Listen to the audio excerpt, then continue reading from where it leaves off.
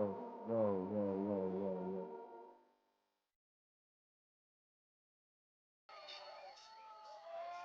Yo. Boiler room.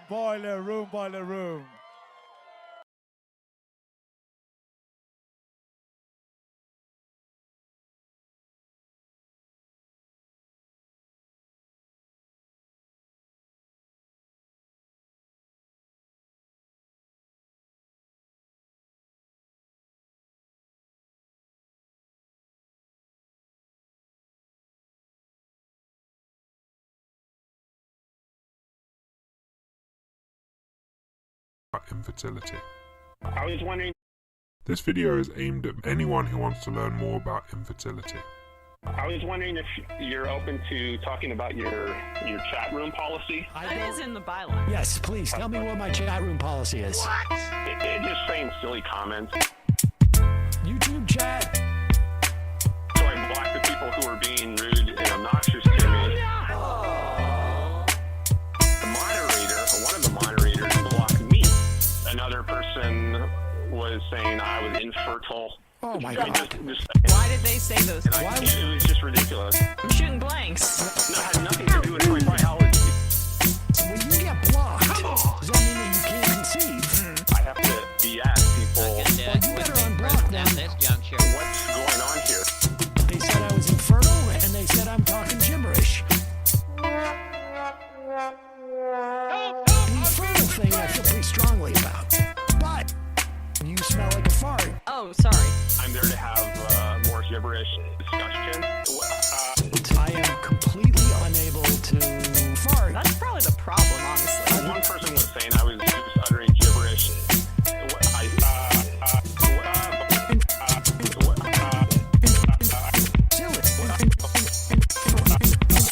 These are great stories. Infertile, silly, infertile, infertile, fart, infertile, silly, Infertile, infertile, obnoxious. I have to listen to this ridiculous BS the S word. in the live chat. They were just being rude and obnoxious. So the moderator says to you, you're not allowed to say something like, you are Infertile. So I blocked the moderator, or one of the moderators blocked me. Well, you better conceive. A lot of different policies on disk. Get into the CDs. Infertile, silly, infertile, infertile, fart, infertile, silly, Infertile, infertile, obnoxious. get into YouTube chat. Immediately, if not The sooner. silly part to me, It adds to it. Really rude and obnoxious stuff.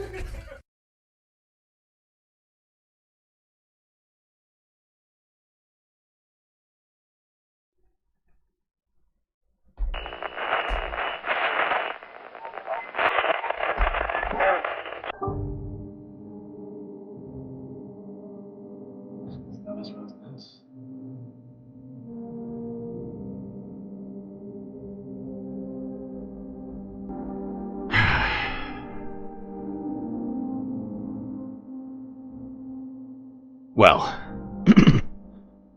here we are once again, floating between Earth and that dark void that we call space. Hell of a lot to talk about, and only so much time to do it, so we better get right down to it. Buckle up those seatbelts, space fans. We got a little journey to take. A little journey through the unknown.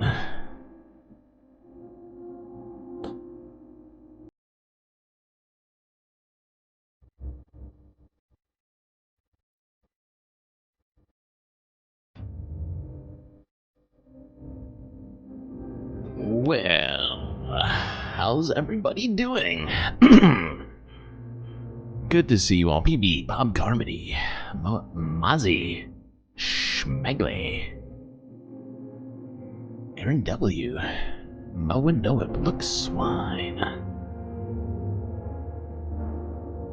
People. Good to see you all. Iraq 121.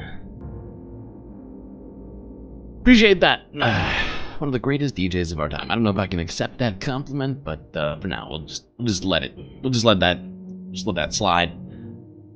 Just the accuracy of that. But let's get to it. We got a hell of a lot to talk about, like I said. And as usual, we're gonna start in a familiar place, that being the United States. All sorts of stuff to talk about there. I figured we'd start off real slow today. This was actually going to be sort of like a makeup for yesterday's missed Sunday Fun Day stream, so there might be some unexpected fun. Can't guarantee it, but perhaps in some places. Let's start off with perhaps a chuckle. Since we're going to start off with the US election, I figured we'd start off with this. Here is a little montage of poorly aged 90s commercials.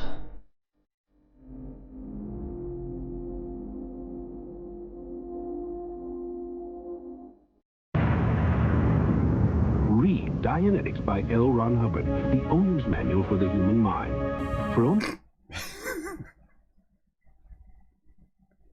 only $5.95, it's a great investment. Is that it? Yourself. Wow, sounds affordable. Imagine a world where you could do anything and leave old, inefficient ways of doing business behind. With new ways to find and share information, oh boy. AT&T can streamline the way They're you right. do This business, didn't age well so at all. There's no limit to what you can do.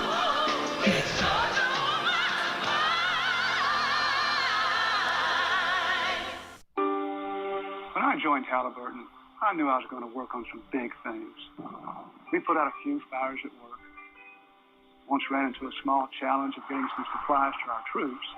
We built bridges, schools all over the world. Oh no, is this going to be a Halliburton commercial? Serving our troops good old American food. So they feel just a little closer to home.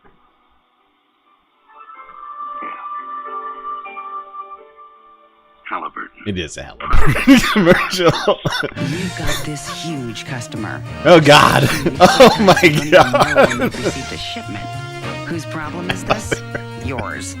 That's why that one's even worse. Because only UPS captures signatures electronically. Then you can use UPS online tracking software to see your customer's actual signature. So when they say, "We never got it," you can say not only did you get it, but you don't dot your I's. UPS Online. Are you connected yet?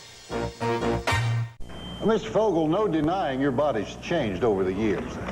Yes. Sir, this committee must know, did you ingest anything that helped create this change in your physique? Yes. Illegal.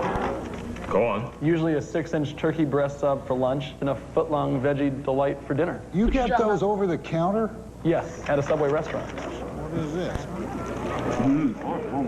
We're going to need more evidence. Am I free to go? Maybe they should have kept him there a little longer. Just saying. Whatever they needed, they made by hand. Jesus Christ. Best it could be. So many of these aged so bad. In Amana, Iowa, the home of Amana Appliances, a Raytheon company. Raytheon. You make it the best it can be. Raytheon, where quality starts with fundamentals. There's a vintage commercial. By the way, if anybody doesn't know the relevance of that last one, being poorly aged as Raytheon is no longer a company.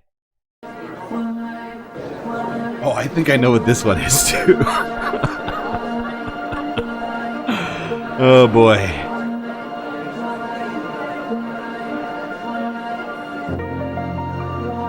Welcome, analysts. The result has been a disappointing performance. Welcome, analysts. This was a challenging fiscal year. Speak and you shall receive, Narwhal. Unpredictable weather, Earnings are down.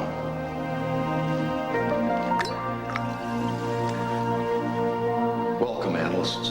But as everyone knows, you can't predict the weather. There's nothing you can do about it.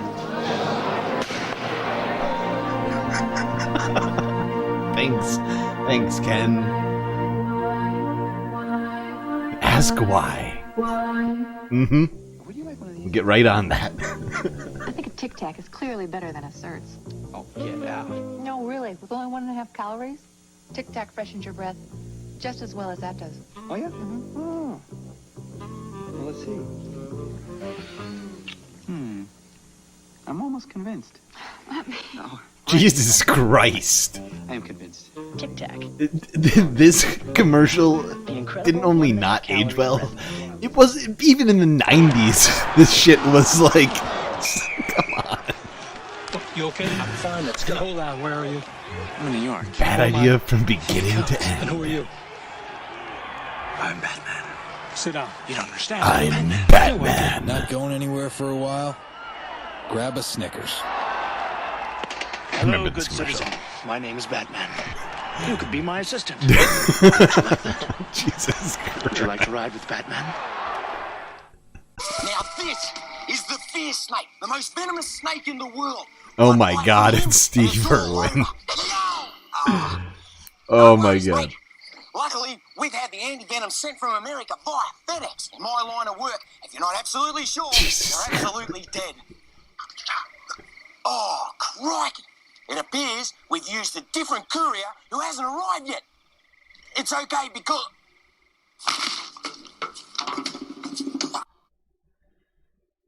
CTE not cured by Snickers bars? Gonna need some scientific proof for that one. Okay. Well, that's enough, I think, poorly aged 90s commercials for us to get, you know, the juices flowing here, if you will. Now let's go to something else that aged poorly.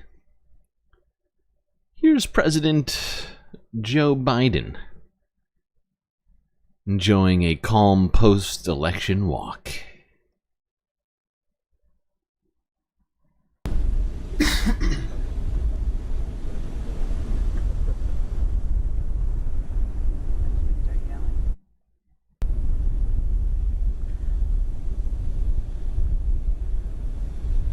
You see what I did there? Went from poorly aged commercials to poorly aged presidents.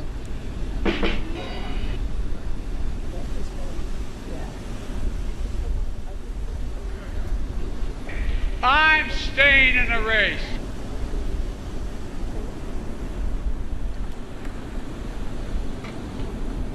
Jesus Christ. You know, you'd think Jill was walking at some incredible speed, but I mean, look, Joe is already losing ground on Jill right now in that walk. Jesus Christ. Oh my god. Speaking of other stuff that aged poorly, let's go here to the first footage of both Biden and Harris together since the election. Yay.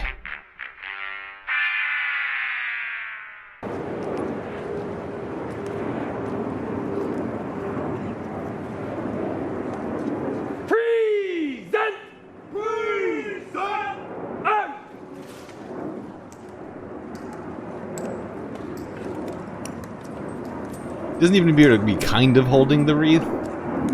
He's just there for moral support.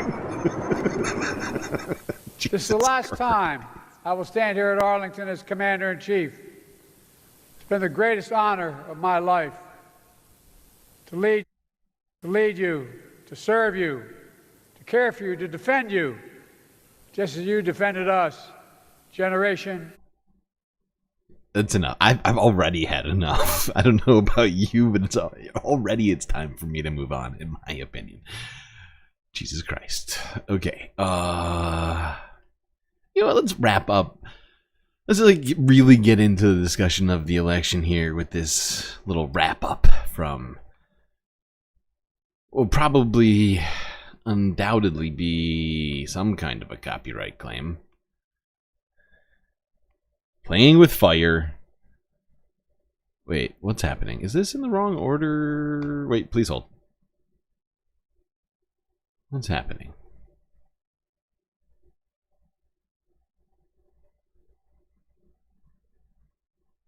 Please hold. I need to refresh my list. Something is wrong. Things aren't as they should be. Ah, you know what? I take it back. I debated you. We're not going to the Daily Show yet. First, I wanted to go to this because, you know, maybe we were all wrong. We were all wrong. Maybe there's still votes to count. Let's go to the AP archive.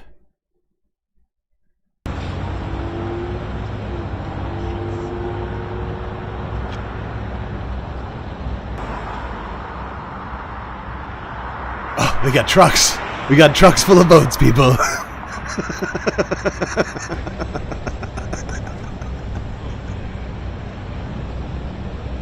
You know, I found fascinating though, because like this is actually old footage. Like this is the AP archive, so this is actually like days old, like multiple days old. What I found most fascinating about this footage, because if you all recall, just one election ago, these sorts of videos had like hundreds of thousands of views, with like right-wingers just in the comment section like it was their jobs, shouting about how, oh, the election is being stolen right now, and blah, blah, blah. This was footage from, I think, Tuesday or Wednesday, Tuesday night or Wednesday morning, of trucks bringing ballots in, but you don't hear them complaining about that anymore. I would point out.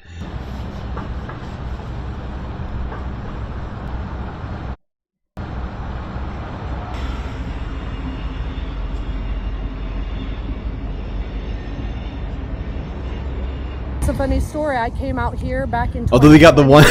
Canvas.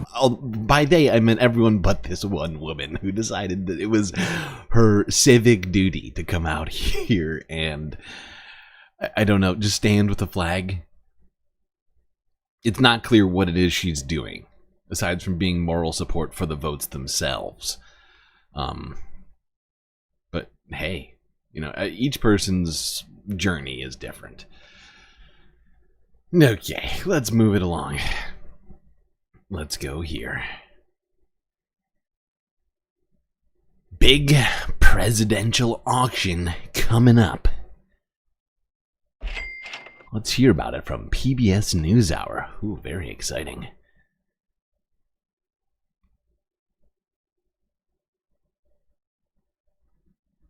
Finally tonight, if you're in the market for some rare presidential memorabilia and you've got deep pockets, have we got an auction for you?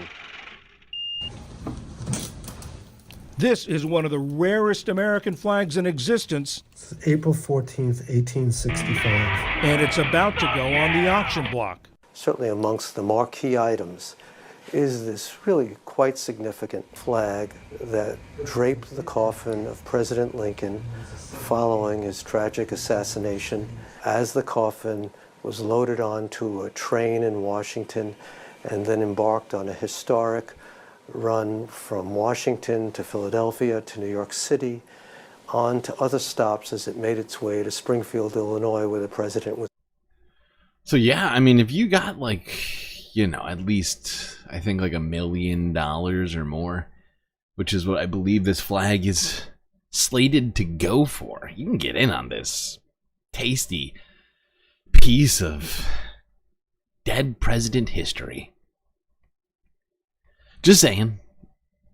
But also, I would say that if you do have that kind of money to throw around, do consider contributing to the Galactic News Network first before you go bidding on the flag. I mean, what's a, you know, like, I'm just fucking with you. It was supposed to be a Sunday Fun Day video.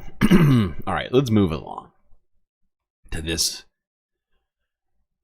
wrap up from the Daily Report or Daily Show. Yeah, that's the name of it. Oh my god.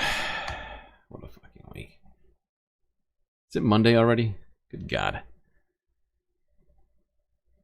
This week is giving off real last week vibes. But instead of breaking the glass ceiling, last night America decided to get back with her dirtbag ex, and I had no idea how much she missed him.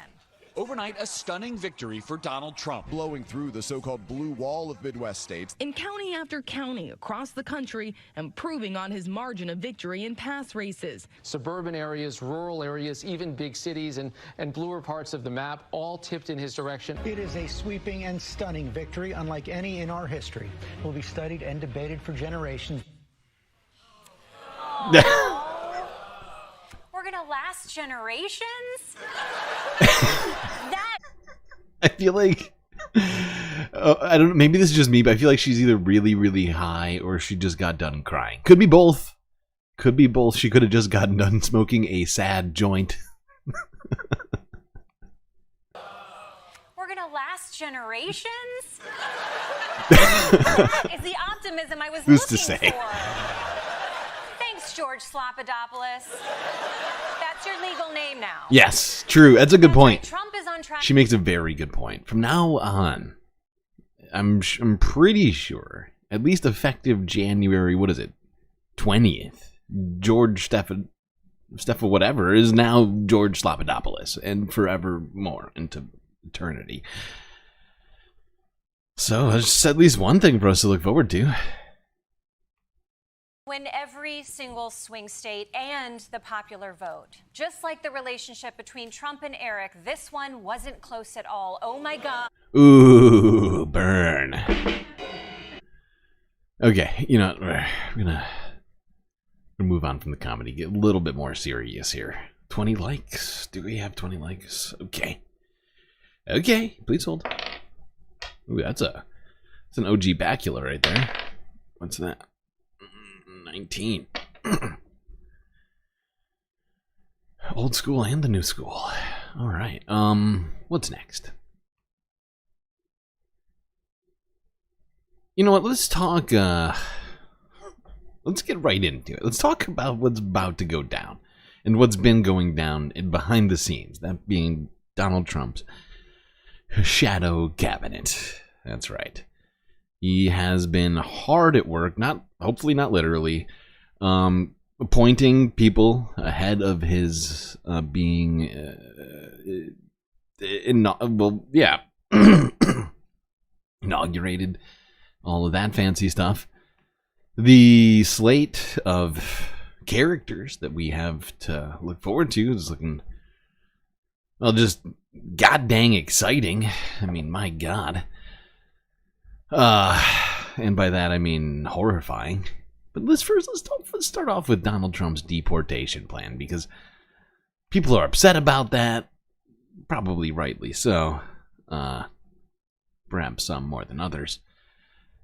But generally speaking, it is going to probably be a disaster for many. Let's go first to New York to see some people protesting this potential future plan.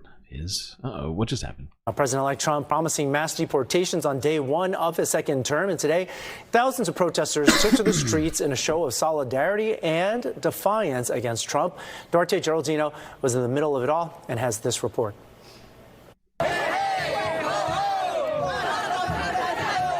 Thousands of people, backed by more than 30 groups, took to the streets Saturday, marching from Columbus Circle to Bryant Park. And we're here to send a message loud and clear after the election that even though this administration is going to target... I'm sorry, I'm not laughing at this guy. I just noticed that I don't think I've ever had them up at the same time, but does it not look like Worf is like whispering something into Bacula's ear, or he's like about to kiss his forehead or something? Like, it's hilarious. It's gonna be okay, Bacula. Immigrant communities. It's going to target people of color, low-income people of color. That we're here to stay, right? We're not retreating into the shadows.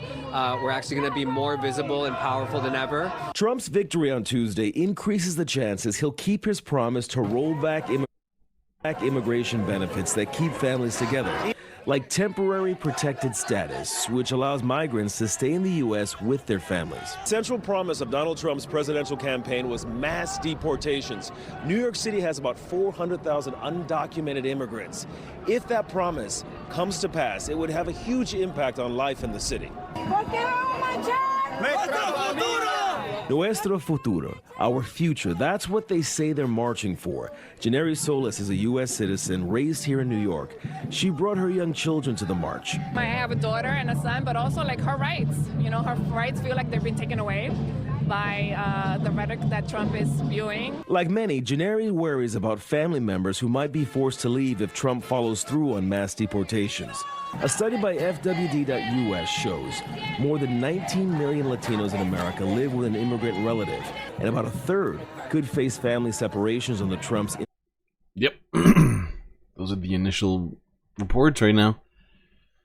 A third of Hispanic Americans could be subjected to some kind of family separation due to this Donald Trump policy, which is coming in very quickly, especially you will see here shortly.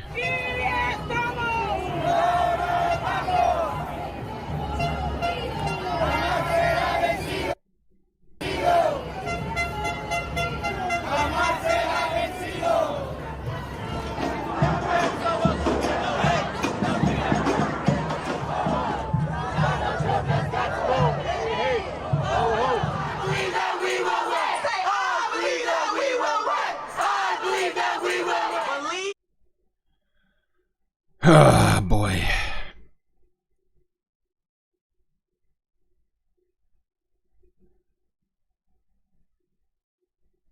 You know, I this is me completely not projecting. Well, I guess, yeah, to some degree projecting, perhaps, my own sort of thoughts and feelings onto these people. But I just get this sort of sense of, like, just deflatedness among... You know, usually NYC rallies are a little bit more boisterous. And I just get this feeling that people are just in this sort of pessimistic mood right now. And rightfully so, considering what we just all went through and are kind of looking forward to here. Now, before we go talking more about Trump's...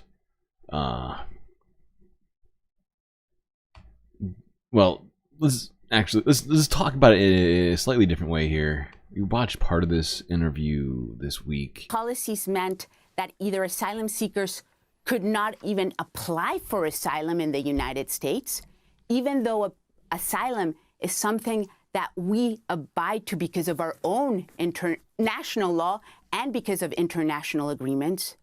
And it said that, and the Remain in Mexico policy said that if we were to accept asylum seekers to apply for asylum, they had to wait while their cases were adjudicated in northern Mexico.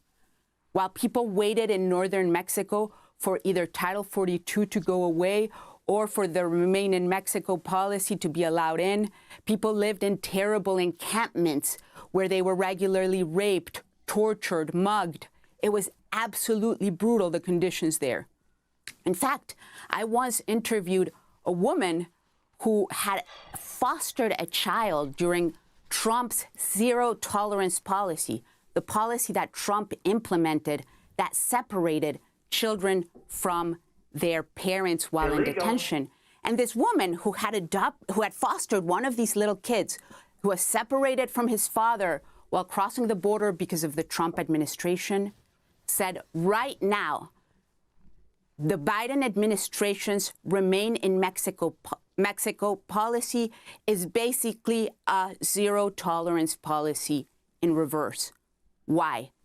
The conditions in northern Mexico were so brutal that some parents made the heart-wrenching decision of sending their children across the border because unaccompanied minors were the only ones who could get into the United States while their parents had to wait in northern Mexico.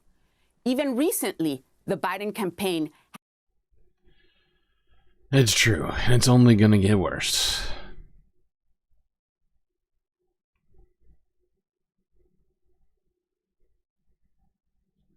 All right. We're not gonna listen to that whole thing because we already listened to part of it earlier this week, sort of in anticipation of all this. Why did I just? How did I just lose my place? Oh, right. Okay, here we go. Let's get back to it. Now, you are probably familiar with Representative Jim Jordan. He I've heard him floated around as a potential for the future Trump admin, but currently a representative of, what is it?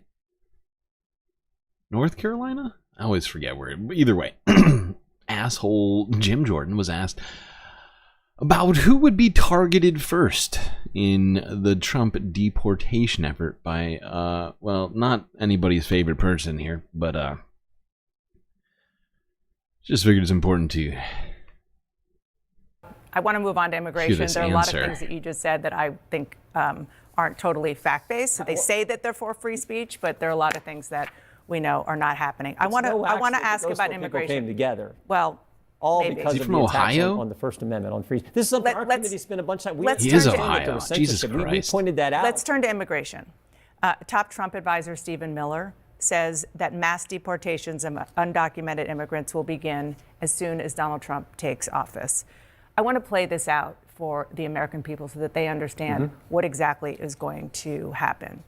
First of all, he takes office. Who's targeted first? Well, he's already said that. People who have migrants here who committed crimes, criminal. How are you going to find them? The ones who committed crimes, you go after them. We've had.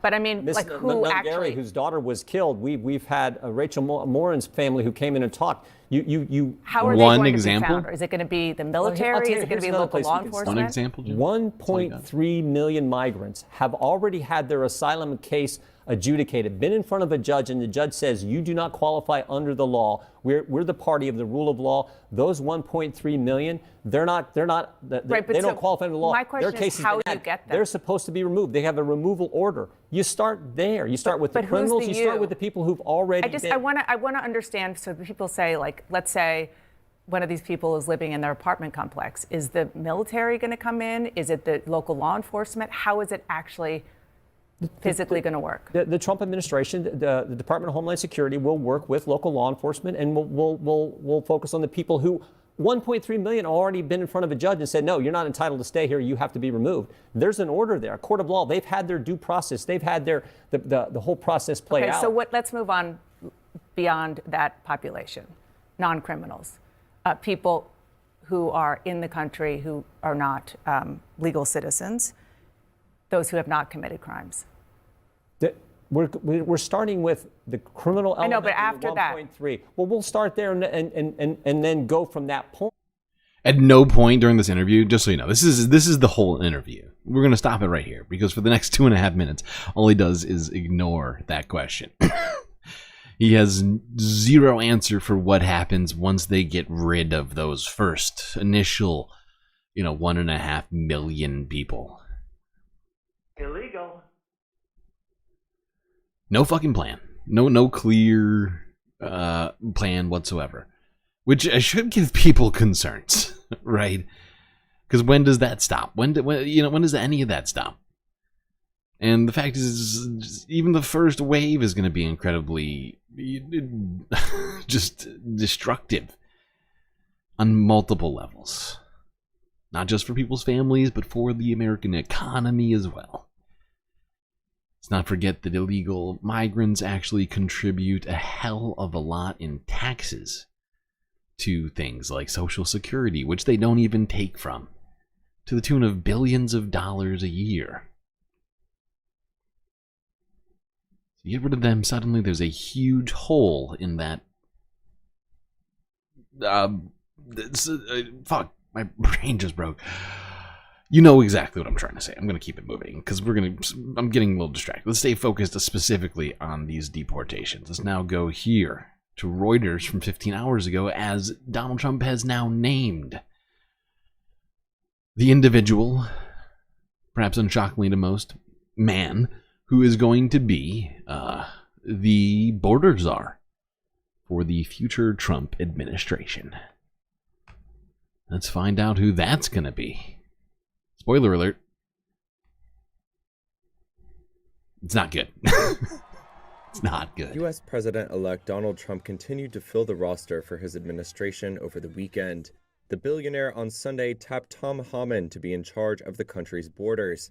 Homan is the former acting director of Immigration and Customs Enforcement, or ICE. Yeah, so this guy is the former head of ICE, and he's now going to be in charge of, the border czar position, which I am honestly not entirely clear as to what it is, but supposedly is supposed to be, from my understanding, the guy that figures out what the cause of people wanting to come to the country is. At least that's what we were saying it was for Kamala, and that's, I mean, from my own research, that's what it was. But it's not clear entirely to me what he will be doing. But seeing as he's former ICE, my guess is any sort of solutions he comes up with are going to be incredibly punitive. He served in Trump's administration for a year and a half during his first term, and has also been considered a contender for Secretary of Homeland Security. Trump made cracking down on illegal immigration a central element of his campaign. In a post on Truth Social, he said that as border czar, Homan will oversee the deportation of illegal immigrants. The president-elect is in the process of meeting with potential candidates for positions in his administration. Okay, so yeah. There's the first among many future appointees we can look forward to. Ah, boy. Where are we going next?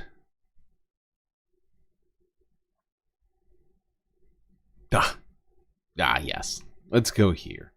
Now, this one's not official yet. I don't think I've actually seen I haven't seen a YouTube video on it yet, but I have seen reports. I've read a couple of reports on this, and it looks like this guy here you can look forward to potentially being head of the State Department.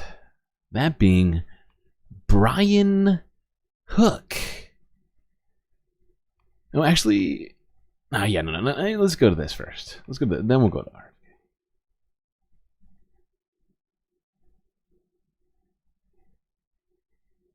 Questioning vaccines and calling for the elimination of entire departments tasked with overseeing. Please hold. Questioning vaccines.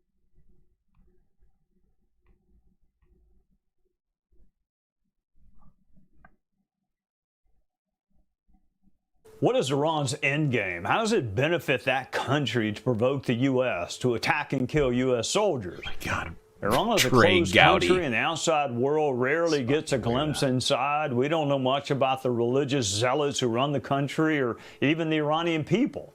But our next... I'm sorry, I forgot that we don't have to listen to Trey Gowdy talk. We should try and avoid listening to him talk as much as possible. For Iranian deniability in these most recent attacks. Oh my God. Trey, is it just me, or do these two guys literally look like they just left a Nazi rally? Like a fancy one, undoubtedly, but am I wrong? Is anybody else getting those vibes from these two? Iran is up to is they are trying to get the United States out of the Middle East. And that has been the objective of this theocratic regime for 41 years, ever since the Ayatollah Khomeini came into power. That has been their objective. They're a revolutionary regime, and they are committing all of these attacks against American forces in the region in order to get our troops out. President Biden right now is conducting a failed foreign policy that is putting our troops in danger. Our troops have been attacked over 200 times in Iraq and Syria during the Biden administration. So this was from 9 months ago on Fox News. But you know what I found strange? I don't know what compelled me to do this, but I did a little quick Google search of Nazi officers, And the first thing that came up was like this right here. You can't tell me that these two guys don't have a shocking similarity. Like, it's honestly, it's a little freaky. This guy genuinely looks like his grandfather. Like, they could be identical twins. I'm just saying, he just happens to look like a Nazi officer. I'm not saying he is. That's not proof of anything. And the 5 American troops who have recently died is tragic. And the president has got to reverse a failed foreign policy, if for nothing else than to protect the 30,000 troops we have in the Middle East. It's hard for many, if not most of us, to grasp sitting down at the negotiating table with a country like Iran, but you've done it. I mean, you did it on nuclear weapons, and you've done it on hostages. So what does work as far as deterring Iran? The only language that Iran understands is pressure and force. And President Trump put in place a campaign of maximum economic pressure. The president of Iran, while we were in office, said that our sanctions cost the regime over $200 billion. Now, So yeah, I mean, this guy's plan, if you hadn't figured it out, is going to be incredibly bad for the Middle East. I mean, this guy was actually part of the team that ended the Iran nuclear deal. Right here, he's talking about adding more sanctions to Iran, as if somehow that's the plan.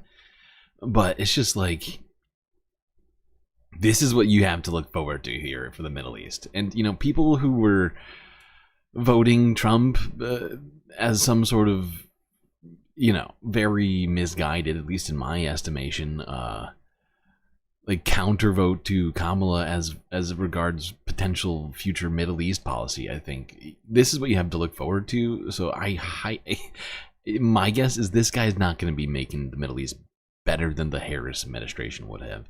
This is all hypothetical right now, but just saying,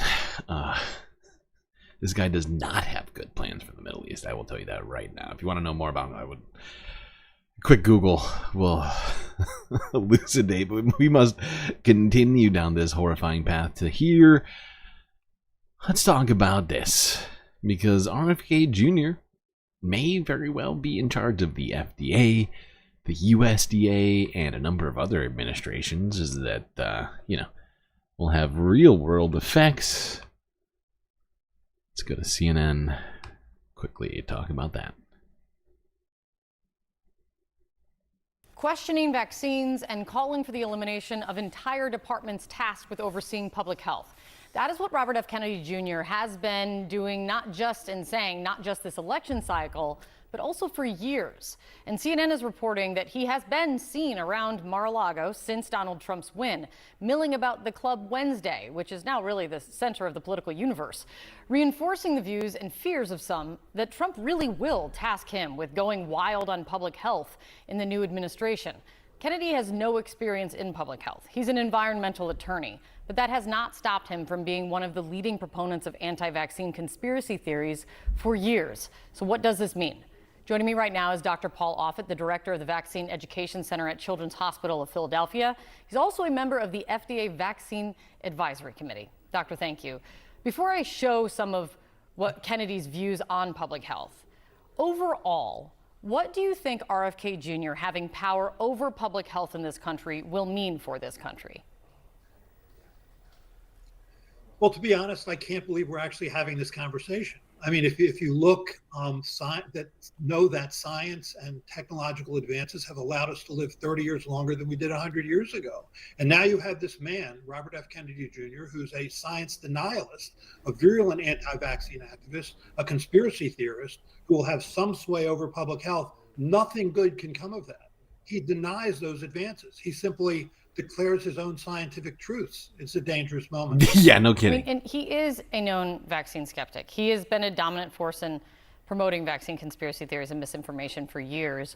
He said in July, I want to read it, quote, "There's no vaccine that is safe and effective." But then he also told NBC News on Wednesday, "I've never been anti-vaccine," and said this, listen to this. If vaccines are working for somebody, I'm not going to take them away. You have a choice, and that choice ought to be informed by the best information. So I'm going to make sure the scientific safety studies and efficacies are out there, and people can make individual assessments about whether. That's a great way to do public policy, is to just sort of let people do whatever they want, especially like medical stuff, because most people are definitely equipped, educated enough to do their own assessment of health related stuff. And of course I'm being sarcastic because it's a stupid way to do things. And you know, if you're the guy that's supposed to be in charge of these sorts of organizations, you might want to distribute information that's actually going to make things more clear for people rather than making the waters more, you know, sort of opaque and muddy. Looney Tunes, thank you for the resub. 6 months. that product is going to be good for them. Doctor, you're the co-inventor of a vaccine that has been recommended for children in the United States and around the world for years and has saved lives. How do you respond to what he's saying? He said if vaccines are working for some people, the polio vaccine has virtually eliminated a virus that caused 30,000 cases of paralysis and 1,500 deaths a year.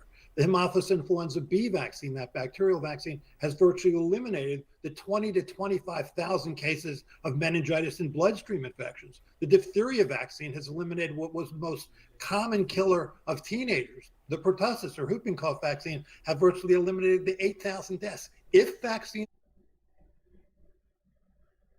Yeah, a lot of those diseases plagued the olden days before modern medicine.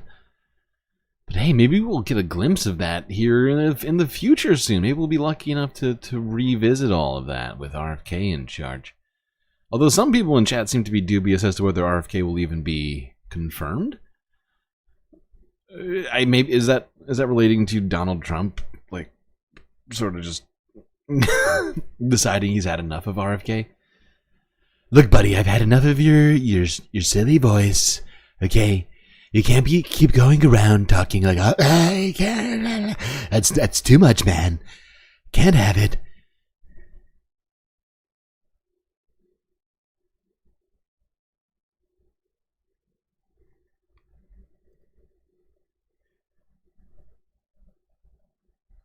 All right, let's move it along.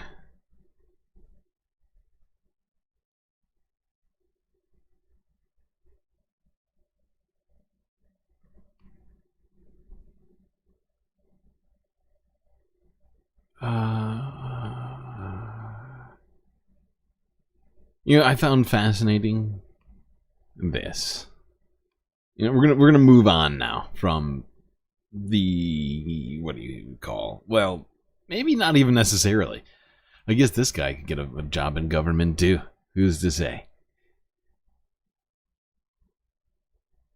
Pretty much anything I think could happen in the next 4 years.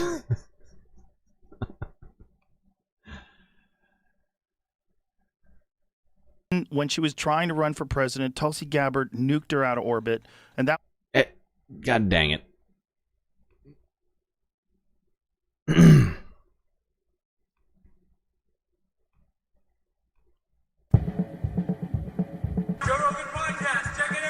The Joe Rogan Experience. Train by day, Joe Rogan podcast by night, all day. Hey, thanks for the super chat or super sticker, PB. Oh, that's awesome. Is that a super peach? Or a pear? Super pear? Flying through the air? What is that there? And I couldn't, even after we got off the phone last night, I was like, I'm going to go to bed I now and get a few. And then I just had to watch clips. What time did I call you? Like 3? 3:30, something like that. Yeah, I was just sitting in front of YouTube watching professional pool on TV going, what the fuck is going on? So, turns out, voting works. What? What? Oh my god. Really? Really, I love this sort of just turn on a dime Joe Rogan is doing. It tells you just how much effort he had previously put into his beliefs about this. It's fascinating, honestly, because all it took was for the person that he wanted to win for him to suddenly be like, oh, you know what? All that non-effort I put in was all actually bullshit, and I was wrong. Me, the guy who has literally, like, what is it, over platforms. He's probably got like 15 plus million followers over like multiple platforms. One of literally the biggest audiences on the planet. Like, oh, you know what? Actually, I was totally wrong about that thing that we talked about literally constantly every day. And, you know, all it took was for the guy I wanted to win. So there we go. That's how I form my opinions. Joe Rogan. And then I just had to watch clips. What time did I call you?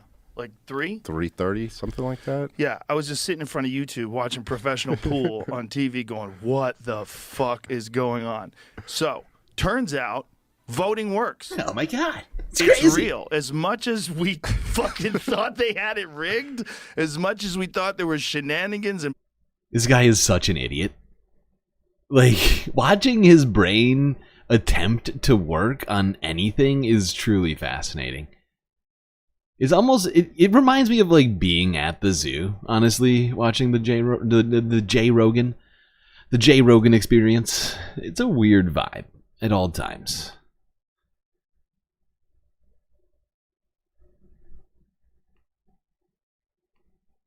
bullshit and it's just a puppet show and there's no way anybody could buck the system. Turns out voting is still real. At least partially. I love it. I love how Dave Smith, head of the Libertarian Party, or is it the head? No, he's just one of the main idiots, I think, at the Libertarian Party. I love how he heard that in there. He was like, you know what? We better hold on to that for later, actually, because we're probably going to be losing some elections at some point unless Donald Trump actually goes full authoritarianism and just sort of ends the voting. I just love how Dave Smith has to get in there. I mean, he didn't even waste a second to be like, hey, for now, we'll say voting is good for now, and then maybe next election cycle we'll go back to claiming that, election is completely rigged and blah, blah, blah, because it'll probably come in handy at some point. Hey, thanks for the super chat, Sasha. But if anybody's familiar with Dave Smith, he's not the most intellectually rigorous guy. At least if it's too big to rig. Yes. And clearly he was too big. Oh, it was too big to rig now, of course. That makes sense. Wasn't it? It was crazy. Joe, even Joe picked up on this. Oh, yeah, you're right. It was too big to rig because of how much people love Trump. Wow. I thought it was too... I thought people really loved Trump last time. He didn't even get more votes this time. It's the same. He got the same number of votes. It's too big this time. But it's like... These guys don't spend any time on actually assessing the stuff they say. I swear to God. It was too big, even though it was literally almost to the vote, the same number of votes that he got. It's just wild. Ooh, wow. That's a sassy lemon. That's one sassy lemon right there. All right, that's enough J. Rogan. Literally less than a minute, I know, but it's too much. It's always too much. That's too much, man!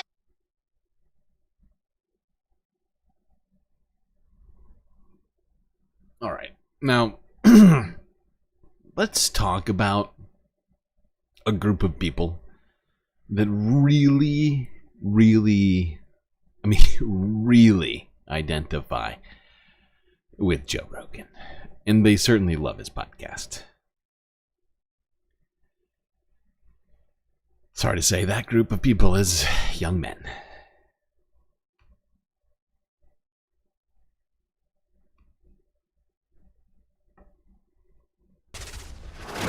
Did an election that was supposed to revolve around women's issues actually come down to the plight of men, young men?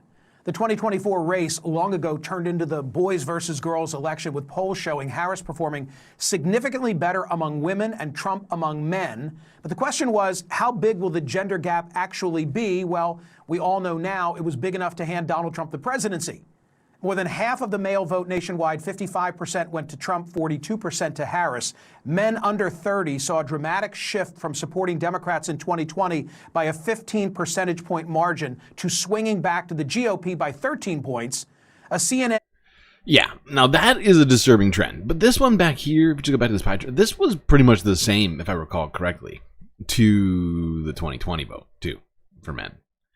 However, this one is not. Back in 2020, men under 30 went much, as you can see here, went much more Democratic than they did in this election.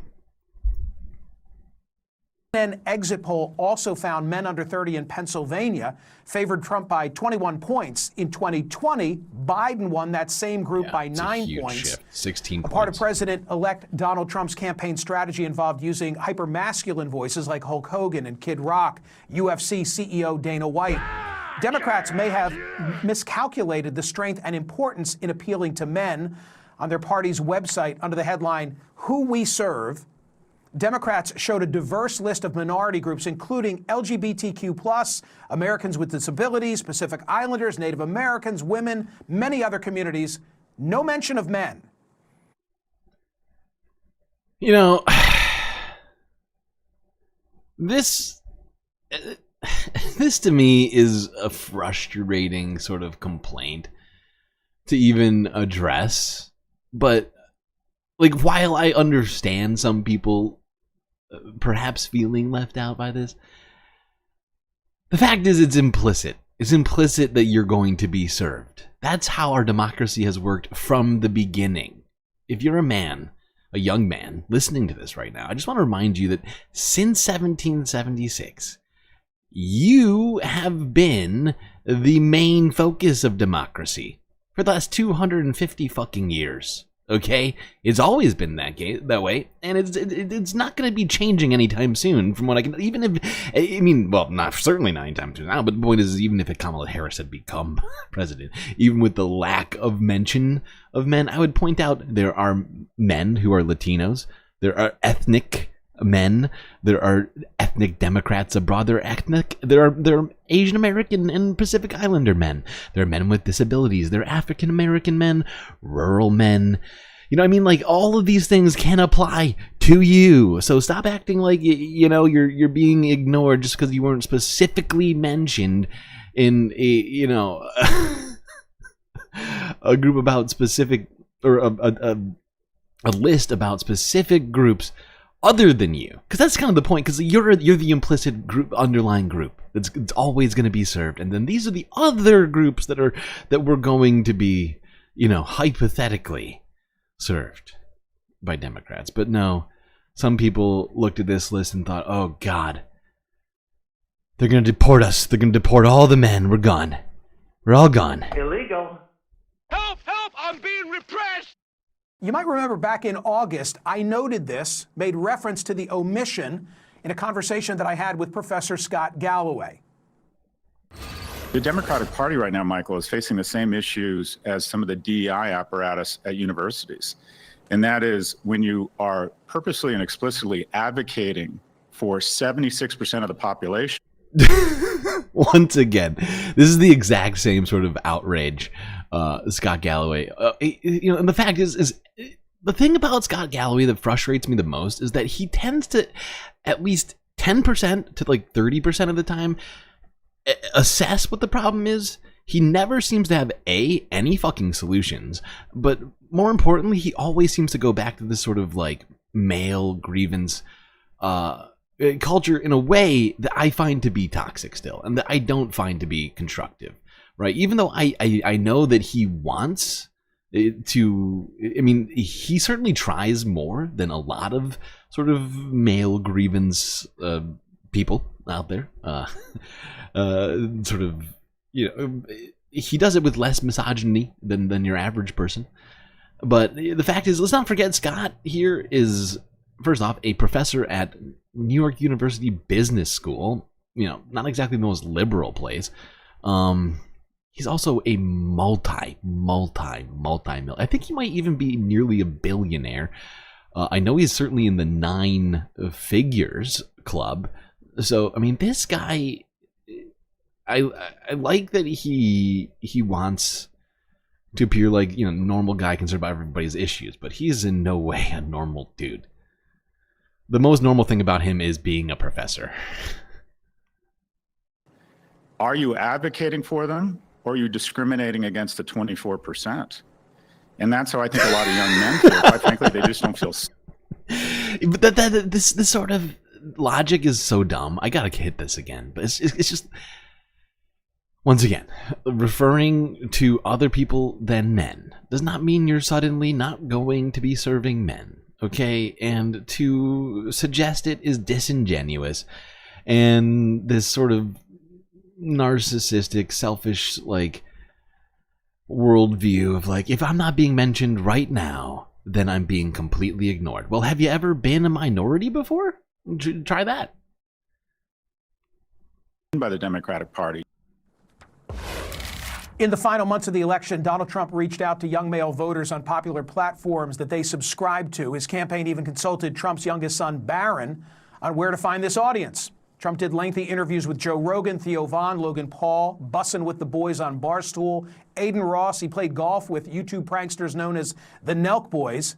His 3-hour interview with Joe Rogan last month reached 55 million listeners and resulted in Rogan's late endorsement for Trump on election eve. After clinching the presidency early Wednesday morning, Trump and his family and his campaign surrogates took to the stage to thank their supporters. UFC CEO Dana White gave a personal shout out to the manosphere. I want to thank some people real quick. I want to thank the Nelk Boys, Aiden Ross, Theo Von, Bussin' with the Boys, and last but not least, the mighty and powerful Joe Rogan. Jesus Christ. Joining me now is NYU Business School professor Scott Galloway. He's the host of the podcast Professor G. Great to have you back. We've all heard of toxic masculinity. What is aspirational masculinity?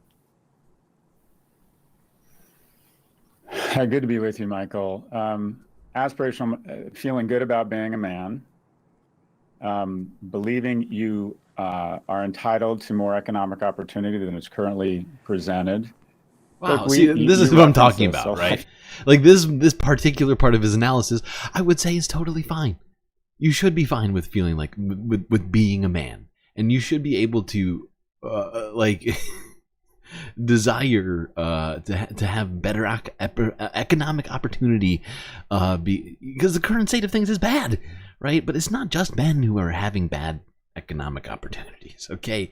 And to sort of frame it like that's the case is disingenuous. I have 30 likes. All right, sorry, I'll go back here. Like most of the I was going to discuss, you've already kind of stolen my thunder, but essentially this was supposed to be the election, the referendum on bodily autonomy. This was the testosterone election. Look at who Trump went out. Look at who and what he went all in on. Crypto, Elon Musk, rockets, cars. You talk about podcasts. There's a difference between being right and being effective. Whether we can discuss whether his. I love how those aren't even those aren't even policies. Those are just things, just broadly things, like things that can be described as like hobbies. I don't see how rockets, crypto, and cars are going to help anyone. Policies are right or not, but let's talk about effective. That number you mentioned, a total of 55 million people listen to or watch the Rogan podcast. The average age is 34, skews male. Just to talk about broadcast television, some of the best shows on MSNBC, seen as a left kind of leaning network, get 1 million viewers and the average age is 70. And it skews female. So what would be more effective? 1 million 70-year-old women or 55 million 34-year-old men in your state, the swingiest of swing states? Young men were 9 points towards Biden in 2020 and then 18 points toward Trump in 24. That's a tectonic shift. And it all comes down, in my opinion, to the same thing. A 30-year-old man or woman isn't doing as well as his or her parents were at 30 for the first time in America's history. And Scott has literally no solutions for that. Zero solutions for that. That's the thing that I hate about Scott, because he hits it. He hits the point, and then he does not come with solutions whatsoever. He could talk about, like, you know, leftist economic things, but he's not really a leftist. He's a business school guy, and he, you know, his solution is, you know, get entrepreneurs out there and get the crypto going. That's like kind of what that's kind of what he thinks. Or maybe I'm wrong about his solutions, but that's how I see this guy. I'm not gonna lie. Like, he happens to get like some of the analysis right, and then just doesn't come with any solution. He's just very frustrating to me.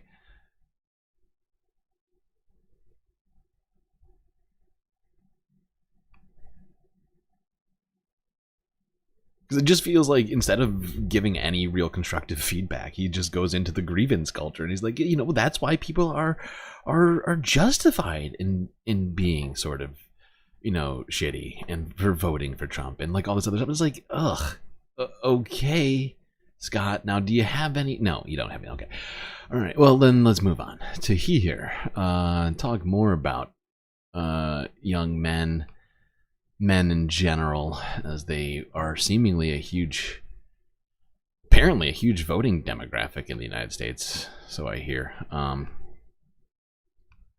apparently Democrats did not do super good with them in this election cycle. Let's go to one of our media.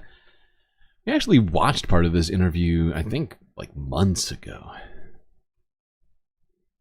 We needn't let self-development for men with the goal of being a better partner and achieving romantic success automatically equate to misogyny, because if you don't have anything to say on that very important thing to young men, Andrew Tate has plenty to say, and they will flock to him, right? So if you have to provide some sort of alternative. I'll be the first to admit it. I've tended to talk about incels as either being threatening, aggressive, hostile, misogynistic, or as being objects of disdain. And that's quite a callous way, and a really reductive way, to talk about people who are experiencing loneliness and a lack of connection with others. And I do genuinely believe that journalists and human beings more generally should try to be motivated by curiosity and empathy. So for a while now, I've wanted to do a downstream about the subject of incels with an expert in the field. And at last, that day has arrived. I'm joined by William Costello, PhD student at the University of Texas at Austin, and author of some of the most extensive and serious research on the psychology of incels that there is out there. Right. There are some things that we disagree on, as you'll see. But there are some facts in his work that are deserving of proper attention. In William Costello's research, 30% of his sample of incels met the diagnostic criteria for autism. Just to be clear, no one is saying that people with autism are more violent or more misogynistic than the rest of the population at large. But what William Costello's research looks at is the way in which autism makes men more vulnerable to incel ideology, and the bi-directional relationship between poor mental well-being and incel ideology. Yeah. We talk about dating on the apps, the ingredients. Yep. And this is a fascinating conversation, and there's no way we're going to be able to watch the whole thing. It's 2 hours long. So that's just to sort of get you ready, prepared for what we're about to go through. We're not going to do the whole thing. No way we have time for that. Thanks for having me. And secondly, because I noticed you tweeted about it a little bit, what's your take on the Kendrick Lamar-Drake rap beef? Interesting. I was talking to another master's student of evolutionary psychology. She goes to Brunel here in London, where I did my master's, and she's a very smart lady, and she kind of often analyzes the psychology of like modern rap music. And she noticed that the kind of derogation tactics that modern rappers are now derogating fathering qualities, which is so interesting. Like, that's kind of a million miles away from how rappers used to derogate each other in the 90s, let's say. It wouldn't be about, oh, you're a bad dad. That was not a kind of insult. Yeah, it was much more like, you know, I fucked your wife. Right, kind of more, hostile aggression. But she suggests that maybe fathering qualities are becoming more important, given that modern women are earning their own money and kind of... Women don't have to worry about inceldom. We're going to push back on that later.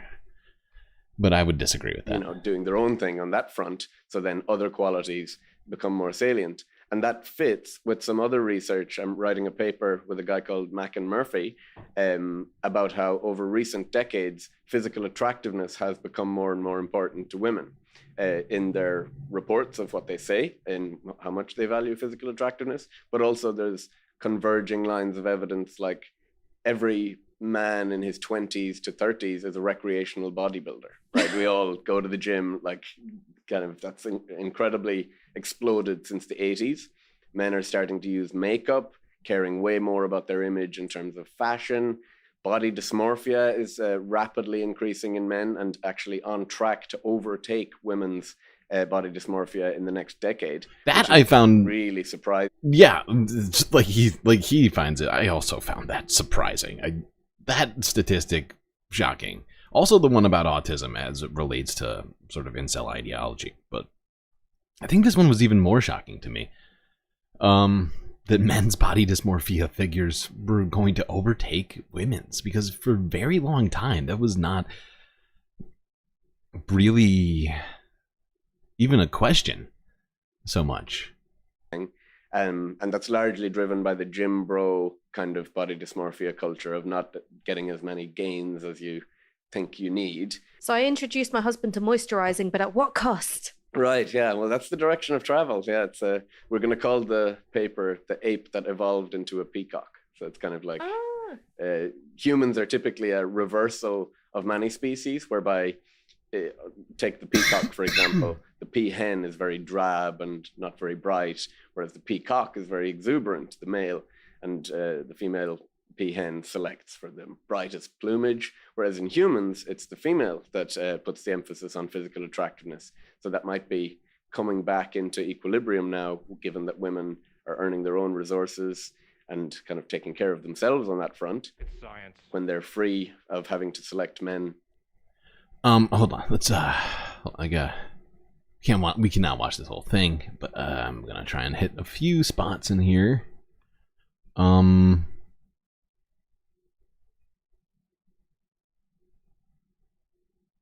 Where should we go? I guess we'll just sort of skip ahead to this section. Lorraine, what made you study the psychology of incels? How did that begin? I come from an evolutionary psychology background, and we focus a lot on human mating psychology, which I think is important to investigate because if I keep seeing a chatter suggesting that women can't be incels. But I guess my question to you, do you believe that any sex is better than no sex, right? Even if that act would make you feel bad about yourself or dirty, or you wouldn't, you know what I mean? Like, even if it would make your self-worth be diminished, would you suggest that's better than none at all? Is that what you're suggesting? Is it just having the ability, even if it's something you don't want, right? That's better?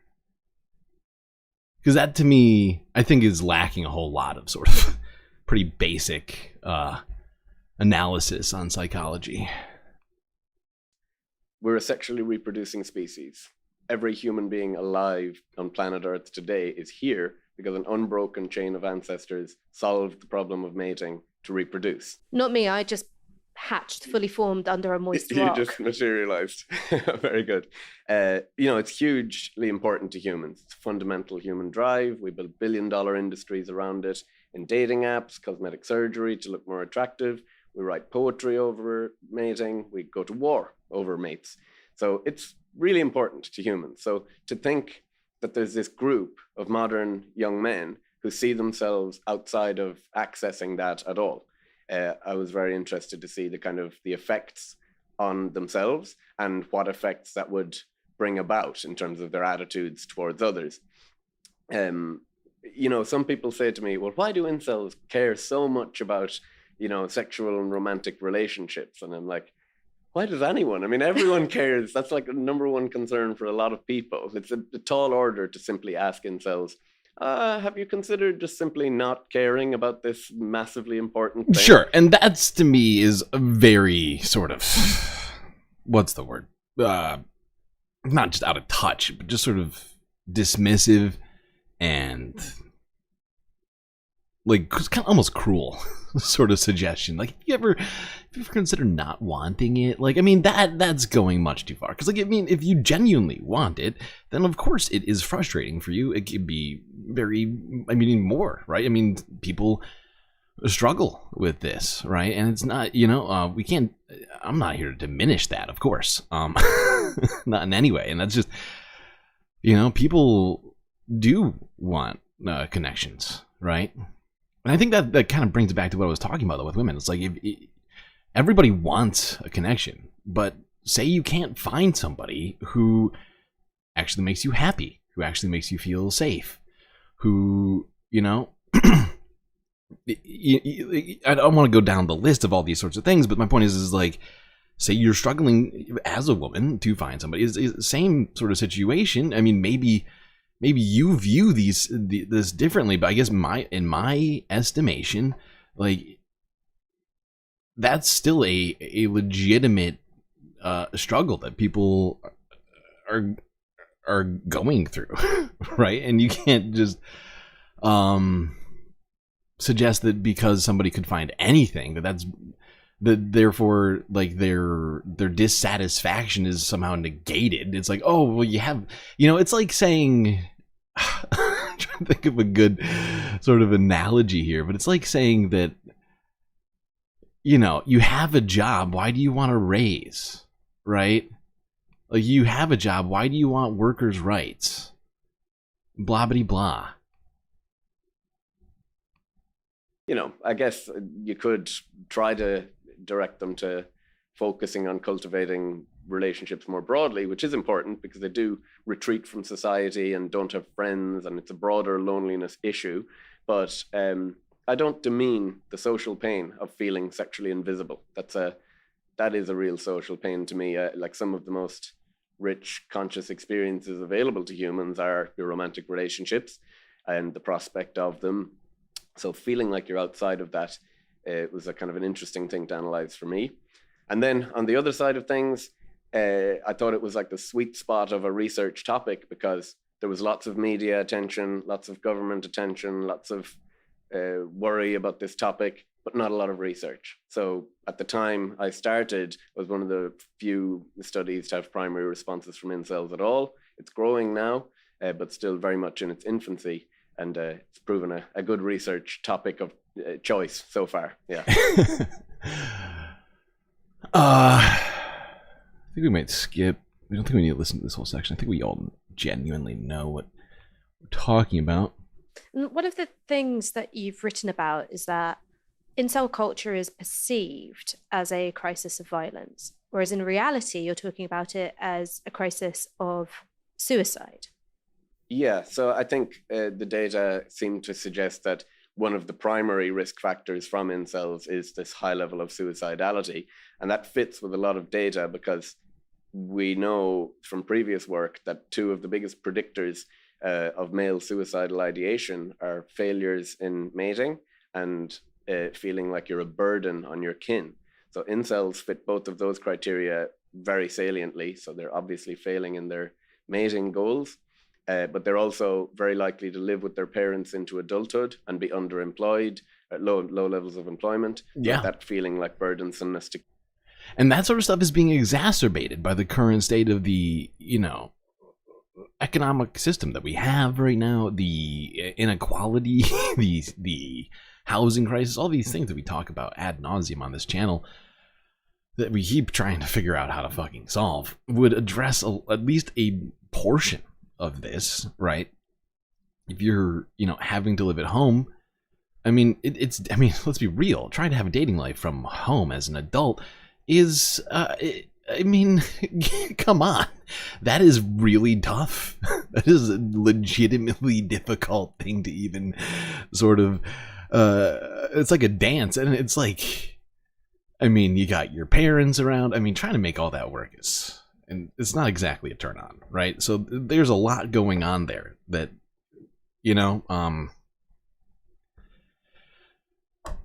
but yeah, I think at least to some degree, some amount of this would be solved if we could fix some of this, rampant inequality we have in our fucking system. Is salient for incels too. In terms of the risk factor from incels, I think we need to maybe contextualize it a little bit different, because incels have been presented as the new terrorist group threat, and they're very, very different from other terrorist groups in terms of their levels of violence and just in terms of how organized they are. So they're not very organized or in agreement about a collective end goal to engage in political violence for. So in that sense, they're very, very different from any terrorist group. They're not very mobilized offline in any way. There's not strong evidence to suggest they meet each other offline at all, but hardly ever compared to other groups. So the way I would characterize the group level threat is, have you ever seen the new Batman movie with the Riddler? Yes. So basically the plot line, spoiler alert for listeners.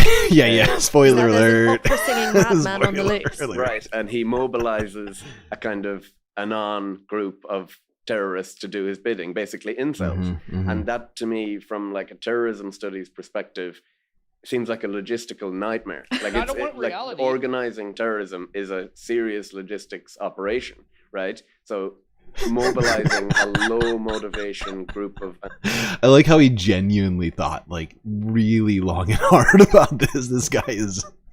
oh, he's great. Doesn't help if your parents are model. No, surely there is some amount of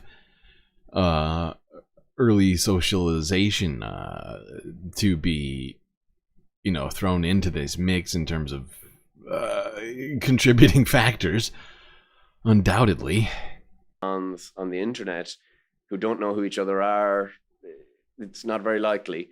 But by the same token, sexless young men typically throughout history, throughout time, have been the group to worry about. So strongly associated with violence that we call it the young male syndrome in our field, that this has always been a huge problem.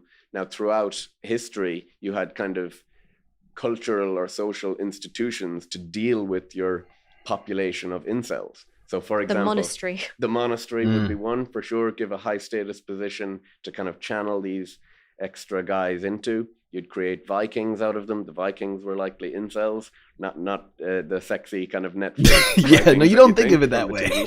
You definitely don't think of it that way. Portuguese explorers, there's strong evidence that they were incels, basically sent on purpose missions to kind of basically get away from causing trouble for everyone else. Can you define them as incels when sexual violence was a part of that conquest? Right. So that's also a good point, that the motivation of acquiring mates has been a motivating factor for a lot of men to join terrorist groups. Even jihadi violence, it's the promise of brides in this life or the next. And when you talk to anthropologists who, there's one, Napoleon Chagnon, and he did some research with the Yanomamo, who are an extremely violent hunter-gatherer society in Bolivia. And he told them about why people in the West go to war, to spread democracy, free speech, things like this. And they were just falling off their chair laughing. They were like, what? Why would you? And he said, well, why do you go to war? And they were like, only one reason, to get mates. Like that was like a number one kind of motivating factor. So while incels as a group aren't this organized terrorist group, the potential for those individuals... Yes, the word mates is a little off-putting, and it's used quite a few times during this discussion, not gonna lie. It's gonna be hard to avoid the discussion of mating in a more overarching conversation around inceldom. fit that profile. A sexless, purposeless, It's just it's kind you know, of young man. it would make the conversation. That is the prime candidate to mobilize into violence, and there is the potential for each individual incel with their extremely poor mental health to kind of.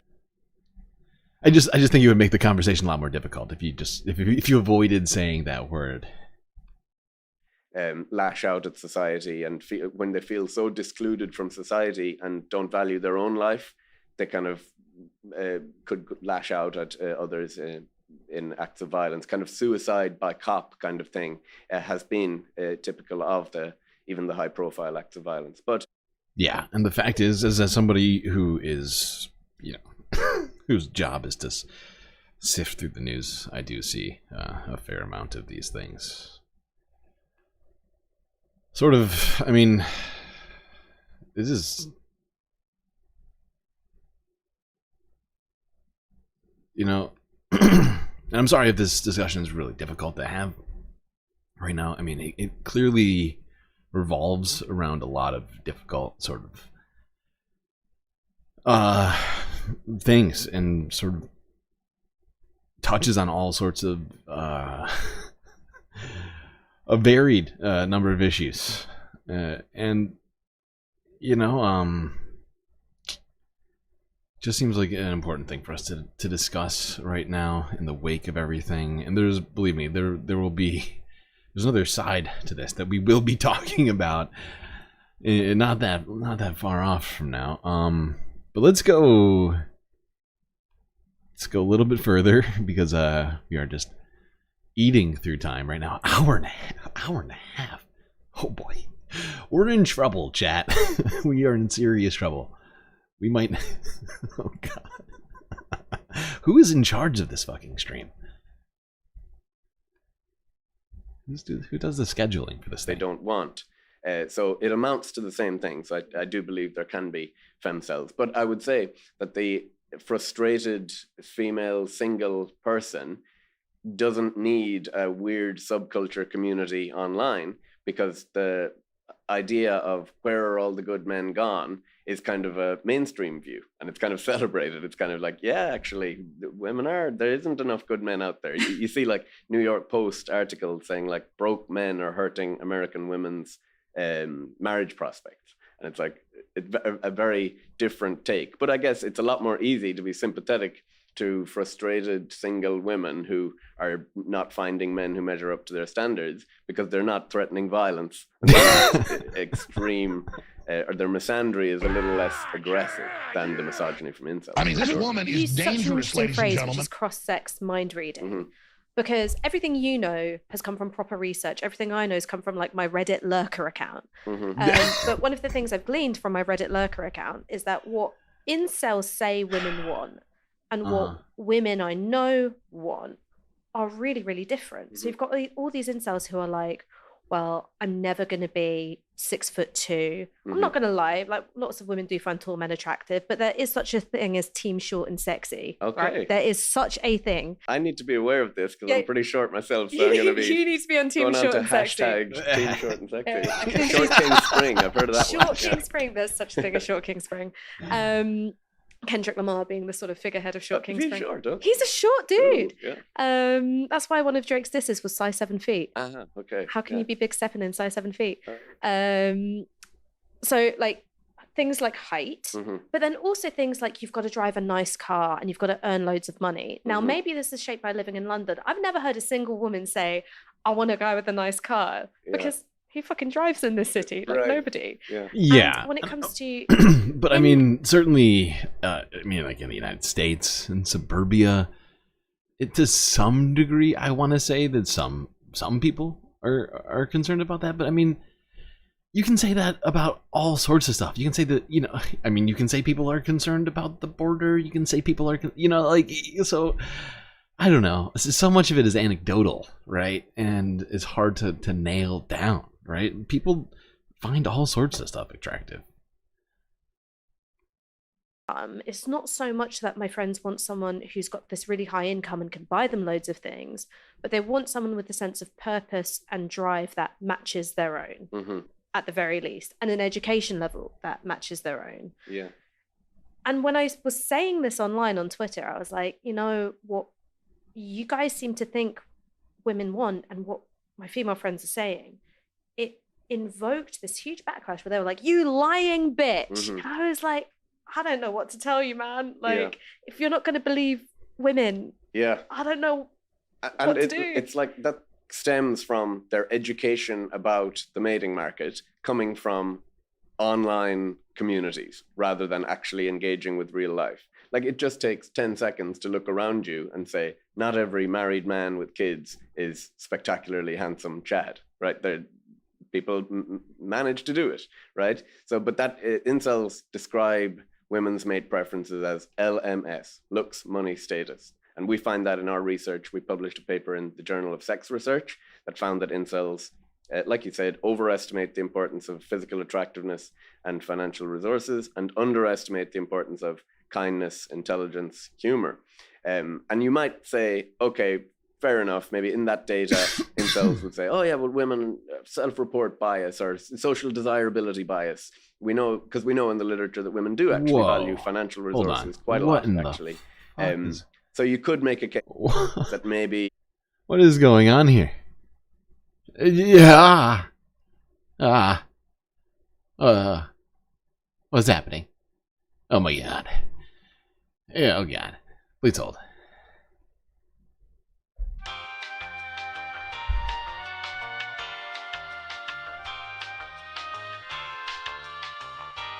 Wait, is it fixing itself? Kind of. It's still wildly grainy.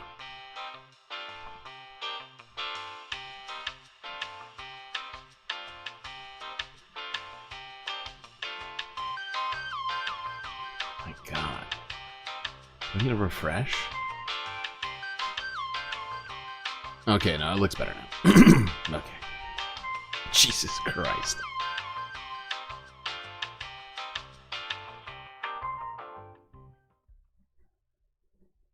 Wait, it's back again. What is happening? It just happened again. Why are you doing this to me?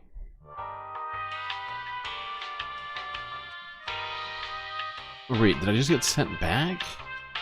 I'm not live, that's why. Go back live. Go to live. Where are we? Oh, Jesus Christ.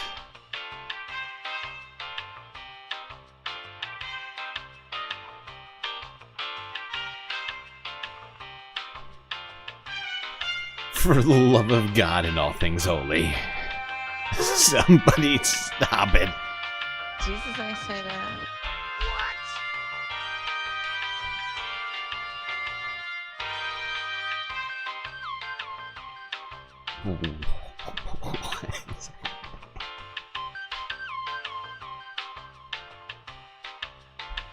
Help! Help! I'm being repressed!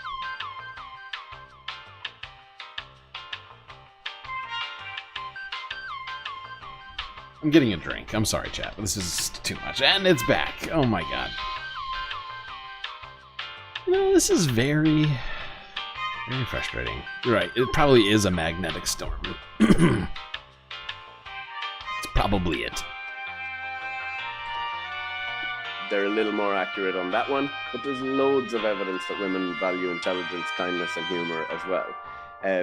So incels, I often describe that there's a nugget of truth to things that they say, but they are extreme in their analysis and extremely blunt and very focused on just one piece of the puzzle.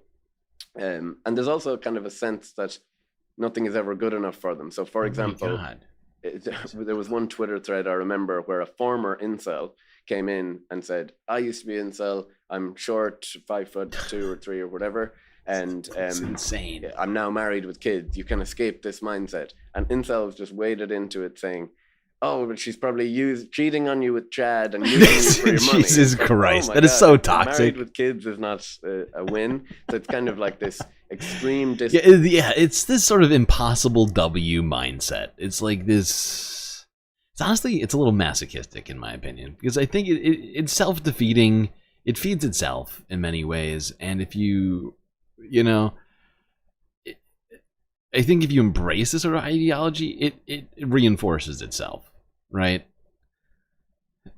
and it's like impossible to disprove if you're truly deep in there. Or not impossible, but in the way that I think a lot of this stuff is being framed, it's ridiculous.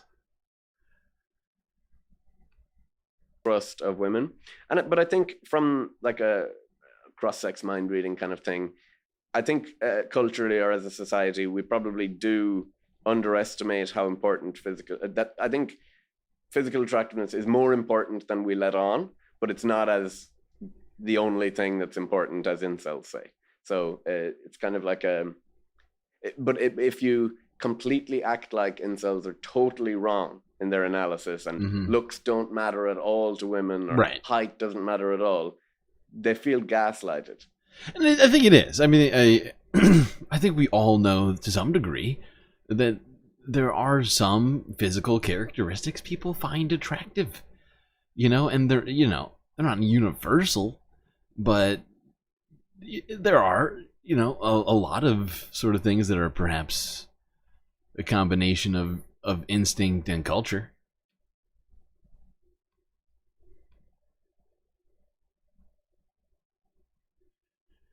Okay, hold on. We can't watch this whole thing.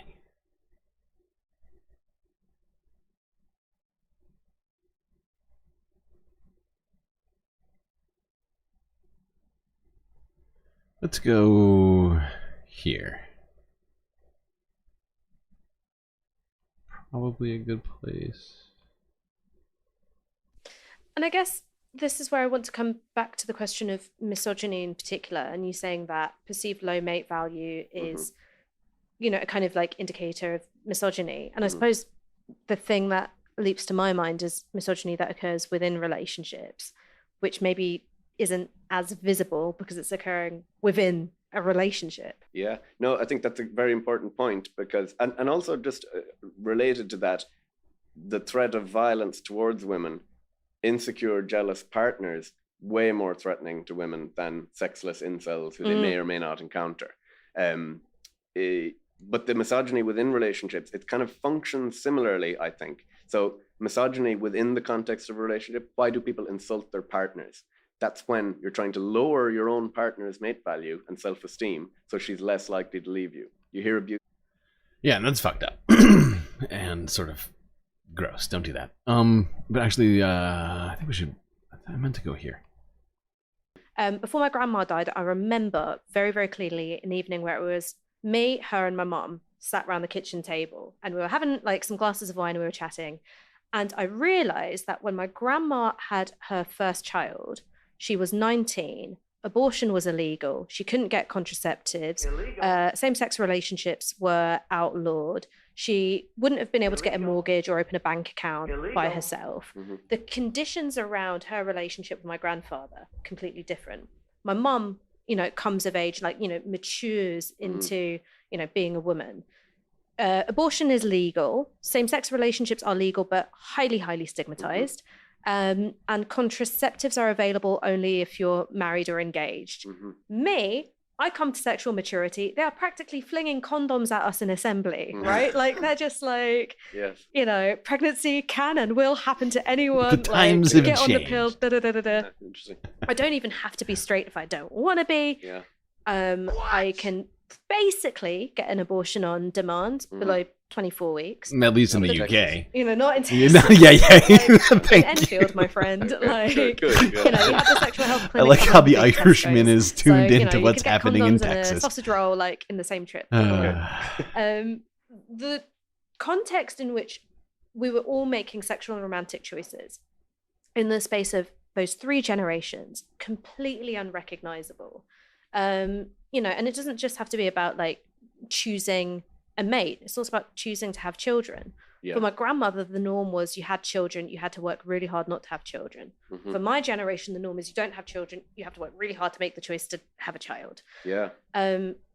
It's not surprising to me that men haven't caught up with all of those changes occurring within the space of a few decades, when for centuries, women didn't have much of a choice. That's right. And it might be an uncomfortable truth that for centuries, women were settling with men that they didn't ultimately desire just out of strict social norms or economic necessity. You take those things away, maybe women will increasingly. So I'd categorize it as modern men are competing with other men for women, other women increasingly for women, and singlehood. So singlehood is being championed by corporate giants big time. Morgan Stanley has this big paper called The Rise of the She-Economy, where they predict that most women will be single and childless by 2040. And it's kind of this idea of be a girl boss, prioritize your career. It's kind of championed. It's the 4 no's in South Korea, isn't it? Yes. No kids, no dating, no marriage. Yeah. No sex. Now, it's interesting because you could say, oh, well, if women don't need men for protection and for resources anymore, then they need the men like a fish needs a bicycle. So yeah, go on prioritize your career. But hey, fish, there's an endemic of unwanted childlessness among women. Bikes. And this is not me saying William Costello is concerned about childlessness. I am concerned about fertility collapse all around the world, whatever. But this is by women's own desires that they are having fewer children than they want, and they have massive rates of unwanted childlessness. So 50% of women who don't have a child at the age of 30 will never go on to have one. That is stark. That better be a promise. Right? Well, yeah, you know. But, Ash hears good things here. Like that is by women's own desires. They're having fewer. And I think that there's all sorts of initiatives you could maybe get into to help women not have to choose between career and a family. Maybe subsidizing egg freezing for younger women and making that a total just whatever your relationship state is, just everyone does it. And this guy is walking a fine line, but I love I love that he's trying. I mean, the fact is I think it's a difficult thing to even address at all. But I mean, to some degree, there are certainly women out there who want to have kids but aren't having kids, and that's not good. In the same way that there are men out there who want to be in relationships but can't find them, right? And you know, we should be looking for solutions to this. But when he says things like, and I see chat talking about it too. When he says things like fertility collapse, I think a lot of people here start having flashes to Elon Musk and Tucker Carlson and other sorts of, you know, sniveling people.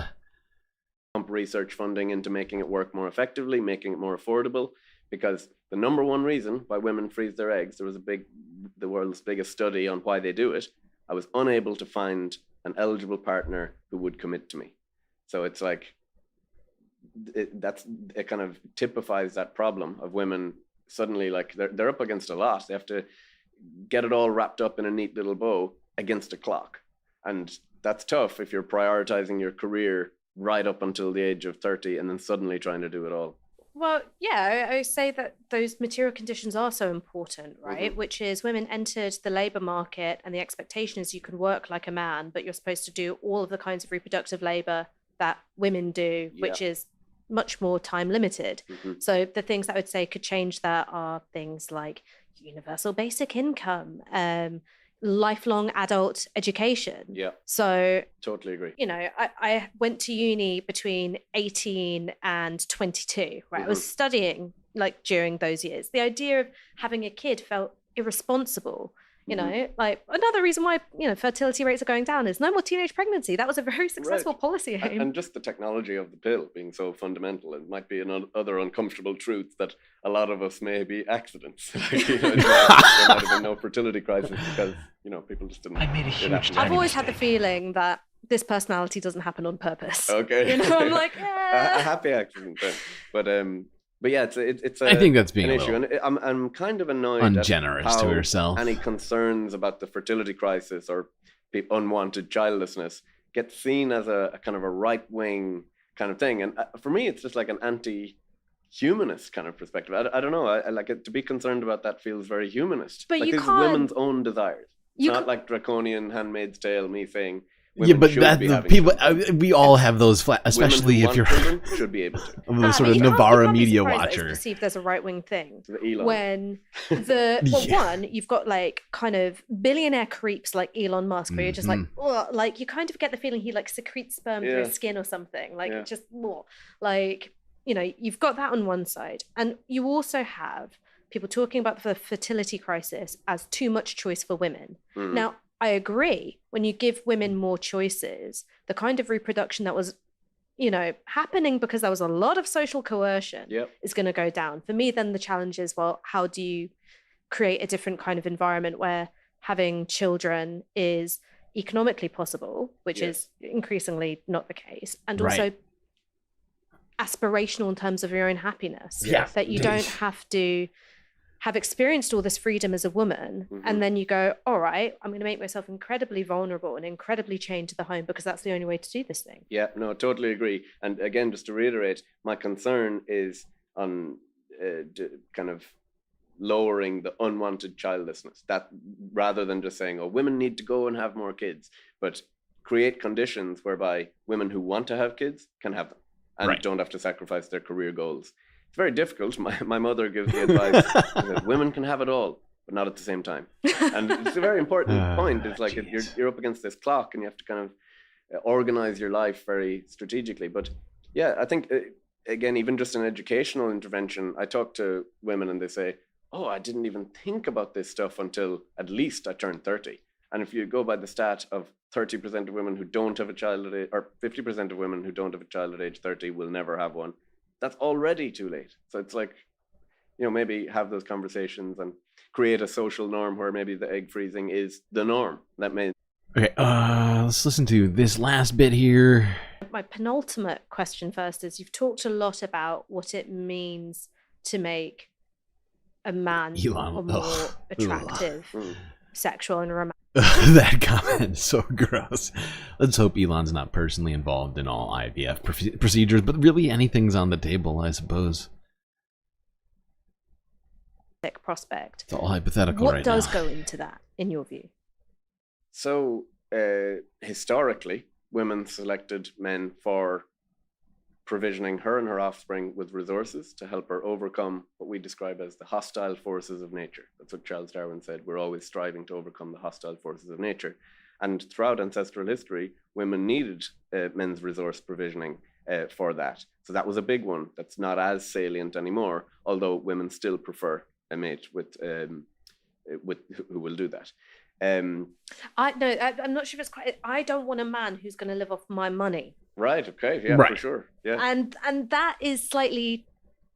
Yeah, I think women want somebody who can help contribute at the very, very least, which I don't think is too much to ask.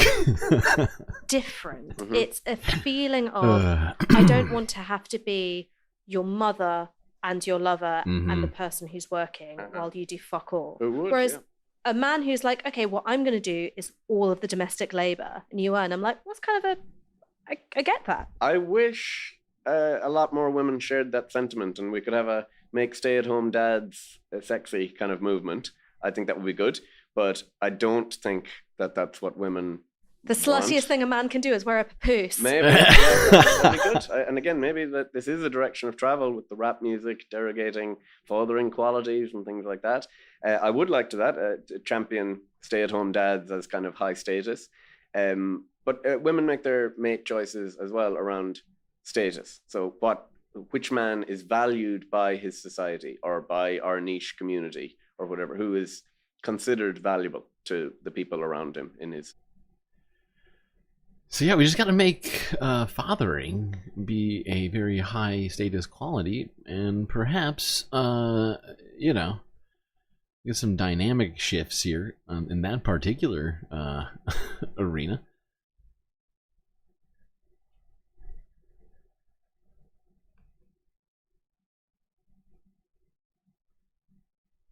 It's an interesting thought, though, for sure. Having men embrace perhaps more traditionally female roles in the home and all that. I don't see what at all would be wrong with that. Me personally, at least, I think that seems like a perfectly reasonable thing for our society to be doing. But also, I think a lot of that conversation was good and important to have. Although, I mean, there's certainly things that I push back against, I think, in there to some degree, but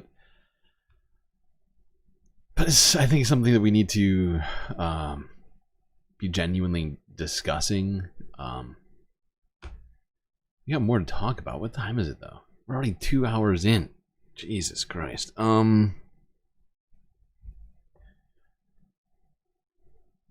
much more politics, U.S. politics, do we have? Gee, wow. This has taken us so much time. All right, let's go here. Associated Press from a day ago.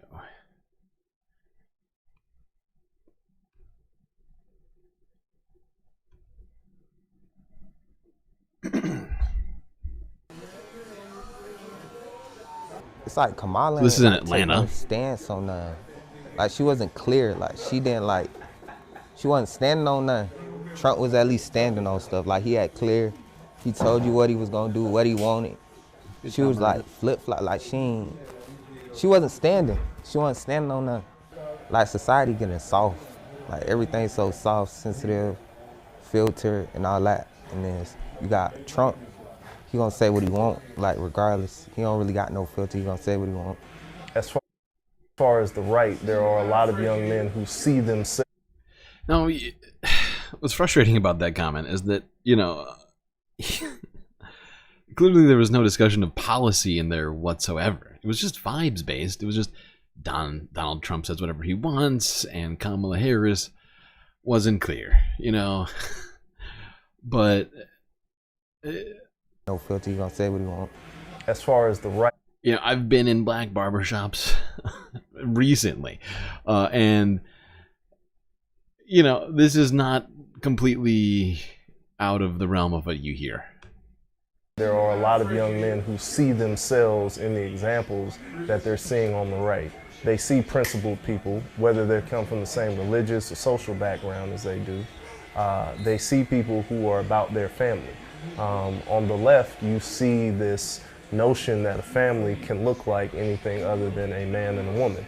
And there are a lot of young men who don't believe in that. They don't agree with that. And other communities that decided to side with the Republican Party. And I don't know everything, but one of my theories is because we're not meeting the needs of average, everyday working citizens. People are telling you groceries are too high. People are telling you that rent prices are out of control. They will, tend to hedge toward conservatism because those clips speak to them better. The Joe Rogans. Unfortunately, the discussion of economic issues has, the Biden administration was very bad at touting their economic agenda. And Harris, for whatever reason, continued that trend throughout her run. And it did not help her at all.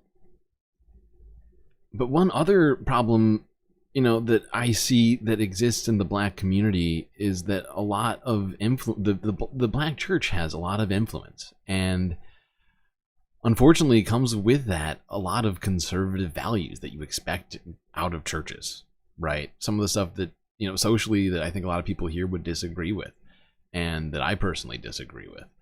And, that's something that needs to, I think that alternatives to that in terms of places to look to in the community could be improved in other places. But right now are left, you're left with people like Fresh and Fit and whatever. All right, let's move on, and we're gonna take a break after this next topic. I think that'll be fine. Though we're gonna have to go back to politics. We have more to talk about.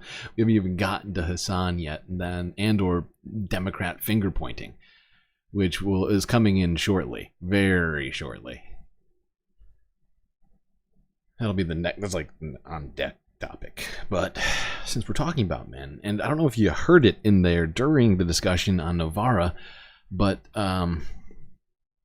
I think Ash is the one who mentioned the 4 No's movement from South Korea, which is actually after and in the wake of the election now sort of coming to the United States.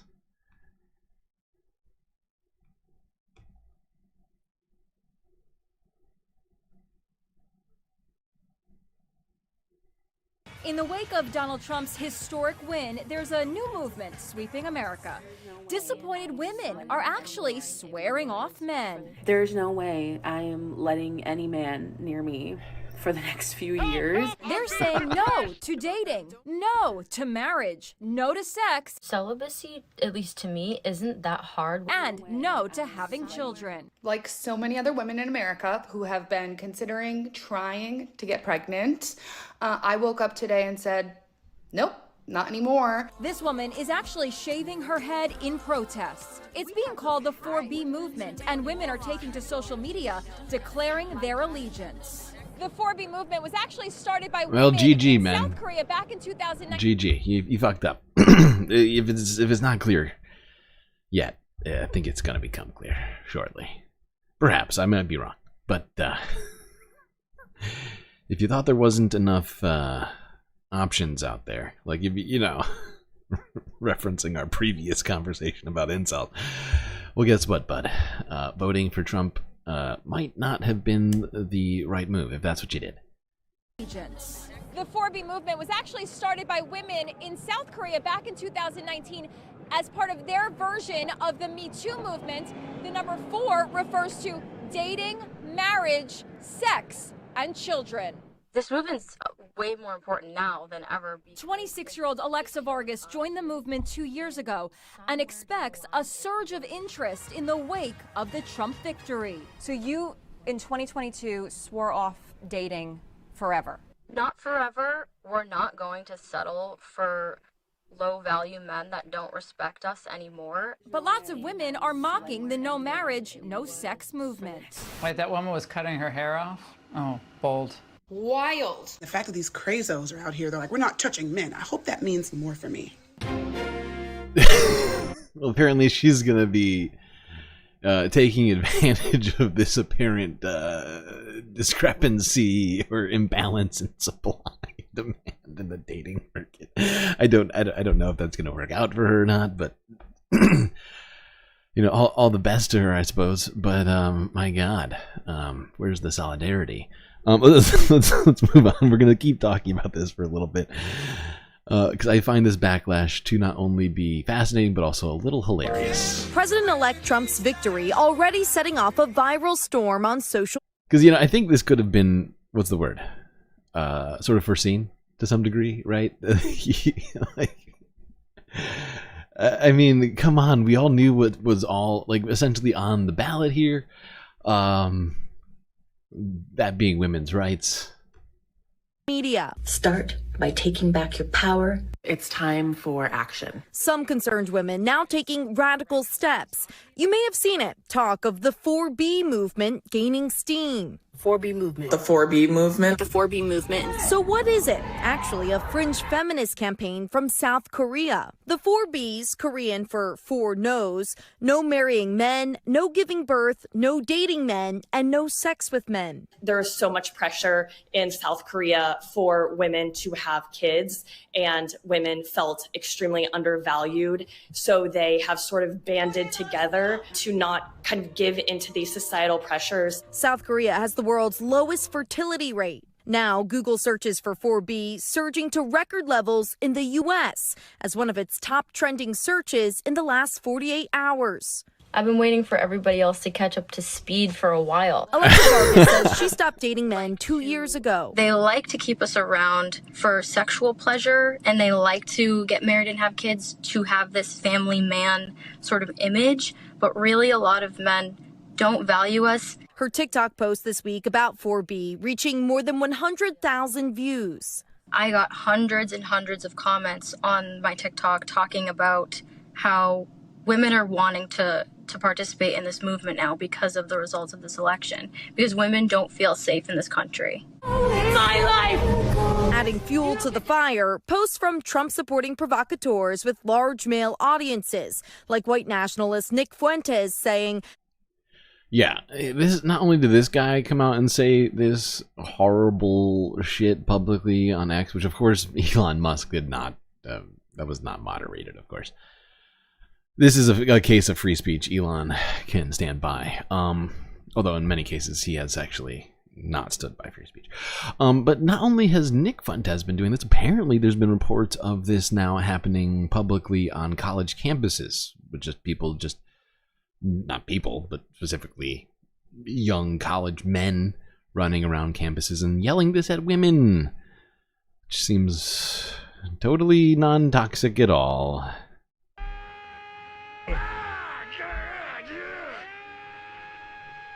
I mean, this woman is dangerous, ladies and gentlemen. Your body, my choice, forever. And self-described misogynist influencer Andrew Tate, facing rape and sex trafficking charges in Romania, which he denies, responding to the 4B movement, saying, now you don't even need abortions. Wow. Trump's Supreme Court picks helped overturn Roe v. Wade. That is bold to say from, specifically from Andrew Tate, considering the pending rape allegations. I mean, my God. You'd think he'd see the clear problem there. Unleashing a wave of protests nationwide. His position on abortion access has varied, but during the final stages of his campaign, saying states should decide whether the women like it or not. I'm going to protect them. The Trump campaign did not respond to a request for comment on the 4B movement. As tensions build, and you guys think it's just internet trolls, this is a problem. A battle bursting onto our feeds and into America's culture wars. Emily is joining us now, and Emily. Okay.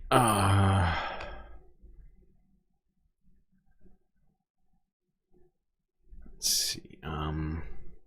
Take a break here. Ooh, no, actually, I forgot. I snuck this one here at the very end. Let's see what The Hill has to say about this.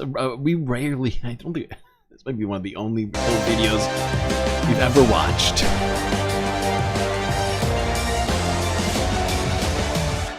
No marrying men, no dating men, no sex with Is that men, Nomiki? no having children with men. These are the pillars of the When did 4B she start movement. working at The Hill? Many women across the country are God, turning she's got to a real after Donald different Trump's victory in the vibe. I almost didn't 2024 presidential recognize election her. last week. The South Korean That is Nomiki Konst, right? Am I losing my mind? That's her, right? When did she start? I don't watch Rising. I literally don't watch Rising. I haven't even watched this yet. I literally snuck this in right at the end today. As I was getting ready for the stream, I was like, oh shit. Because I was like looking more for more 4B movement videos to watch, and I found this. Is that really her? Like, what the fuck? She got a real, her out, like, it's all throwing me off right now. feminist movement 4B holds this name because B is a shorthand word for no in Korean. It grew to prominence in South Korea in the late 2010s. This is now a handful of no-nos for many in the United States. In the hours after Trump's win, Google searches related to 4B rose in the United States as women on the internet are expressing their interest in swearing off men. Women on TikTok and Instagram are the driving forces behind the recent swell of support for this magical, beautiful movement that I am now joining. Well, the movement also received a... Oh, I'm sorry, I didn't realize. Good job there. Sorry. Really good job. Here, you deserve this. A little round of applause. Great production values.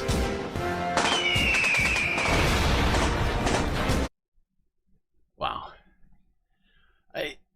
Honestly, this is reminding me of why I don't watch The Hill. They have too much funding to be this bad.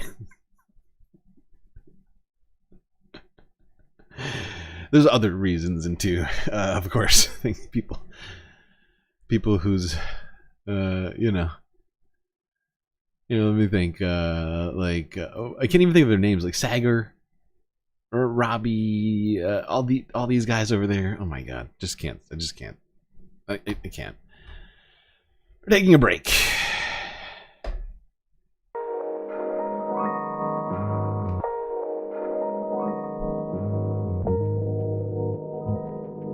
Well, I hope everybody has been enjoying the show so far. If you haven't already, hit that like button and don't forget to subscribe. Once you've done both of those things, do consider contributing to the Galactic News Network in one way or another. We have all sorts of different ways, but we are completely funded by viewers like you. We got places like Patreon, Cash App, PayPal, Twitch, even. You could do all of those things, or one of them, or even none of them. I mean, I understand times is tough. Trump presidency on our way, but that is in fact the reason why we need to keep the Galactic News Network going. Alright, of course I don't have that high of opinion of myself, just kidding. But do consider just a few dollars a month for that Patreon membership, and all sorts of super sweet benefits come along with that. Being able to sit poolside with an avatar, get a shout out at every stream, super sweet content unseen by the rest of the galaxy, secret Discord channel, and much more.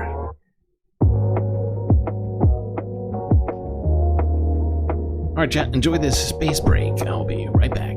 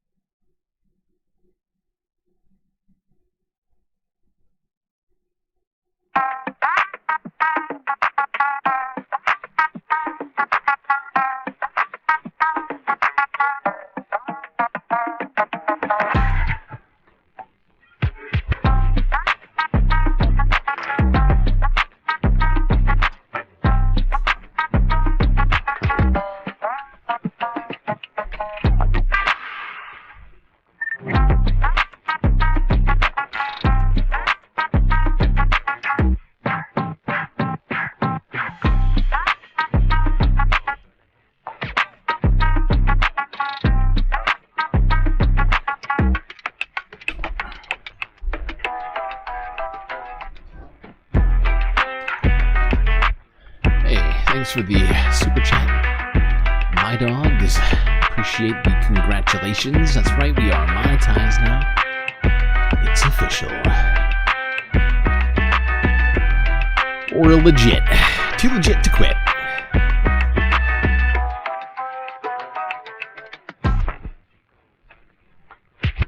Alright, chat, we are going to wrap this break up.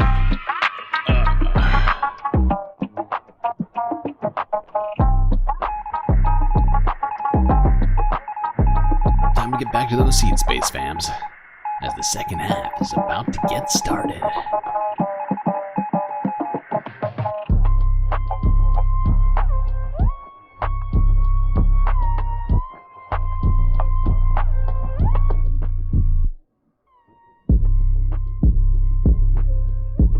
Okay, well, we're not done. We are definitely not done talking politics. That was the first half of politics. Now we're going to have a second half of politics, and then we're going to try and jam the second and third halves into one half, which, knowing me, there's no way that goes well. But we're going to do what we can, chat. You know, I do what I can. Okay, where do we start? Yeah. Let's get back to talking about all of this. Before we get to Democrat finger pointing and Hasan talk, if you will, let's get to this quick clip from Reuters to discuss two people who will not be joining the Trump administration. Immediately, if not sooner. Donald Trump is meeting with potential candidates to serve in his administration before his January 20th inauguration as president. And two former high-ranking officials from his first term in office are off that list. His former envoy to the United Nations, Nikki Haley, and Mike Pompeo, who served Trump as CIA director and later as Secretary of State. That's according to a Trump social media post on Saturday. He added, all right, I'm going to read it. Hold on. I will not be inviting former Ambassador Nikki Haley or former Secretary of State Mike Pompeo to join the Trump administration, which is currently in formation.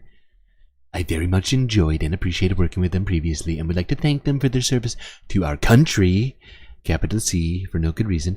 Make America great again.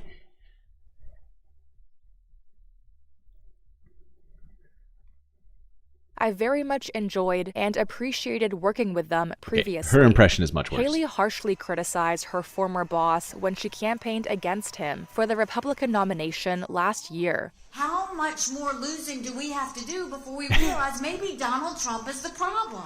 Somehow that you know what, the fact it was one of the only Nikki Haley statements where I was like, maybe she's got a point, but I was not as prescient on this particular issue as I have been on many other things. But seriously, just wow. I mean, should anybody be shocked that Nikki Haley didn't get? I mean, Donald Trump is a big fan of loyalty, and boy oh boy did Nikki Haley do all the stuff that Donald Trump hates. She tried to run for president in the fake presidential primary in the Republican Party. All right, I gotta stop slipping into the Trump impression.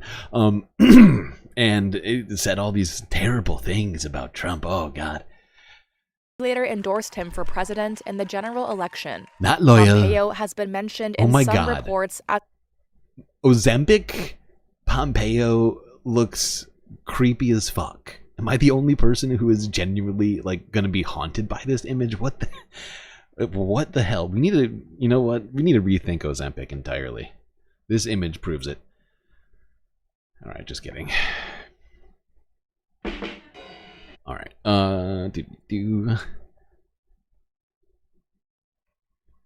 Where to now? Ah, yes. Let's get right into it. The Democratic finger pointing. Here it comes.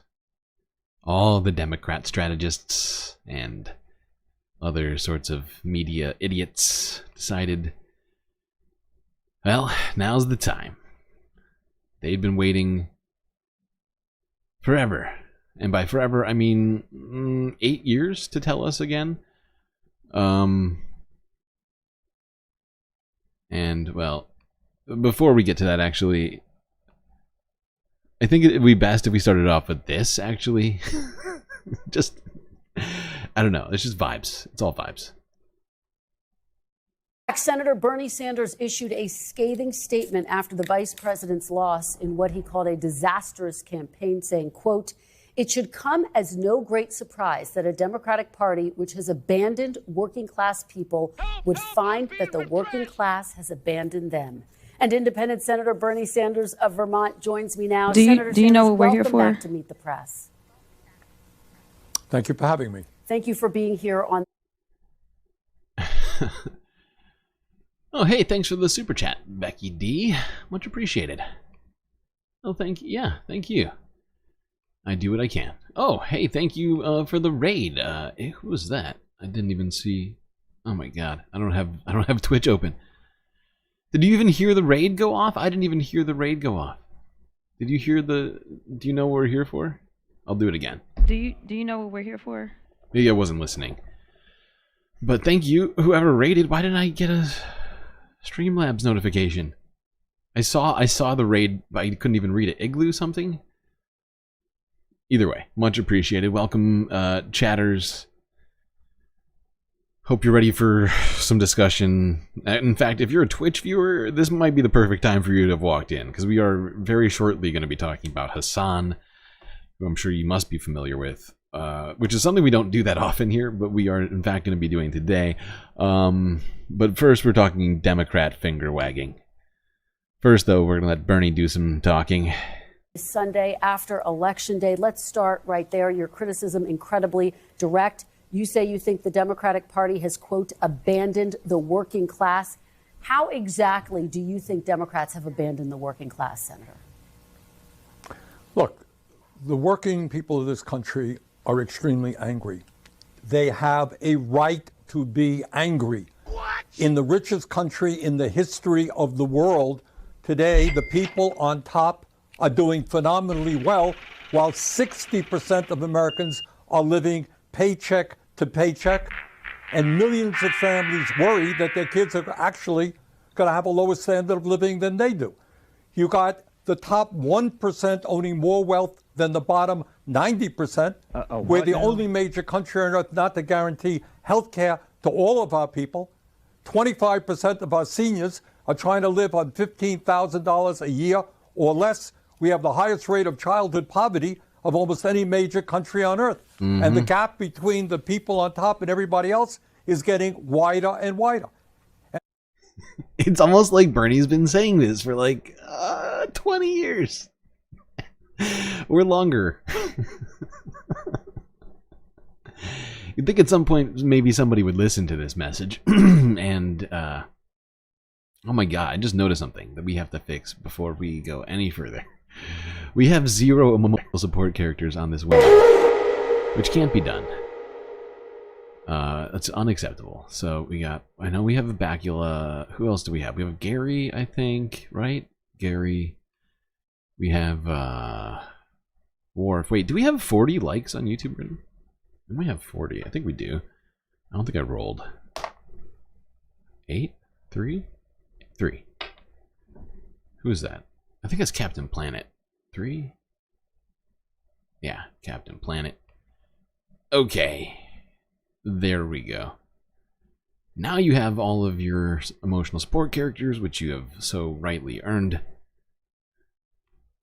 Now, there's Bernie's analysis of things. Let's see what some other Democrats have to say about all of this. I'm sure it'll all be very just sensible and not completely insane. Start CNN, a normal place for non-insane stuff, of course.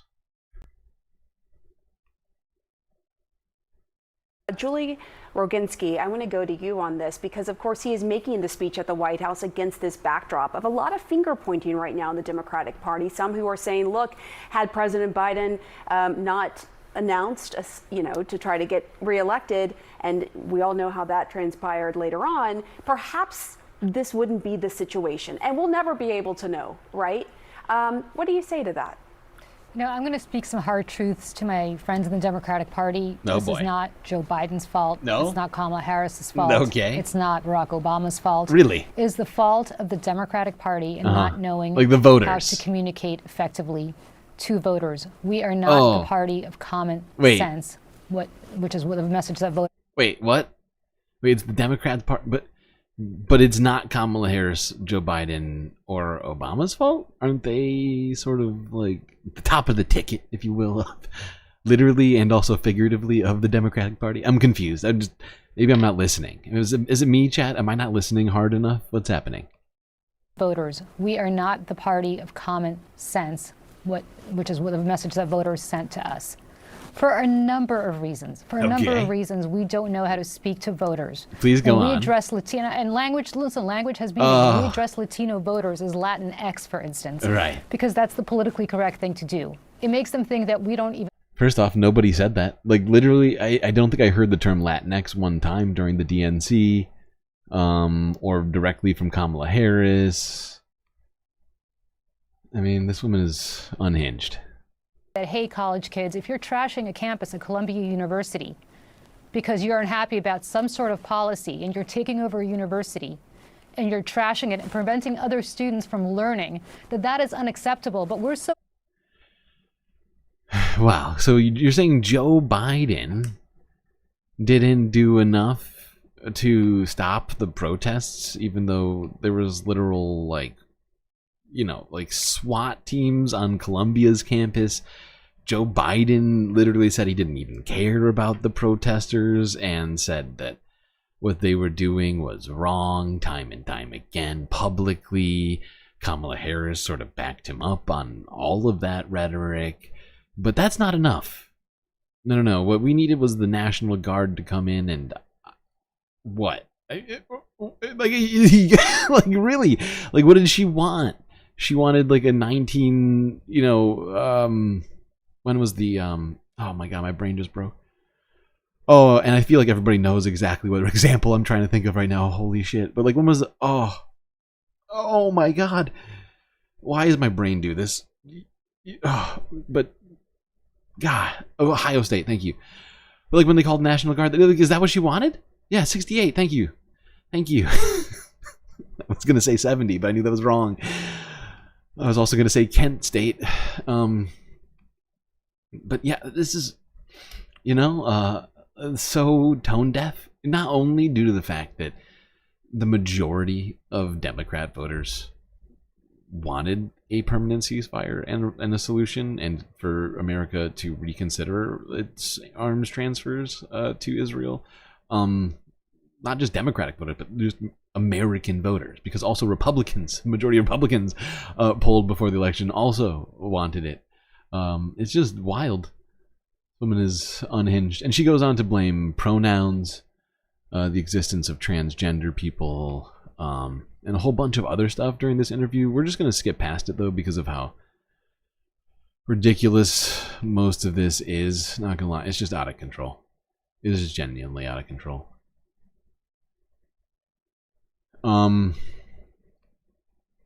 Let's go to Neva. And I also clipped this, which is the second reason why we're not doing this. Because if you want, you can go watch on my channel. I did a quick clip of it where she says all the stupid things that she says. Let's go to a different idiot on a different network, MSNBC. Ooh. Variety. Join me right now. We have Democratic Congressman from Massachusetts, Seth Moulton. He previously ran for president in the 2020 Democratic primary. It's good to welcome you back to the broadcast, and we're going to get going into this. After Trump's victory on Tuesday, Democrats are certainly grappling with the way forward. And after the loss to... You're saying he ran. He's not like an elected official. You are one of the lawmakers who've said that Democrats are out of touch with the American people, saying they spend way too much time trying not to offend anyone rather than being brutally honest about the challenges many Americans face. Wait, no, he is. As part of that argument, you told the New York Times. I love how she said it like he's not, but he's definitely a representative for Massachusetts' 6th congressional district. Which actually we need to talk about. We'll get to that later. Quote, I have 2 little girls. I don't want them getting run over on a playing field by a male or formerly male athlete. But as a Democrat, I'm supposed to be afraid to say that.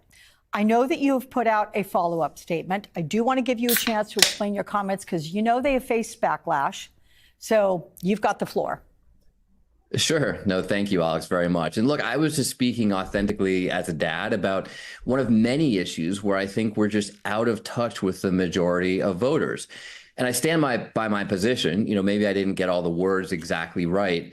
But the point is that the backlash I've received proves my point. Oh, it proves your point. We can't say anything because people are criticizing me for words I said as a representative of the U.S. government. Oh my God, this poor guy is being repressed. Help! Help! I'm being repressed! How dare people criticize him? This is cancel culture at its finest. My God. However will he survive?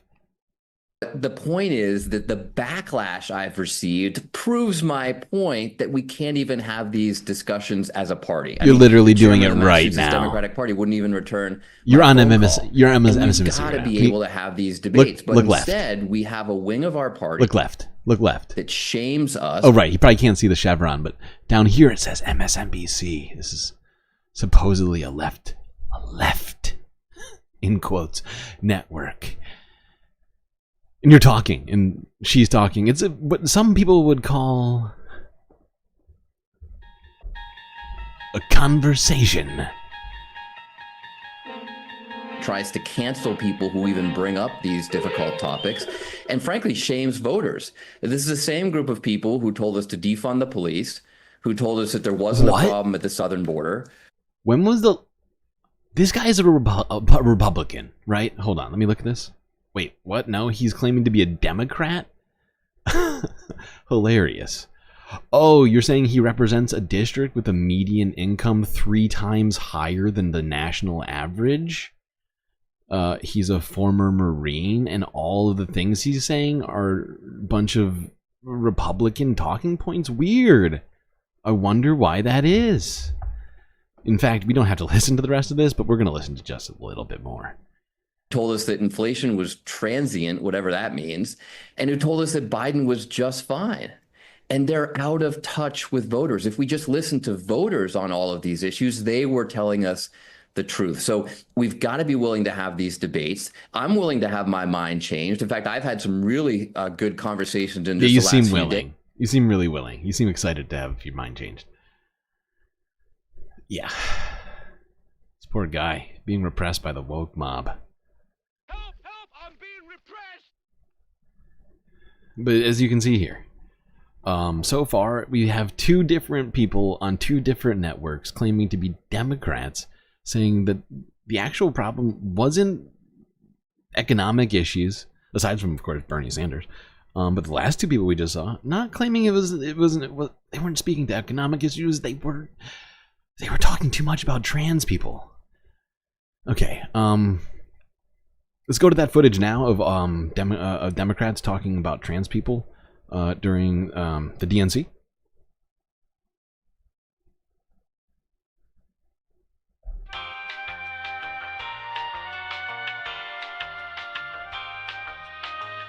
Please hold on. Trying to find it. I could have sworn I had this somewhere.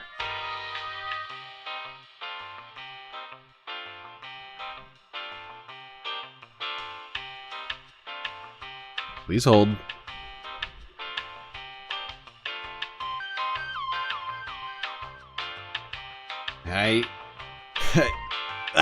God, I'm so disorganized, I guess. Jeez, I know it exists, I'm sure.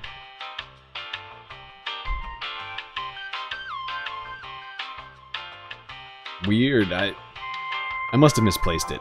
Because it definitely exists, and it's not some sort of figment of this asshole's imagination. Okay, then. Now let's go to very well known, at least to some degree, certainly by, I think, people on the left, CNN pundit, Fareed Zakaria. He's got a take. Let's find out what that is.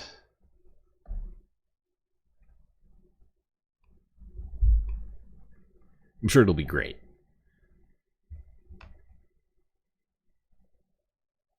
Here's my take. At first glance, it would seem easy to explain last Tuesday's election as part of a 2024 global wave against incumbents beset by post-COVID turmoil and inflation. Could say that. The UK saw a huge Tory parliamentary majority turn into its thinnest minority in the party's nearly 200-year history. Wait, hold on. I forgot. He monologues for quite a while here until he actually starts talking about what the fuck his actual take is. Inflation is down. Productivity Oh, wait. I got a little too far. American economy is doing better than all these other nations. Employment is strong. Wages are up. Inflation is down. Productivity is soaring. Great. More importantly, Donald Trump has many strengths as a political figure, but he also has many weaknesses. Name one. Let's recall that after January 6, 2021, Trump's approval rating was down to 34% in a CNN poll. Oh my God. We know. Party that lost its House majority in 2018, its Senate majority and the presidency in the 2020 cycle, and then fared historically badly in those 2022 midterms. In December 2022, Ron DeSantis was outpolling Trump easily among Republicans in a Wall Street Journal poll. That was the Democratic Party's strongest moment since Trump's arrival on the political landscape. But they blew it. The New York Times estimates that Harris will lose the national popular vote by about 1.5 points, a first for Democrats since 2004. Yes, we've talked about this. Global inflation is something that was hard to shut down, but there were other issues the Democrats flubbed, which inflamed the opposition and depressed their base. I'm going to talk about them here because it's the right time to get to it already, Fareed. But to avoid appearing to have 20/20 hindsight, I should say that I have noted each of these mistakes at the time, often provoking angry responses from the left. The first big error was the Biden administration's blindness to the collapse of the immigration system and the Oh my God. Yeah. Geez, that's why Republicans didn't vote for Democrats. I mean, that's why Democrats didn't vote. Wait, I'm sorry, I'm confused because we keep hearing Republican talking points and then we keep hearing about... I'm sorry. Are we supposed to be trying to get Republicans to vote for Democrats, or are we supposed to be trying to get Democrats to vote for Democrats? Anybody? How does that work? Because Democrats, don't forget, Democrats have exclusive primary, or whatever they're called. They're called exclusive primaries, but they're called something, closed primaries, right? So you have to be in the party to vote in their primaries, right? So, what, you know, do you get where I'm going here? Like, because it seems to me like the Democrats don't actually want the input of American people, and certainly not leftists or actual Democrats. Whatever. Chaos at the border. And so yeah, the border. How great! Thanks. A small number of persecuted individuals was being used by millions to gain legal entry. Instead of shutting it down, liberals branded anyone protesting as heartless and racist. They missed a massive shift in American public opinion in just a few years. In 2020, the percent... He had to wag his finger at us before he tells us, but he spent like 2.5 minutes of finger wagging. That's a lot. For a 10, 11-minute piece, that's 25% finger wagging before the finger wagging. Because it's not like the rest of it isn't also finger wagging. It's like preemptive, unnecessary finger wagging that I don't appreciate whatsoever. Like, get to the point. Of Americans who wanted to decrease immigration was just 28%. By this year, it was 55%. When Kamala Harris went on The View and was asked how she would have differed from Biden... I think part of the reason for that shift is because Democrats completely failed at messaging on this. They bought in to the Republican talking points like Fareed is doing right now. Time and time and time again. And now we could go find this footage. This footage actually exists. Okay, we're not gonna do it because we don't have fucking time for that shit. But the fact is please go and look at the rhetoric that was spewed out by people like Kamala Harris and the rest of the sort of, cloud of Democrats around her, right? They bought into it. So of course the majority of the country thought it was a problem, because even Democrats were saying, yeah, you know what, actually Republicans are right.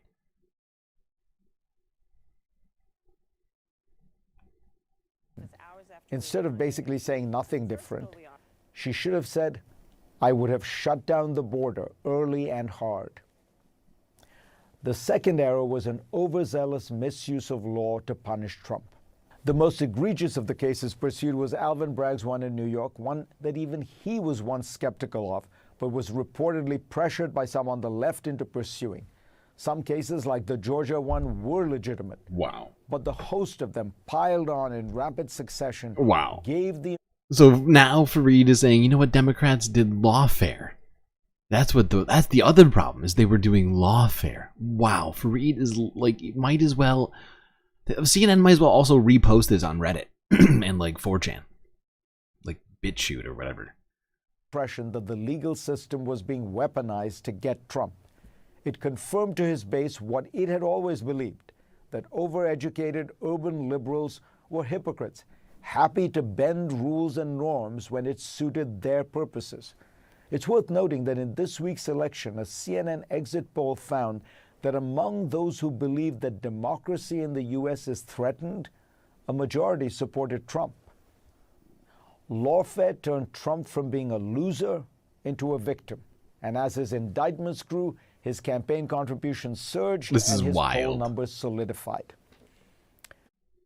I love how for years we've been hearing about how left CNN is, and how so many people on the actual left keep saying CNN is not left, and then we have example after example after example after example of CNN pundits coming out after this election, coming out and saying, you know, we weren't Republican enough, and we actually love right-wing ideology and all this other shit, and it's like,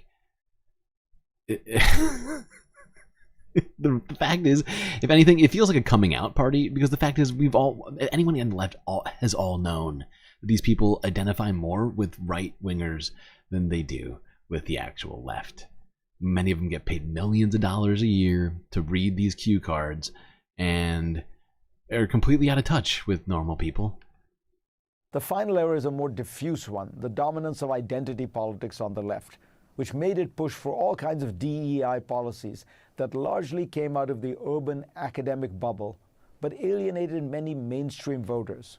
There's an irony in claiming to be pro-Latino by insisting that people use the term Latinx, only to discover that Latinos themselves think the word is weird. So, I mean, like, if anything, I feel like this guy just heard that other woman's, Julie Brzezinski or whatever her name is, and you know, just sort of reiterating a bunch of her nonsense talking points. Now it's like this, like this disgusting sort of incestual swing to the right here on CNN publicly that is just so God, it's nauseating to watch.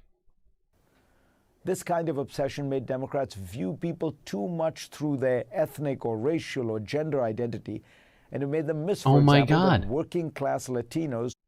This is insane. Literally, Kamala Harris refused to talk about her own identity the entire time. And yet, Fareed is acting like she was out there, like she could, like, it's insane. We're moving toward Trump, perhaps because they were socially conservative, or liked his macho rhetoric, or even agreed with his hardline stance on it. Oh my God.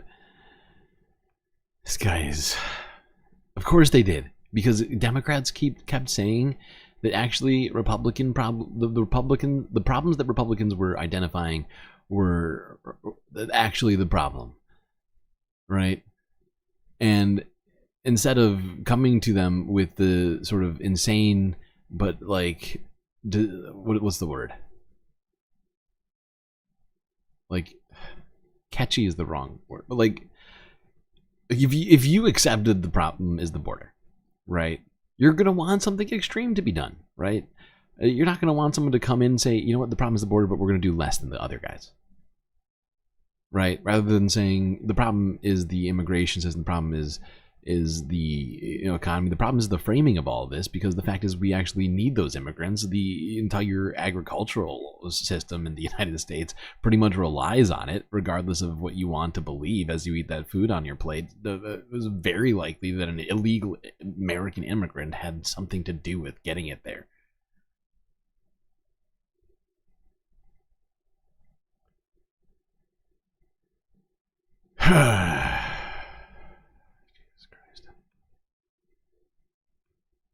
Immigration. One of Trump's most effective ads on trans issues had a tagline. Kamala is for they, them. President Trump is... Immediately transitions into I mean, dude, this might as well be a Fox piece. Am I wrong? Is that what... Wait, does it say CNN down? I feel like I'm going blind right now. I can't see what's happening. You. The problem is much deeper than simply one about nouns and pronouns. The entire focus on identity has morphed into something deeply illiberal, judging people by the color of their skin rather than the content of their character. Similarly, university speech code. You know what the content of your character is, Fareed?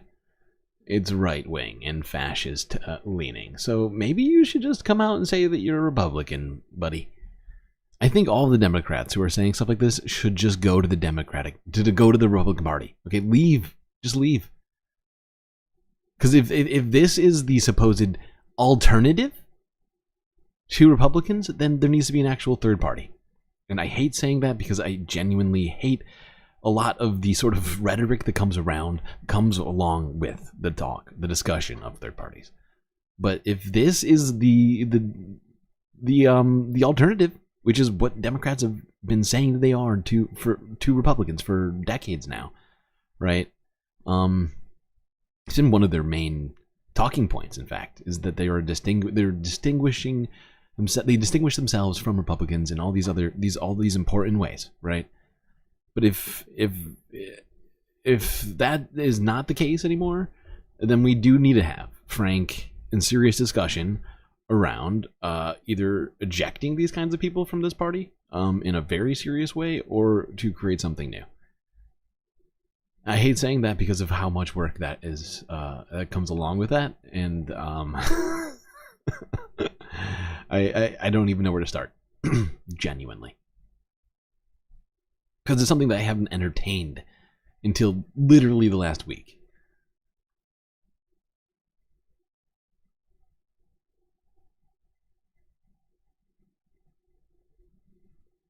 Almost 7 days to the day now. It is now Tuesday. I mean, we're like coming in on it hot. Oh boy. Okay. Let's go back to somebody reasonable. Some reasonable people here. Actually, before we do that, let's do this. It's time. Is it Hasan's fault? Well, let's talk about that. You're an idiot and directly influenced this? That's funny. You're right. Definitely. I directly did this. I'm Kamala Harris, by the way. It's true. Guys, I did this. I'm Kamala Harris. I've been working with Kamala Harris. I'm Doug. I'm both of them. Exactly. I have actually been campaigning with Kamala Harris. I don't know if you've ever seen like Mission Impossible 2, where they got like the very fancy face masks. That's what's going on here. Is this whole time Hasan has actually been wearing a Kamala face mask and going out there campaigning. with Kamala Harris. I'm Doug. I'm both of them. I have actually been campaigning with Kamala Harris. I'm the one who sent Richie Torres to Michigan. I'm the one who told the campaign to send Bill Clinton to Michigan to be like, Judea and Samaria is goated and that, all Arabs deserve to get killed. Honestly, it is what it is. Don't vote for us. We don't want it. My mistake. Okay. My mistake. Didn't think that was going to fail Judea and Samaria is goated. I was the one who said Liz Cheney should be a prominent fixture of the campaign. My bad. I will recognize it and I will own it. I'm sorry. I told the campaign Liz Cheney, Dick Cheney were launching them like missiles into the suburbs. They will be.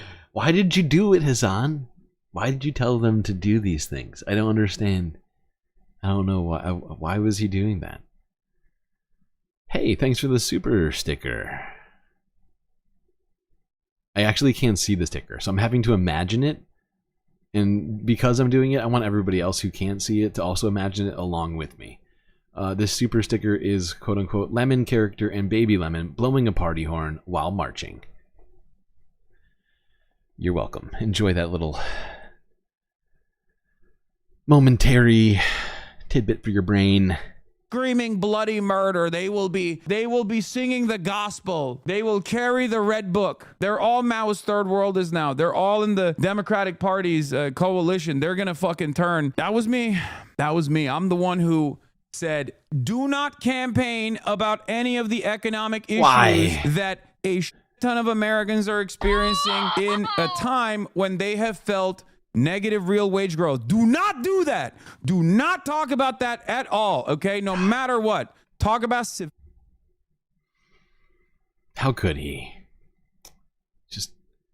I thought I knew Hasan, but for him to be doing that, to be secretly being Kamala Harris without telling us, it is... I mean, I don't even know how we're going to get through this. Talk about institutions and talk about defending those institutions. That's what I said to the campaign. That was me. That was my bad. I was like, please, no matter what you do, there are 35 polls that show that you are picking up at least 6 points if you change trajectory, if you separate yourself from Biden's Gaza policy. No matter what, do not do that. Do not separate yourself from Biden. I said in the last hour, do not ever separate yourself from Biden. Go on The View. I said to Kamala Harris, I said, Madam Vice President, you must go on The View and you must tell the American population that you are... This is blunderous advice. Why would he have done this? Some would say that comment really,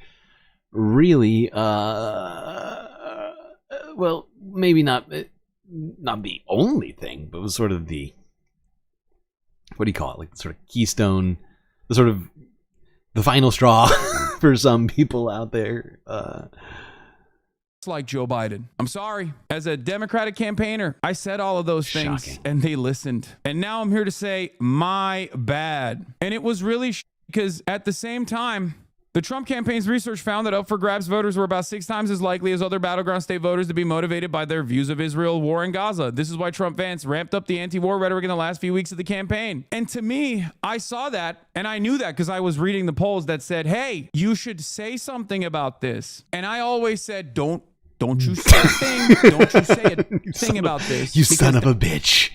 How could you? Bad. If you say a damn thing about Israel-Palestine that communicates that you understand the victims, the humanity of the victims in this circumstance, an objectively unpopular policy that the Biden administration has continued along with, despite the fact that 80% of Democrats, 70% of independents, and 54% of Republicans wanted a ceasefire, I told the campaign, don't do that. Lean in to the right-wing reactionary government of Benjamin Netanyahu. Lean into that. Bear hug him. Give him another $8 billion. That's what I said. It's my bad. I said, send John Fetterman over to Joe Rogan. Do that. Send the one guy in the Democratic Party's caucus that literally cannot communicate due to a disability that he has. Like doesn't matter. It's a format that requires... Oh no. Oh no. I don't know if John Fetterman has an actual verifiable disability, but he certainly struggles with public speaking a lot, especially for a politician, that is. Requires you to speak. That's what I said. I was like, Tim Walz, you shut the fuck up. You shut your god beautiful mouth, Tim Walz. I don't want you anywhere near the Joe Rogan experience. Bernie Sanders, go back to the back office. I don't want you anywhere near the Joe Rogan experience. So if you guys didn't understand, oh my god, they would have been such better choices for Joe Rogan. I don't know if that choice existed. I mean, the way he's talking about it makes it sound like that existed. I don't know for sure. But wow. Good points, though. They would have been better. What I was doing there, I was responding to one chatter who said that, you know, I am the reason why the Democratic Party lost. And I gave you some of the reasons why the Democratic Party lost, assuming the position of a Democratic analyst, a Democratic campaign consultant. Now, of course, you could probably... Right. Now, so here's the thing. Technically, if Hasan had no ethics whatsoever, right? Like, the thing is Hasan is in communications, right? And he knows his audience, and he knows that they're, you know, relatively skeptical to some degree. And they expect him to be, what's the word? Genuine. Like, you know, like, I think to suggest that it was incumbent upon him to come out and say, and like somehow convince his audience of like Kamala Harris's greatness, I think is probably a little much, especially considering the DNC literally kicked him out, if I recall correctly. But like, fact is he's completely right on all of that analysis. They did all of these other incredibly blunderous things that, of course, voters are, you can't trick them. You can't be like, oh no, that didn't happen. Like, is that, because that's the thing that because I tried to come to a conclusion on all this to some degree before we even watched this. But like, now here's the thing. Hasan, of course, has a massive following, right? He probably had the number of people necessary in all of the swing states following him and whatever else, right? That could have maybe gotten Kamala Harris. Like, but what would he have had to say to people to get them to vote for Kamala, right? Because he was already, I mean, making the case. I heard him. I mean, he was certainly incredibly critical of Kamala Harris and the Joe Biden administration, but he was making the case for them being better than Trump. I've heard it on a number of occasions. And like, but so what did he have? What would they expect him to do? Right, this chatter, and I'm sure plenty of other Democratic strategists thinking it to themselves right now.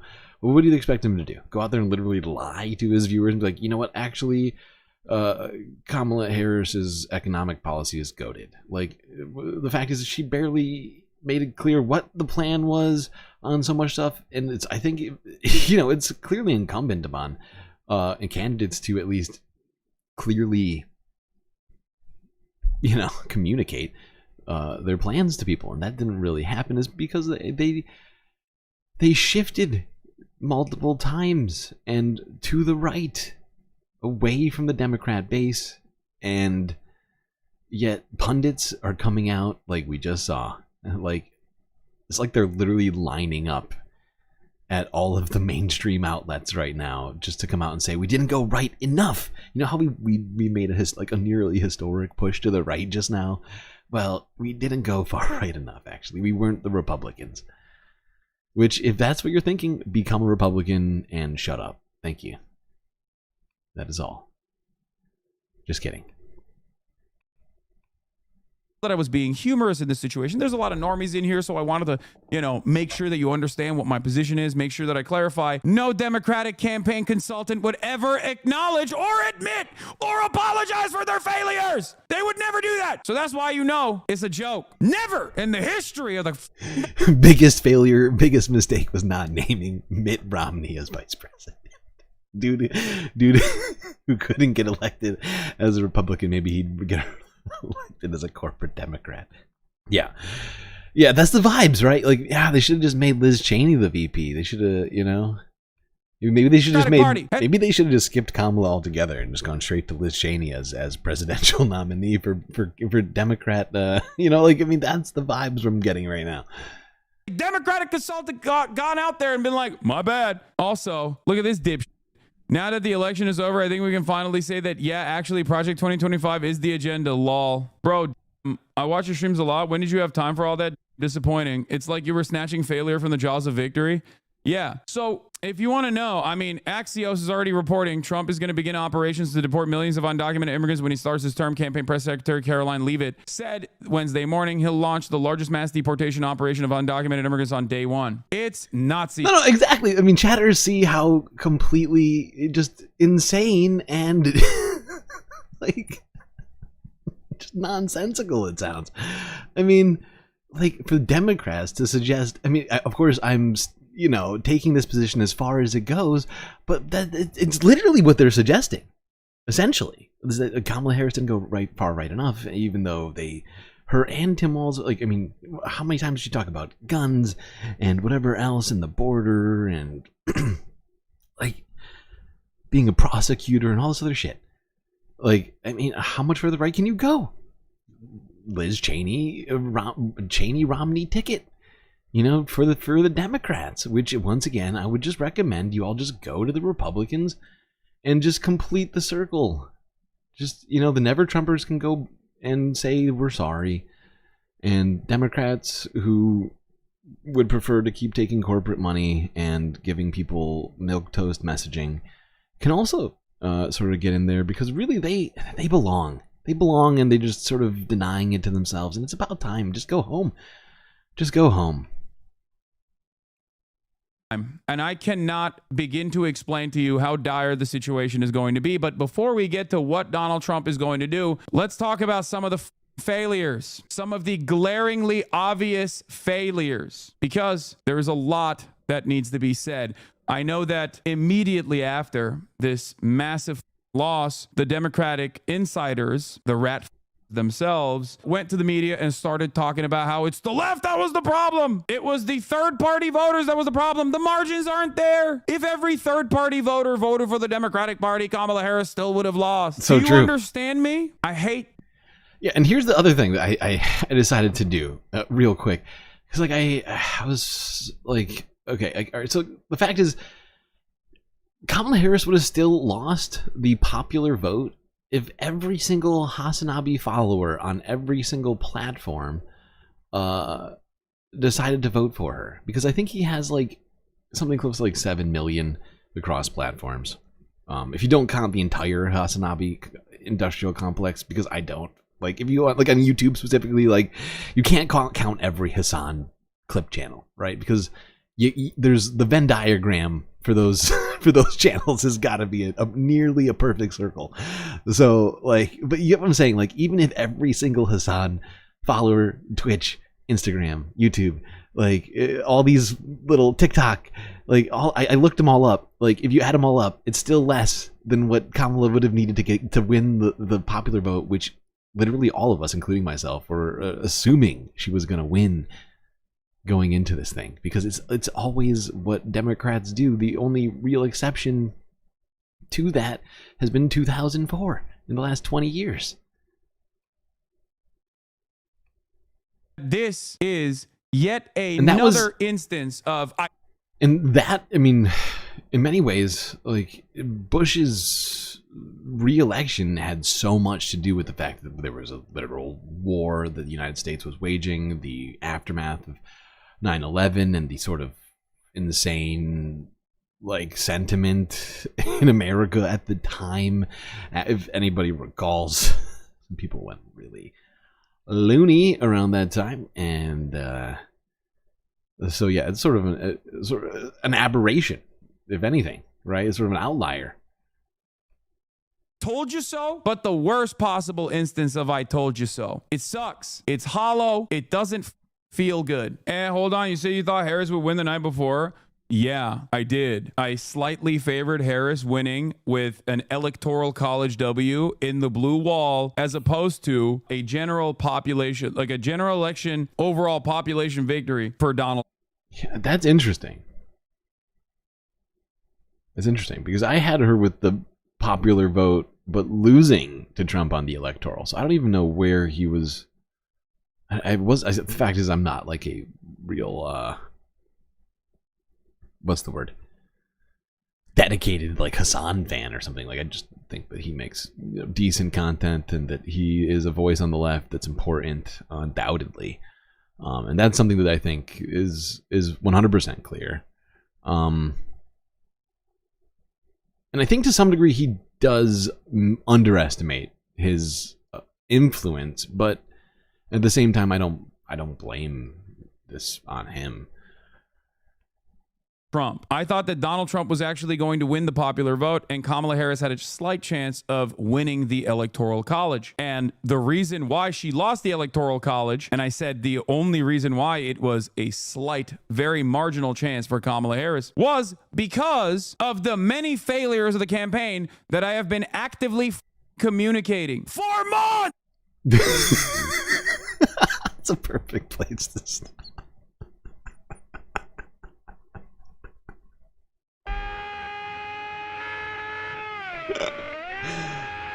Oh god. Okay.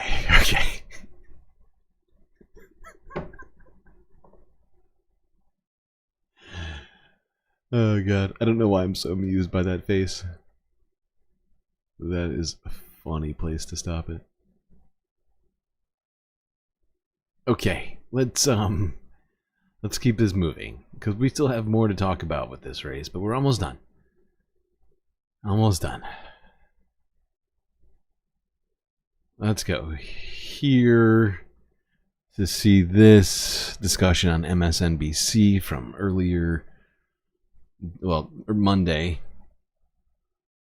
Among the biggest shocks to the Democratic Party after Donald Trump's victory was just how well Trump did with working class voters of all races.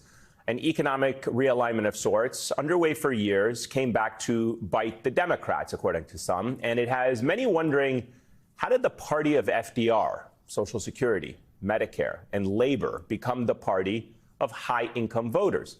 And how did the party of Donald Trump and Elon Musk win with voters who make less than $100,000 a year?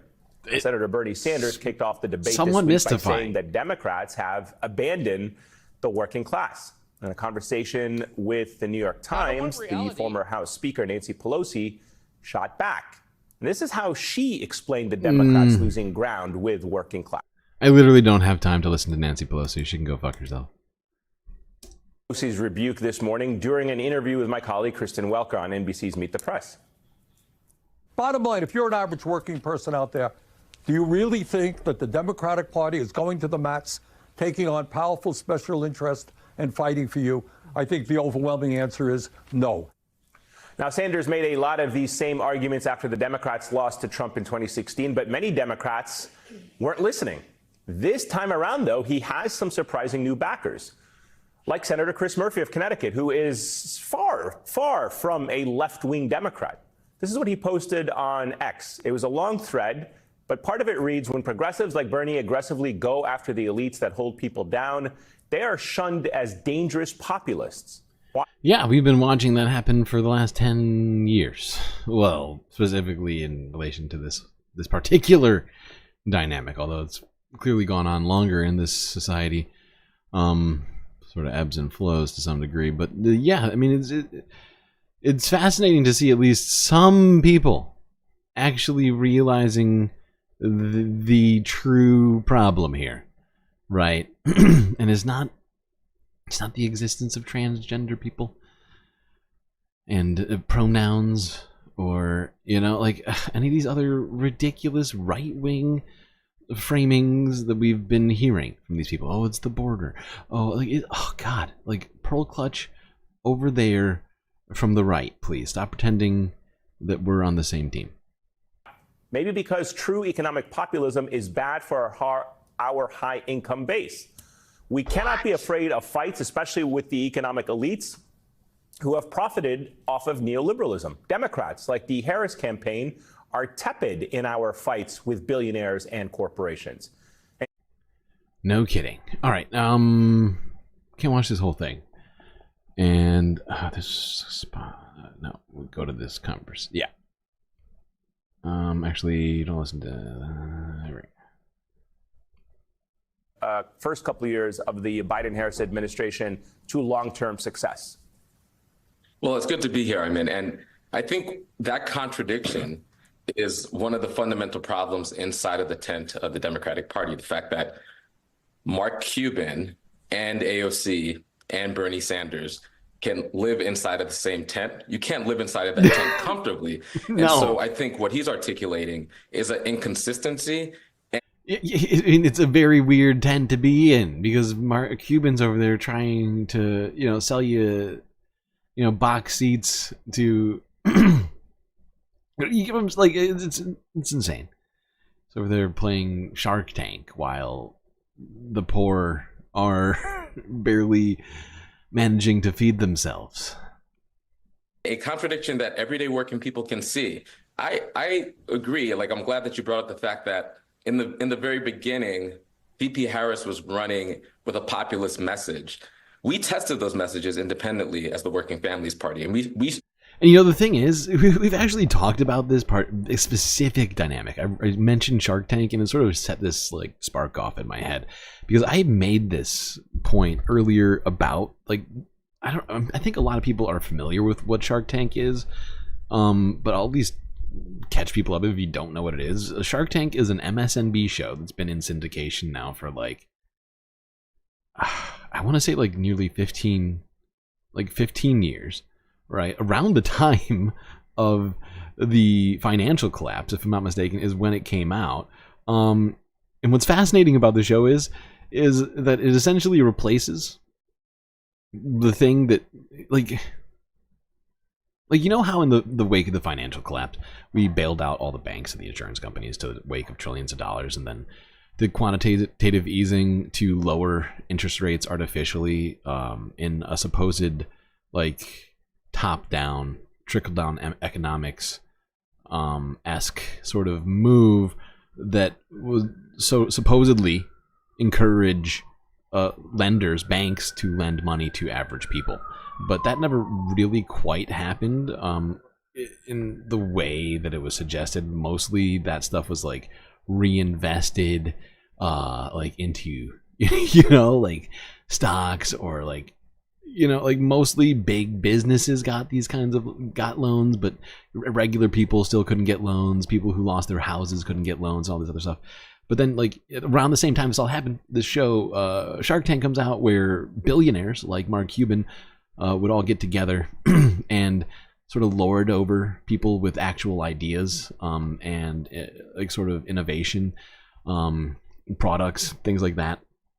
But they didn't have the money. So they would come out and they would grovel, and it still exists to this day. And in fact, they've made different versions of this, in syndication around the world, if I'm not mistaken. But they're named different things. And basically, instead of people being able to get loans to banks, we got billionaires that people can go to and beg for money on live television, like Mark Cuban. And that's sort of what he represents to me all the time, is our complete mismanagement of the financial system and reliance on billionaires like him for all these sorts of things. We demonstrated that everyday working people, they're not necessarily captured by one party or another, but they're looking for people who are willing to every single day fight for them and fight against the forces that are rigging the economy and society against them, and actually name them. So when she rolled out a policy that was coming after the price gouging corporations, folks at the Working Families Party, we were excited. And then when those messages kind of got submerged, we got concerned. We published our own. And what happened, I can't even remember if he talks about it during this, but what actually happened was her brother-in-law, who apparently is the head legal counsel for Uber, told her, oh, you should back off on all that stuff. You should stop talking about that stuff. Stuff that really matters to people, right? Stop it. It's not good for big businesses like Uber. Peter Thiel based businesses. Think about it. Peter Thiel was the initial angel investor in Uber. And that is like literally who got to influence the Democratic election. Like the Democrat policy, not the Democratic election, but well, yeah, the election, but also the policy of the Democrats. The same guy who is genuinely a right-wing psycho and who wanted Donald Trump to win also got to shape the Democrat policy. Think about that. If that's not an exact, like, if that's not the epitome of the oligarchy that we are currently living under, with the way in which Democrats are fucking conducting themselves, and the absolute, like the biggest fucking red flag in terms of what we need to be thinking about moving forward, as to whether or not we pressure Democrats or we think about forming literally some other sort of party to pressure in some other way, like literally. And I mean, I don't have a lot of trust in the currently existing third parties, but oh hey, thank you for the super. Is that a super chat or super sticker? I can't even tell. I see a Gary though, so definitely gets a like. Let's get back to this. I'm monologuing. Independent message, pro-Harris message that spoke about economic populism, and it actually independently it scored through the roof, and as a result, the independent vehicle of the campaign actually put money behind it. That demonstrates to us that there is something real about speaking very clearly about who you're fighting with and who you're fighting for. A Democratic Party that is chummy with billionaires, but then trying to argue that it's in the interest of unions, I think it doesn't pass the smell test for a lot of working people, which is why we build independent politics at the Working Families Party. Absolutely.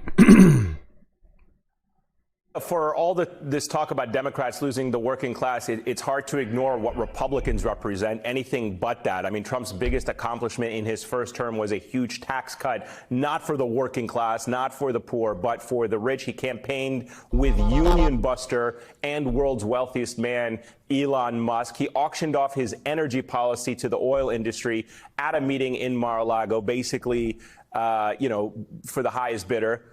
Why is he somehow resonating as a working class hero when he is anything but? Well, I think first we have to identify what we mean by working class. And I think a big problem is that we tend to treat the working class as a monolith. So yes, he's winning over some conservatives who might have flipped over from Obama to Trump in 2016. But if you look at this election, Kamala Harris actually did better with voters of color who did not have a college degree. She had 62% to Donald Trump's 38%.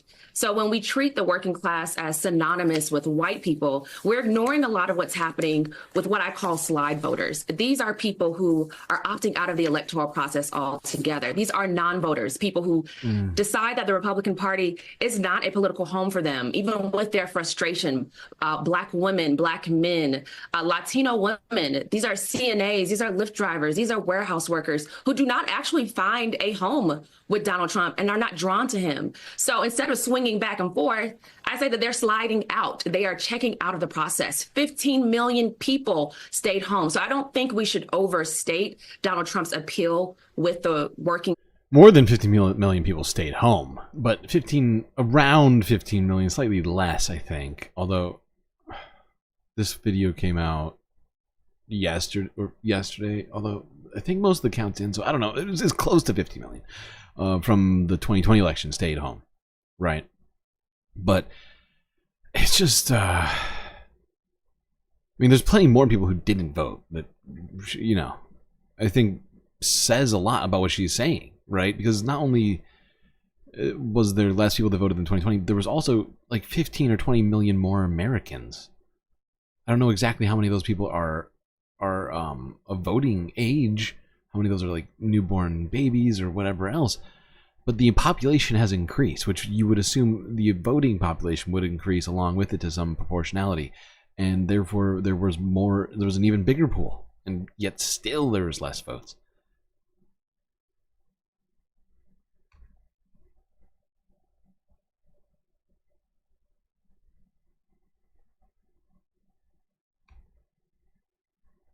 All right, now let's go to this disturbing situation, which is going to be wrapping itself up pretty soon. And it's not looking good. It's really not looking good. Let's talk about the House of Representatives.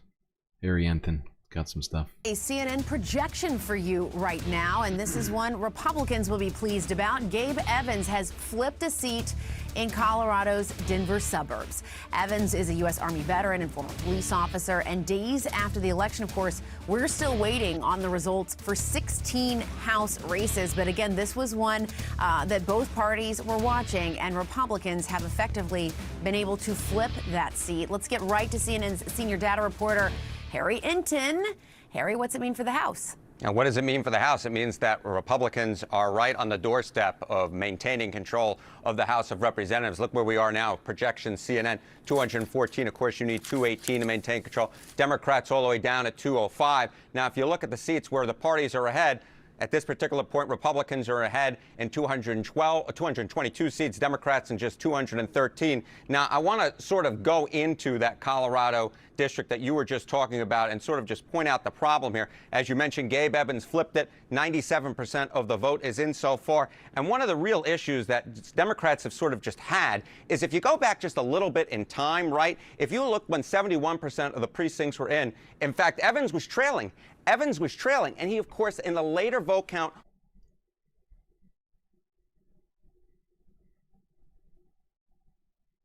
Now, this right here is really the important number. Like, we could go into this whole sort of, you know, seat-by-seat analysis with Harry Enthon, but I don't think it's necessary, because this number is the big problem. Your arm's in the way of me selecting it. The 222. Yes. That, right there. This is a big problem. Because, if I'm not mistaken, I think it's 218, right? Hold on, I gotta look. It's 218 or 220? Which one is it? I think it's only 218.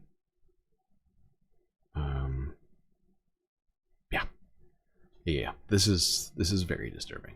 So if these projections are correct right now, Republicans will have a majority in the House, one which would provide a great deal of power to Republicans. Thankfully, there will not be a supermajority in the Senate, but they will also have the Senate. That is a done deal now. Of course, we know what's going on with the Supreme Court, and with Donald Trump coming back into office, this is just a prescription for just. I mean, this is basically paving the way for Project 25. I just called it Project 25. Like I'm Donald Trump. Jesus Christ. I've done the Donald Trump impression too many times. When I start talking about things he talks about, sometimes I slip into it. Project 25. Project 2025. It basically just, you know, paints a line right down the road for us in terms of where this is all going to go. Because they have the power to do it. What's going to stop them now? People yelling about it in the streets? Is that, because that to me doesn't seem like it's going to do much. And we know what Republicans, Donald Trump, think of free speech and protesters if it doesn't agree with them and their ideology, right? Who is spamming in the fucking chat? Stop it. Is there a mod in the shorts chat? All right. What was I fucking saying?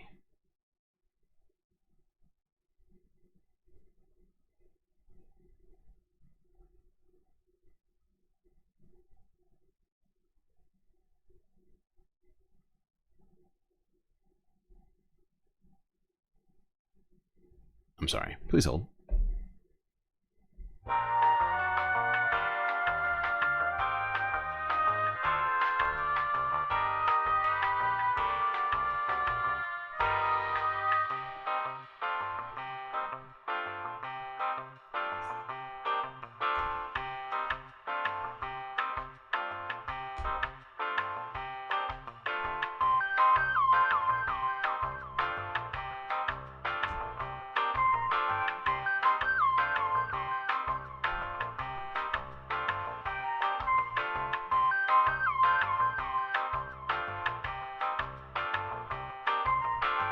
Okay, thank you for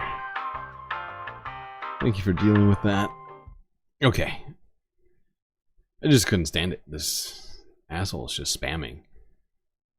Unnecessary. You need about 3, maybe even less messages than that to get across your point. Instead, this individual typed about, 10 messages in the span of 2 minutes. What was I doing? Oh, right. Describing the state of the future government, which is not good. Some might say bleak. I certainly would say bleak. And I know somebody in chat mentioned that we didn't get a 4th support character. We did, but then the stream software started lagging, and now you don't. For some reason, he disappeared. So, which means you have a Captain Planet on deck for next stream, so, you know. What's the word? I can't even think now. Let's just keep moving on. Let's keep moving. Where are we at? 3.5 hours in. Let's look at this last discussion of the political climate. This ABC piece from 15 hours ago. We turn now to the latest on the Trump transition. The president-elect is set to meet with President Biden later this week as he focuses on selecting his White House team. Rachel Scott is in West Palm Beach, Florida. And Rachel, the president-elect just nominated a new member of his cabinet overnight. Exactly, Rebecca. Good morning to you. We just learned moments ago that Congresswoman Elise Stefanik, a top Republican in House leadership, has accepted a role from President-elect Donald Trump to serve as his ambassador to the United Nations. It comes as the president-elect also reveals another key role in his administration, border czar. Overnight, President-elect Donald Trump vowing to crack down on illegal immigration, taking to Truth Social to announce former Immigration and Customs Enforcement Director Tom Homan will serve as border czar. Homan recently spoke at the Republican National Convention, delivering this message to undocumented immigrants. You better start packing now.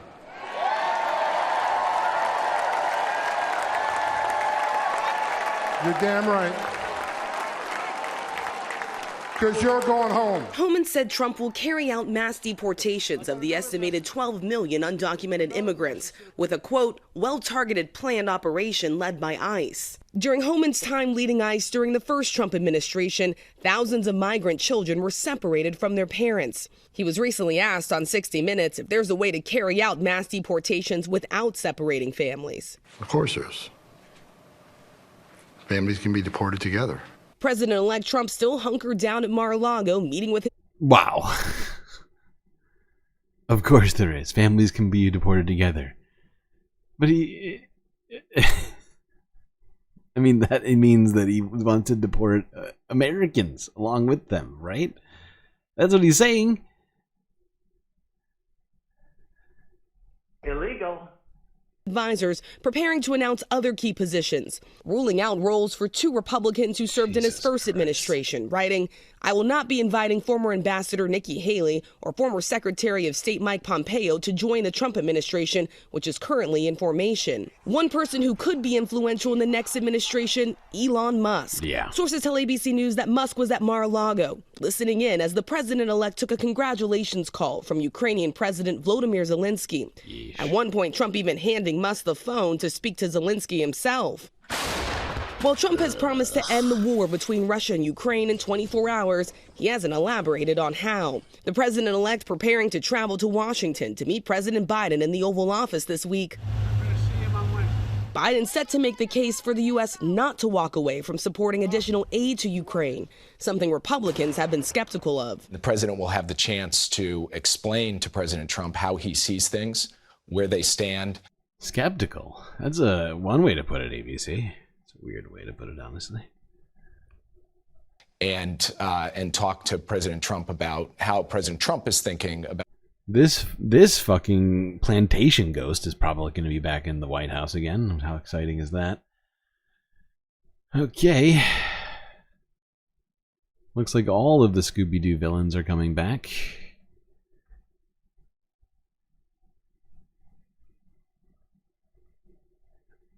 Well, that's going to wrap up our political talk. And I think we're going to take an early break. We're going to jam the second and third, normal second and third halves into one half if I can manage it. So let's just get this break out of the way now. There it is. No. Yes. There we go.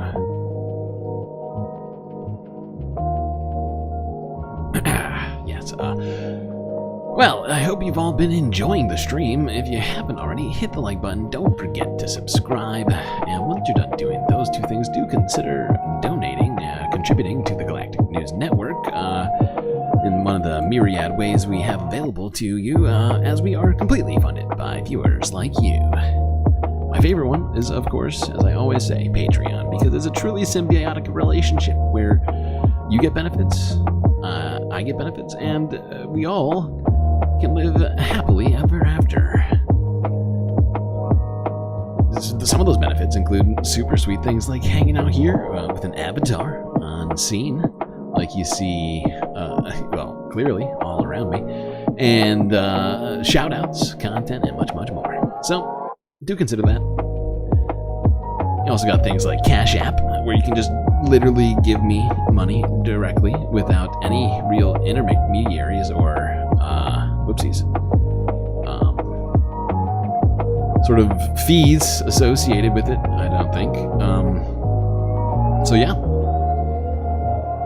All those options exist. Anyway, chat, enjoy this space break. I will be right back.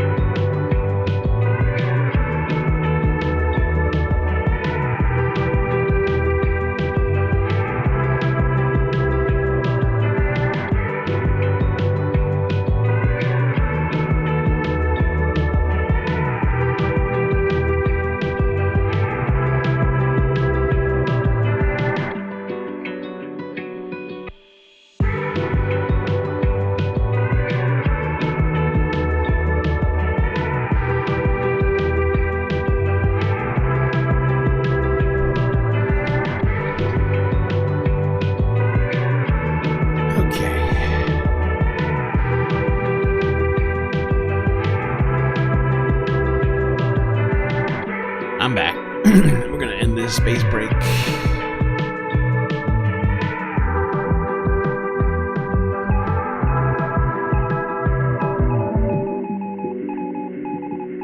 So we better get back to those seat space fams. All right. Final half.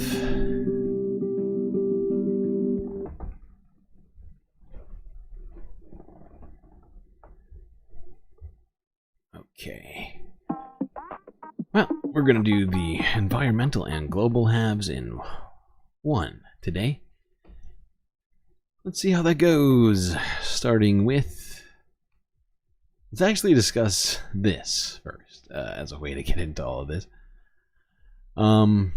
These were actually sort of gonna be Sunday Fun Day vids. I might skip one of these.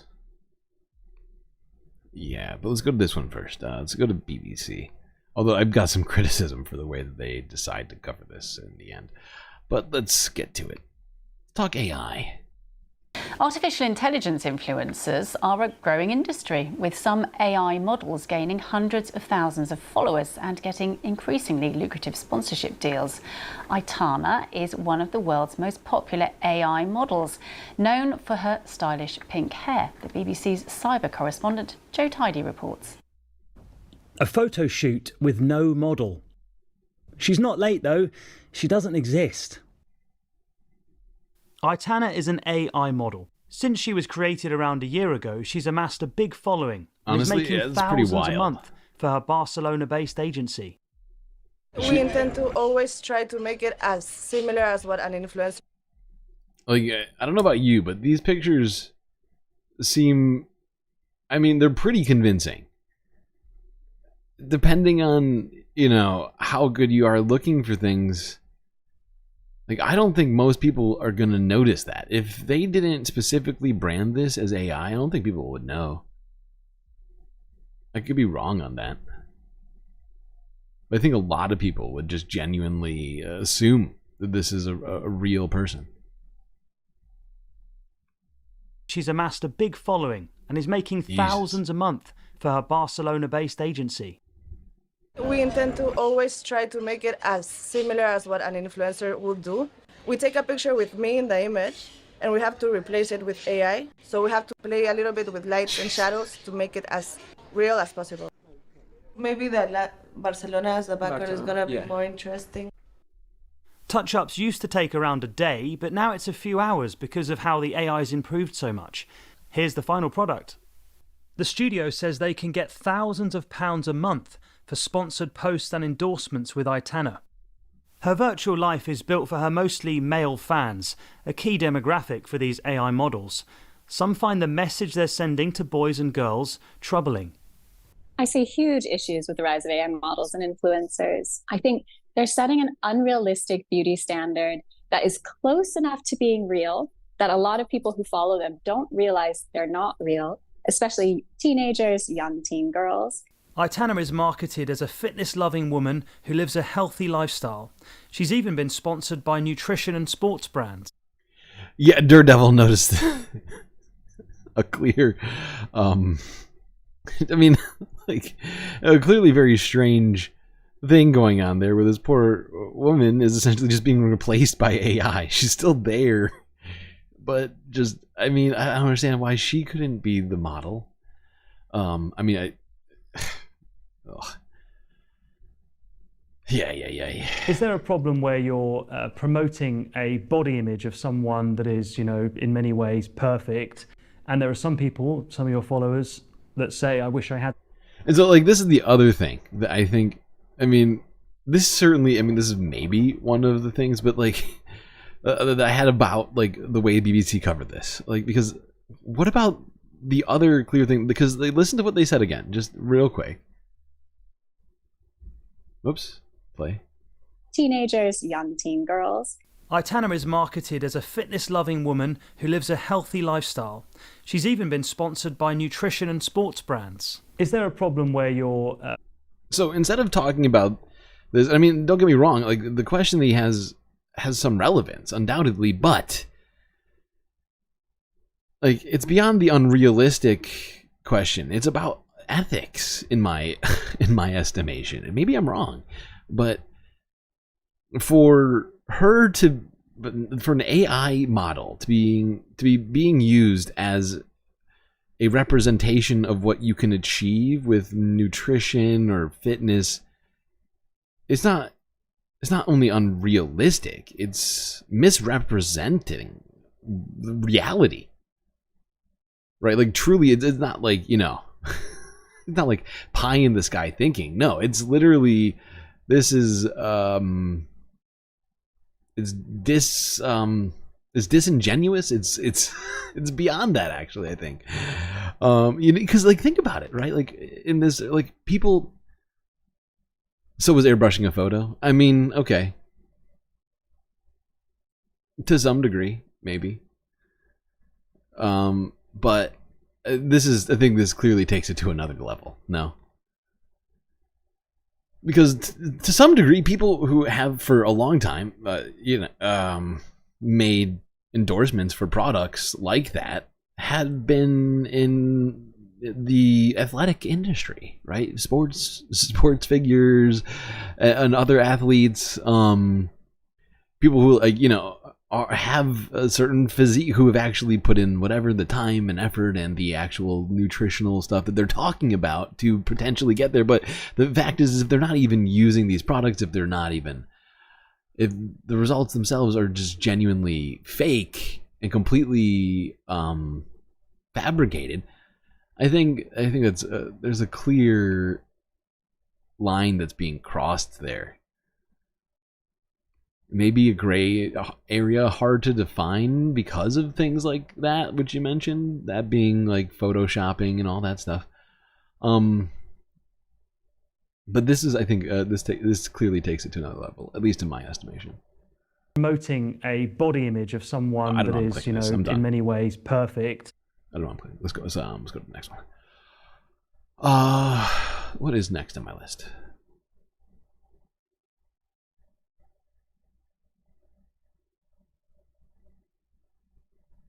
When did you become a galactic individual on Twitch? Those galactic emotes, where those come from? All right, we're gonna skip a couple of these because they were meant for Sunday Fun Day. Although I guess we could do them still. I just feel like we're gonna run out of time if I do. No, we're skipping. We'll save this for later. These really aren't important stories. Let's go here to first. And now a new look at the live-action Lilo and Stitch movie. We don't need to do that. Or this one. Let's go here to California, to Ventura County, where we've been talking about this fire that has been happening on the coast there for the last almost a week now, I think. It's like trying to put out a blowtorch with a squirt gun. First it skipped us and it started burning our neighbor's house past us. We thought we were okay. Evacuated anyway, and today came back and the house was gone. Photos and SD cards and the smallest things, one bag of clothes and one bag for the animals.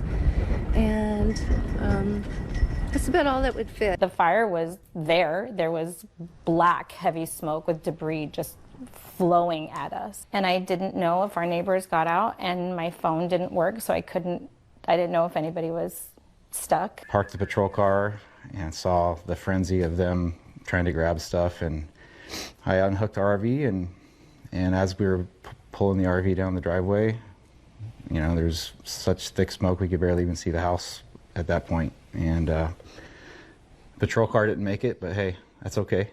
They're this guy's staying ever positive,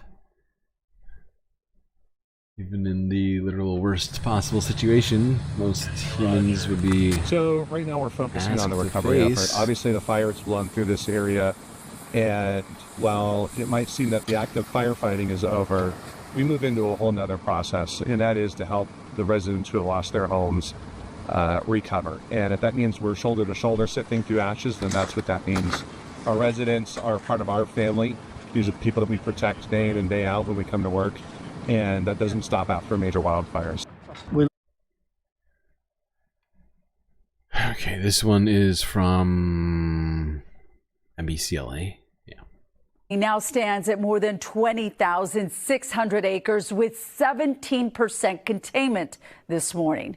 And firefighters remain at the scene trying to get control of the flames as more than 100 structures have burned in just a matter of hours. Let's check in with NBC4's Annette Arriola live in Camarillo with a look at the devastation. Actually, I think we've seen enough of the devastation, and you know this is a perfect time because I was really hoping this person, or well, the person was wrong. This bird would be here. That being Donald Duck. Good to see you, Donald. By the way, and this story is basically for you. In the wake of the fire, at least some were saved. Let's take a look.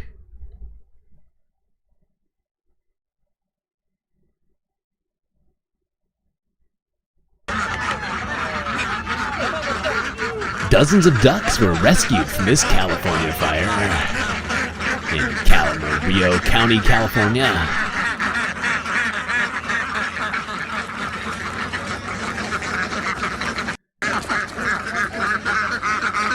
Thankfully, these ducks here made it to safety.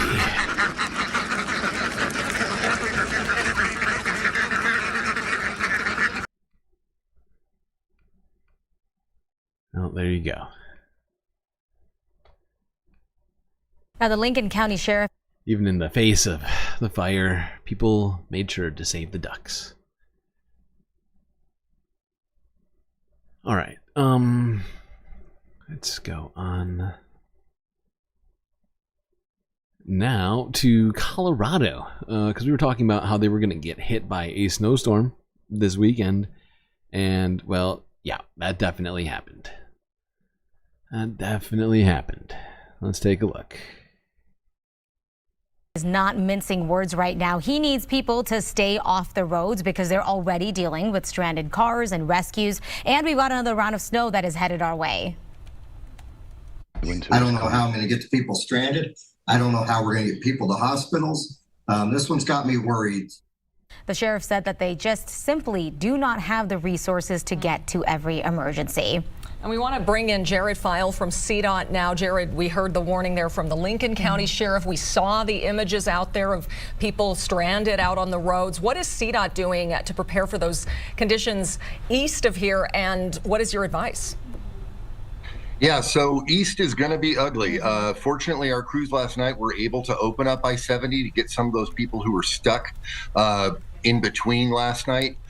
We're able to clear about a dozen trucks and passenger vehicles, so that'll help at least.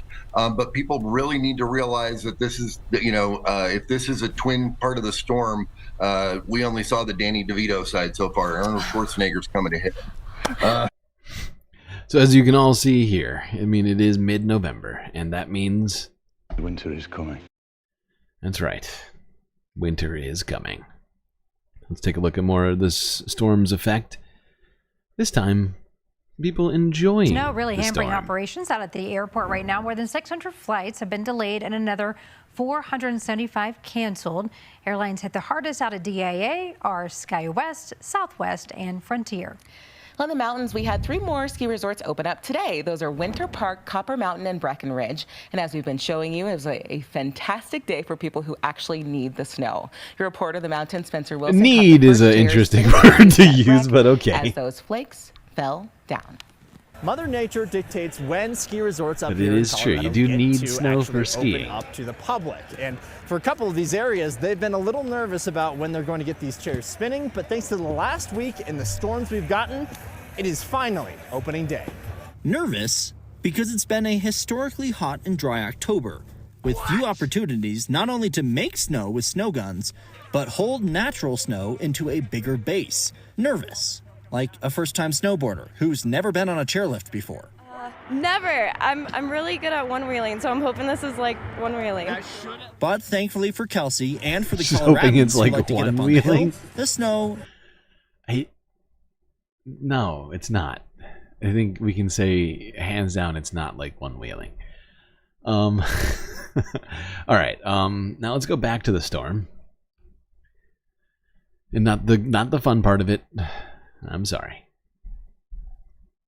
Continue on with our weather coverage here. I want to bring into the conversation from the National Weather Service, Scott Overpeck. He's here. You're worried about Jerry? I'm sure Jerry will be back. I'm sure she's just taking a personal break. You know, some Jerry time. You know, there's nothing wrong with that. You know, sometimes we all need a little bit of little me time, a little break from all of the doom and gloom. To us just about the snowstorm that's happening in New Mexico. The governor has now declared a state of emergency. Scott, thank you so much for being with us here on Live Now. Absolutely. Thank you for having me. And so when we're talking about some of these snowstorms, can you kind of explain what's happening on the ground there in New Mexico for folks who are in other parts of the country? Well, we had a storm system that formed over Arizona and has moved over the state the last couple of days and is currently on its way out. The problem is that we had a lot of moisture with this system and it produced a lot of snow, especially up in the San Cristo Mountains, and even pretty widespread across much of the state. And this has really caused a lot of travel problems on the main roads like Interstate 40 and Interstate 25 up from Santa Fe through up to Raton Pass. So very dangerous conditions that developed, and currently that system is on its way out and hopefully allowing for people to recover from this. Absolutely. And we're taking a look at some of the video footage that we have from the city of Santa Fe. Again, completely snow covered at this point. Let's also take a live look at what things are looking like in New Mexico on the ground right now. It's, like you said, on the way out. The skies look clear at this point from this vantage point, but these storms are just so powerful when they come through. Is this typical of something that you see at this point in early November? I think that's part of the problem, is that in early November, we don't see this very often. Now, back in 2020, in October 26th to the 28th, we did have a powerful winter storm come through New Mexico.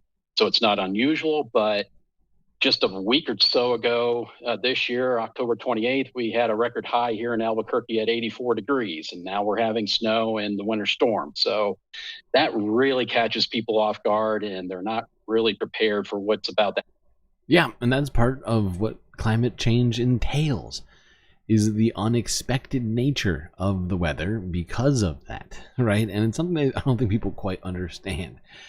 You know, snow will exist at least for some time with the existence of global warming, but it's about when people are, you know, expecting these things, it changes, or people get used to the warm, and then massive snowstorm comes. You know, it's like, you know, at some point the weather is just going to continue to become so erratic that it's going to be incredibly hard to even, you know, to assume what's going to happen in a season. Like, we saw how long certain seasons have been extended this year, whether it be fire season keeps getting longer and longer, hurricane season keeps getting longer and longer. These sorts of things, you know, it's just all part of it.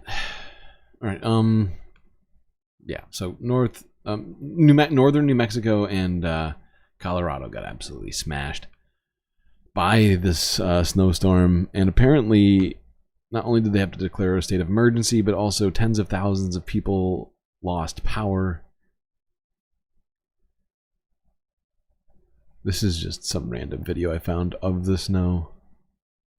It honestly looks kind of beautiful and fun right now. Like, I kind of want to jump into it a little bit.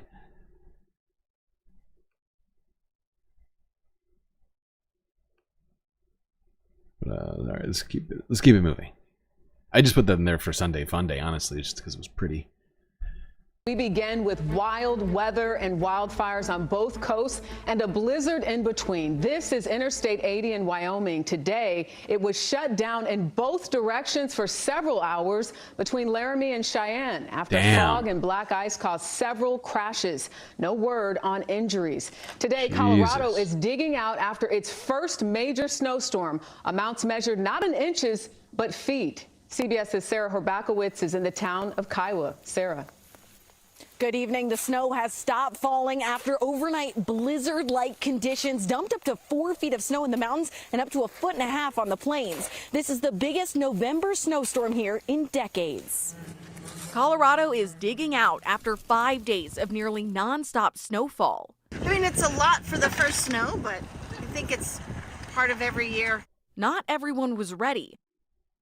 Jackknife tractor trailers clogged major highways in Colorado, forcing the closing of I-70 and I-25 to big rigs. My colleague at CBS Colorado, Alan Janae, talked to a truck driver who was fined over $1,000 for not having chains on his tires.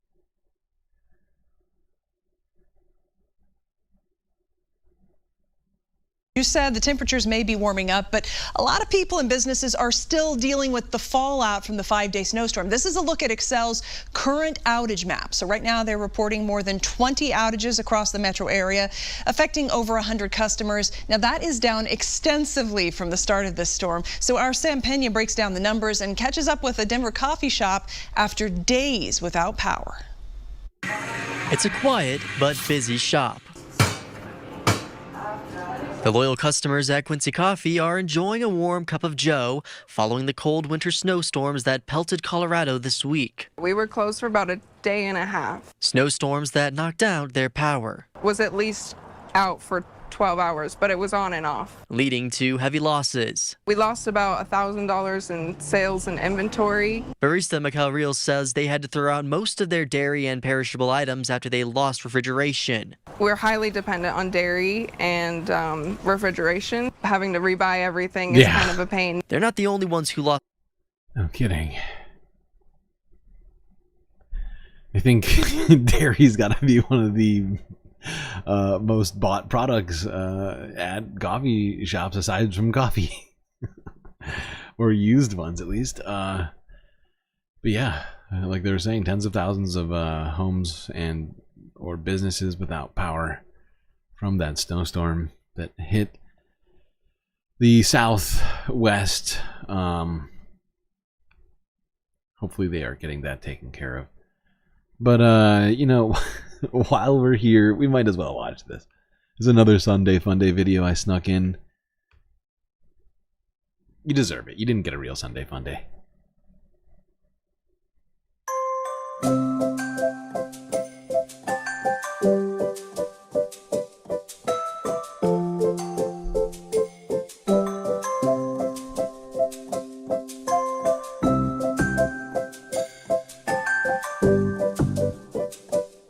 Come on. This guy is enjoying the snow a little too much. I mean, he is just sort of sprawled out here.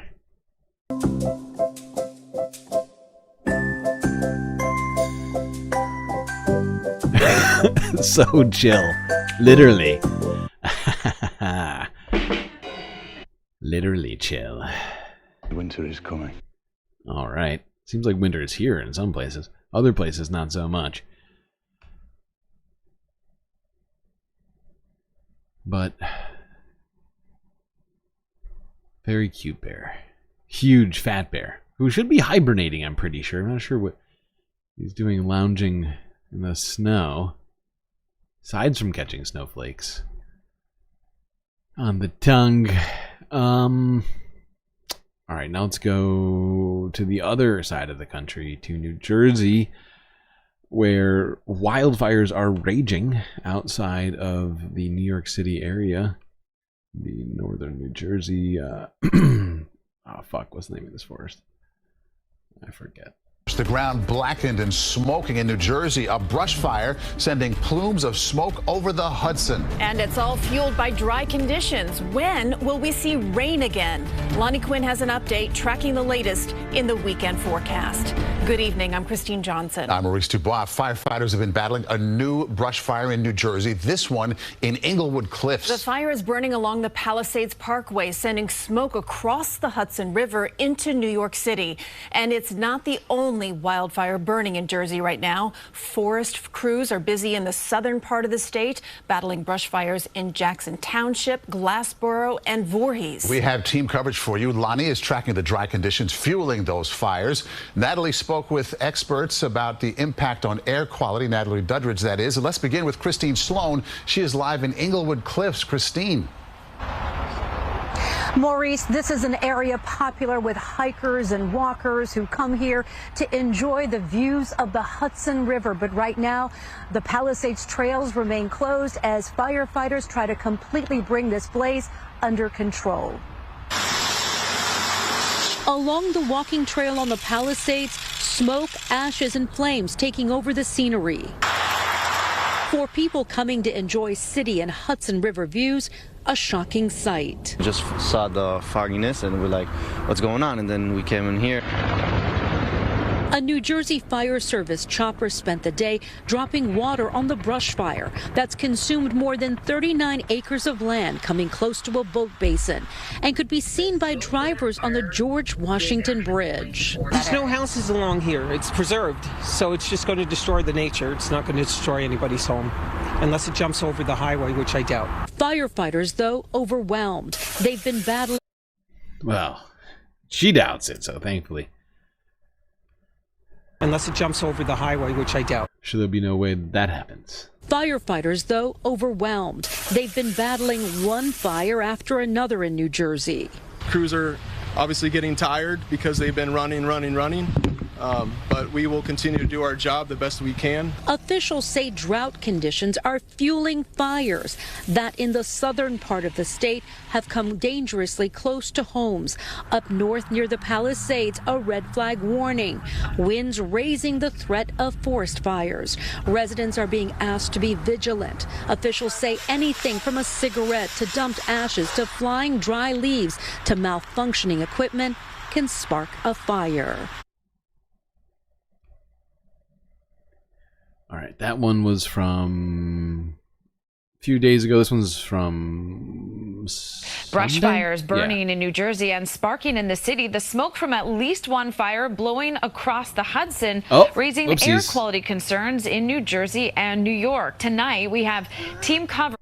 No, that didn't last very long. Remember when that lady was saying, I'm pretty sure it's not going to blow across the highway or the Hudson. Raising air quality concerns in New Jersey and New York. Tonight, we have team coverage as crews work to get these flames under control. Alicia Reed in New Jersey, where several fires are burning at this hour, and Derek Waller is in Brooklyn, where at least one brush fire was reported today.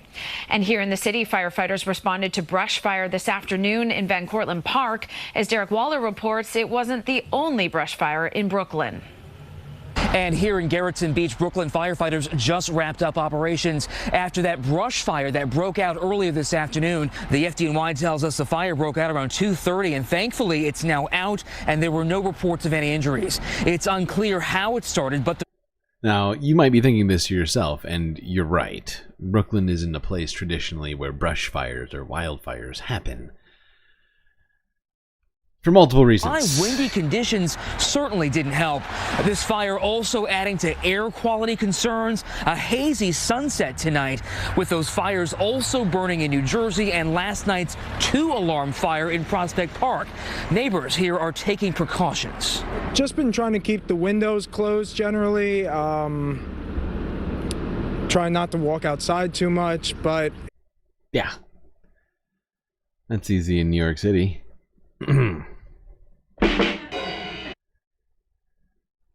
A man now accused of starting these flames in Jackson Township. We've called it the shotgun fire for days now, and now we may know why. Police say this man fired a rifle at the Central Jersey Rifle Range with a type of ammunition that can shoot sparks and flames. And now that man is under arrest. Come on! Hey, thank you so much for joining us tonight on this Saturday. I'm Frances Wang. Crews have battled wildfires in New Jersey every day for over a month now. This is NBC why Neil we... Fisher has the latest on this arson investigation. This is why we need to... People can't be trusted with these sorts of responsibilities, tonight apparently. we've learned that that man has been charged with arson and a firearms violation in connection to the shotgun wildfire in Jackson Township, Ocean County. Tonight, the Ocean County Prosecutor's Office announced that 37-year-old Richard Shishady is responsible for starting this 350-acre wildfire that began at the Central Jersey Did Rifle she say Range ammunition? on Stump Tavern Road. The prosecutor's... You know what, she very well may have said that, but I don't think we have time for me to personally go back, but I mean, I'm sure you could, you know, sort of go back like 20 seconds. said, quote, the fire was caused by magnesium shards of a Dragon's Breath 12-gauge shotgun round igniting available combustibles on the berm of the shooting range, end quote. Investigators say Shashady pulled the trigger using illegal ammunition, which started the fire. This one of more than 1,200 wildfires that the state has seen this year, including recent fires in Burlington and Gloucester counties. Well, at least they know who did it, but Jesus, doesn't stop the wildfire itself, does it? Nope. Turns out, checking my sources here, it says it does not stop the wildfires themselves. We do begin with the wildfires burning on both coasts tonight. Here in the Northeast, an unprecedented stretch of dry weather is fueling fires outside New York City, and they are now deadly. This weekend, an 18-year-old New York Parks employee died battling a blaze near the New Jersey border. Jesus. The fires created a haze over parts of the region and multiple air quality alerts. And in the West, Southern California's mountain fire has already burned through 30 square miles and destroyed more than 130 structures. Firefighters are struggling to get the upper hand. ABC's Morgan Norwood leads us off with the latest. Tonight, firefighters in New York and New Jersey racing to put out a dangerous wildfire that's already claimed at least one life. The Jennings Creek fire burning in a rural area about 35 miles northwest of New York City. The 3,000-acre blaze, 0% contained, and threatening more than 24 structures. Conditions, tender dry, and residents like Doug Jones on edge. With the dryness, I'm concerned about embers flying over into my house. Families like Joseph Toomey's preparing in case they need to evacuate. My wife and I packed up some bags for ourselves and our kids in case we get that order. Everything's kind of ready in the car. And tragically, officials say 18-year-old Dario Vasquez, a New York State Parks and Recreation aide, was killed battling the fire on Saturday. It's heartbreaking. It's very unfortunate. Wildland firefighting is one of the most dangerous jobs someone can have. And in the West, the mountain fire scorching more than 30 square miles west of Los Angeles since Wednesday. The fire's rapid spread, fueled by what was the strongest Santa Ana wind event of the year, destroying more than 130 structures. Our Jacqueline. All right, we already watched the California stuff, so we're going to go next one. This is from earlier today, I think. The Jennings Creek fire on the New Jersey-New York border. Right now, voluntary evacuations are underway in Greenwood Lake, that's Orange County, New York. The fire has now grown to 3,000 acres. And sadly, it has turned deadly after a New York State Parks worker died trying to fight the fire yesterday. Here's Eyewitness News reporter Sonia Rincon. It is a tug of war between the firefighters and the fire. These images tonight, captured by Orange County Executive Steve Newhouse on the front lines, show the fire threatening homes. So far, firefighters have kept them all safe, but many of their residents aren't home tonight. Yeah, we had about 40 homes and residents that moved out voluntarily. We didn't really have to encourage them too much because they saw out their window a major firestorm coming their way. The same firestorm is blamed in the death of 18-year-old firefighter Dario Vasquez, hit by a tree battling the fire on a mountain. We had grief counselors. Jesus, so 2 people now have died battling these fires within the last 48 hours. Jesus Christ. On station here last night. It was a very difficult night last night, and then waking up to the fire making advances didn't make it easier today either. It's called the Jennings Creek wildfire, also impacting Passaic County, New Jersey. Officials there say it's about 10% contained. Here in Orange County, New York, they'll reassess in the morning. We have to shut down operations at night because it's hard to fight up on that mountain. We don't have enough state rangers. The state is now coming in with major resources tonight and tomorrow. But the local firefighting effort to protect the houses continues all night. And if anyone does need a place to go, the Village Hall is open as a Red Cross shelter. Where they can stay, where they can eat, where they can charge their phones. Local businesses tonight are quiet. This is terrifying. I mean, there's a lot of very populous places around all of this. So, I mean, this affects a lot of people and could start, drastically affecting a lot of people more than it is now. Nothing like this. Tonight's light rain was welcome, but not nearly enough to offset the weak. I mean, that fire that showed up in Brooklyn should be hugely concerning to people in this moment. Of bone-dry weather that's led to the drought conditions, and the fire has gotten into the roots of the trees, so it can spread underground. It's like putting a Band-Aid on something. It will help. Any kind of wet will help, but yeah, no kidding. And there was some wet weather earlier,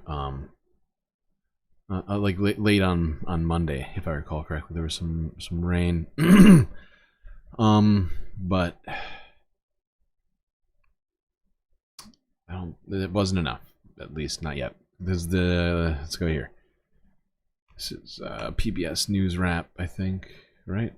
Oh wait, no, I got a couple more. This is another one from this morning. Crews are struggling to contain a wildfire burning in both New York. Yeah.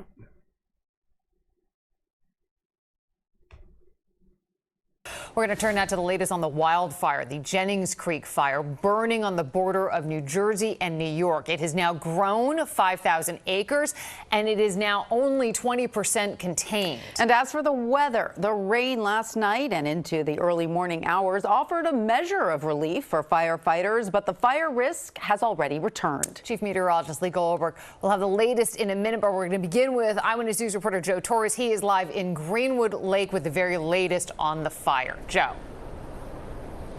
Liz and Tanya, yes, 20% containment on this fire that is still burning in New York and in New Jersey. Today, an attack from the air. 2 helicopters that were brought in. They're each capable of dropping hundreds of gallons of water onto the flames. But as you look at pictures from Newscopter 7 showing the fire that is still burning in New Jersey as well as in New York, there's a big concern. The winds, if the winds become too strong today, tomorrow, the next day, well, then those choppers can't fly. Yeah, and the other problem is that wind is also helping spread this fire, and you can see just how flat this smoke is like against the ground, right? Like smoke rises, right? Generally speaking, but wind's gonna push it. But you can see the initial starting point here, but doesn't even seem to actually lift up off the ground until, I don't know, around here. So that's like what? It's hard to tell in terms of perspective from up here, but like at least 100, 200 feet. Which has got to mean that wind is moving pretty fast. And that would make a difficult and dangerous job even more challenging. Greenwood Lake this afternoon, liftoff for a pair of New York Army National Guard Black Hawk helicopters, each one capable of dropping 660 gallons of water on the Jennings Creek wildfire, a blaze that has already burned 5,000 acres, equally split between New York. Yeah, and the problem with New York is that the ground is completely covered in dry leaves that all just came down within the last few weeks. York and New Jersey. This is one of the worst natural disasters the town of Warwick has seen in many, many years.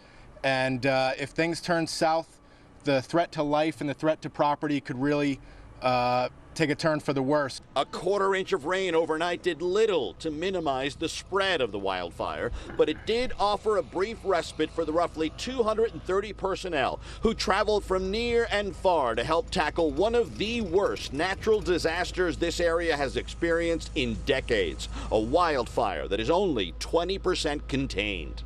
When I got here this morning, I saw fire trucks from Oneonta. Some of them might be close to Syracuse that traveled throughout the night. It was especially frightening yesterday when the smoke was so thick and you could smell it everywhere. And I walked out to my car and I saw ashes all over my car. Yeah, that would be terrifying to come out to. It's like, oh, we just barely skirted a disaster just now. I mean, Jesus. Okay, PBS NewsHour. Oh, wait, this is a news wrap, isn't it? Nah, PBS, screw you. We're skipping you. Let's go to this. This is wild. And I actually was going to talk about this a lot earlier, but because I didn't stream on Sunday and everything else we've been talking about, this is only going to be coming up now. But it's about time we talk about this. I've been wanting us to talk about this one for a while, but it's just not. It's honestly not the most pressing story, but it's definitely one of the most hilarious stories. Let's see. Yeah, I gotta skip ahead to this. That's it, chat. All right. Time for us to talk monkeys. Little monkey business. Police in South Carolina's Low Country are asking people to keep their doors and windows locked. Workers are laying traps to catch dozens of monkeys that escaped from a research facility last night. CBS News spoke with the company's CEO. Dave Malkoff reports.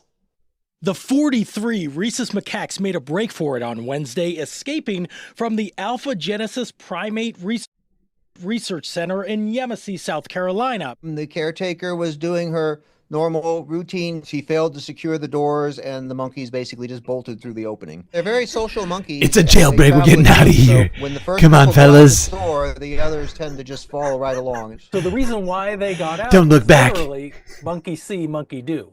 Absolutely. President and CEO Greg Westergaard says the monkeys, which are used for vaccine development, are hanging out in the woods near the facility. A bystander says he saw the escape, although...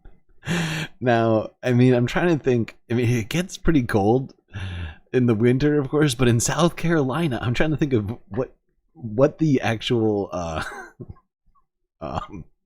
habitat for macaques is. I think it might be slightly too cold for them. So I'm fascinated to see what's about to happen with all this. But video he recorded could not be verified by CBS News. I think they're having an adventure. Yeah, fugitive primates are undoubtedly. Now this was from 4 days ago. Let's move a little bit more to the current. This is from 2 days ago. Take a look at this video right here as the search does continue for 43 monkeys. I'm not gonna lie. The thing that this makes me think of, movie Project X, yeah, I'm familiar with that. But the first one that actually came to mind when I heard this was 28 Days Later, right? Like the zombie apocalypse movie where infected monkeys infect humans, and then, well, you know, zombie apocalypse, of course. And it's just like, it's the first one because I remember I watched that. I was pretty young when that came out. And it just stuck in my mind. For medical research that escaped from a compound in South Carolina. Police here about an hour outside of Savannah, Georgia. Like that was the first one, but then like the thing that comes like immediately after that for me is the CLIT commander, of course. The coalition for the what is it? The liberation of itinerant tree dwellers. That being yes, Jay and Silent Bob. Yes, exactly. Monkeys made a break for it Wednesday from the Alpha Genesis facility, and the video actually shows the monkeys nearby. You can see them in the distance there, kind of run by in the middle of your screen. Now, they're all females and are the size of a cat, weighing about 7 pounds, all of them bred to sell to medical and other researchers. Police say they've been seen exploring the outer fence of the compound, cooing at the monkeys that are still inside. Authorities in the town are recommending people who live within a mile from downtown keep their windows and doors closed and call 911 if they see the monkeys, but do not approach them. However, they also add the monkeys pose no risk to public health. A lot to discuss. Phew. At least we don't have to worry about zombie apocalypse. That is good. I think there's more footage of this. Yeah, one more.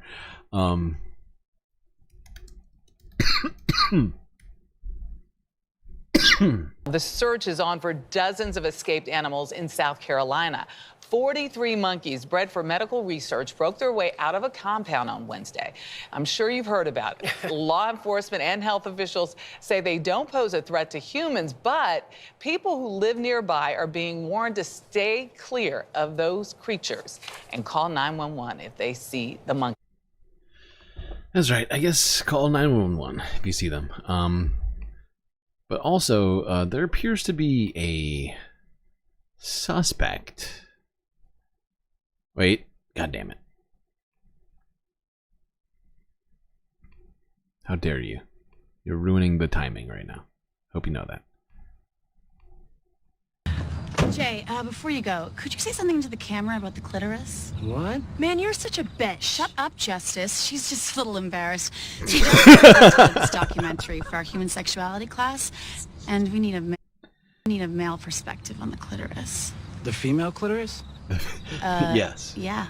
Jay, you don't have to do this. No, it's cool, hon. There's a few things I could say about the clit I'd like you to hear. I am the master of the clit. Remember this fucking face. Wherever you see clit, you'll see this fucking face. I make that shit work. No one rules a clit like me. Not this little fuck. None of you little fucks out there. I am the clit commander. When it comes down to business, this is what I do. I pinch her like this. Oh, you little... Jesus Christ. I'm sorry. So that is, yeah, that's the current, suspect. No, I'm kidding. But I can't help it. These clips, they happen. I'm Reg Hartner with an exclusive News Now bulletin. A Provasic animal testing facility in Boulder was the focus of an attack by a terroristic primate rescue syndicate calling themselves the Coalition for Liberation of Itinerant Tree Dwellers, or simply CLIT. In a videotape sent to authorities this morning, credit for the liberation of an orangutan from the lab last night is taken by these men, identified in literature that accompanied the tape as Jay and Silent Bob. In this chilling clip, they make it very clear that they are in control. Chilling is one way to put it. We are the Clit. None of you are safe. Now tremble before the might of our merciless leader. I am the Clit commander. Terrifying. Now, here to help us explain this footage is Federal Wildlife Marshal Willenholly. Marshal Willenholly, thanks for joining us. At this point, what can you tell us about the clit? From the intelligence we've been gathering, we've discovered that the clit is actually a tiny offshoot of the labia. The Liberate Apes Before Imprisoning Apes movement. Exactly. Now, the two men that you saw in the video, they go by the obvious code names of Jay and Silent Bob. If anyone out there should come across them or any other clitties, please exercise extreme caution. See? Well, there you have it from two very reputable individuals. Exercise extreme caution.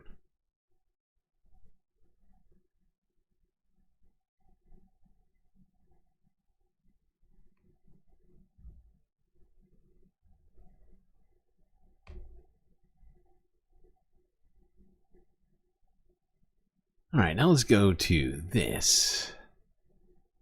You're cringing in your boots. I'm so sorry for you and the cringing that just happened. It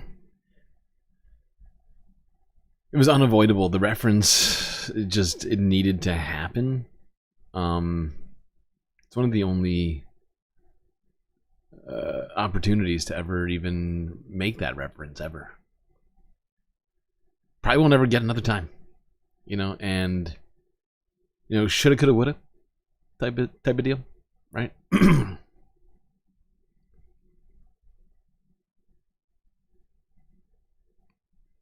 right, let's go to this because the situation in Spain still not at all really improved.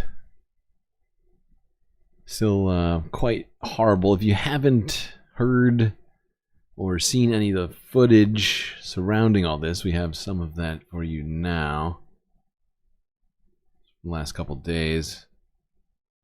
This is more footage of people going through what are completely flooded underground car garages where there are believed to be people trapped inside of these underground garages, as well as other places in the Valencia area. It's still not clear just how many people are yet dead from this catastrophe, because of the fact that the flooding still has not subsided. They still have not managed to pump all of the water out and get it all out of all the different places. As you can see, devastation is just incredible in the worst way possible. I mean, you can see this, like an entire rail line just moved as if it was you know, Lego pieces.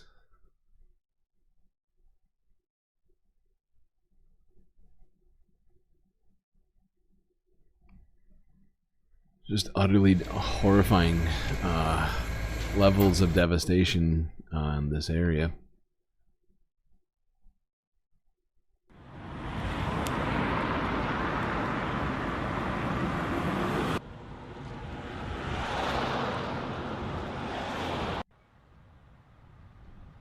Estaban aquí esperando y vino el agua y no dio tiempo a nada. Y mi hermano lo arrastró y terminó cogido allí a una valla. Sorry. I just can't speak Spanish, so this is a struggle to watch without subtitles. Unfortunately, AP Archive never want to do the work for us.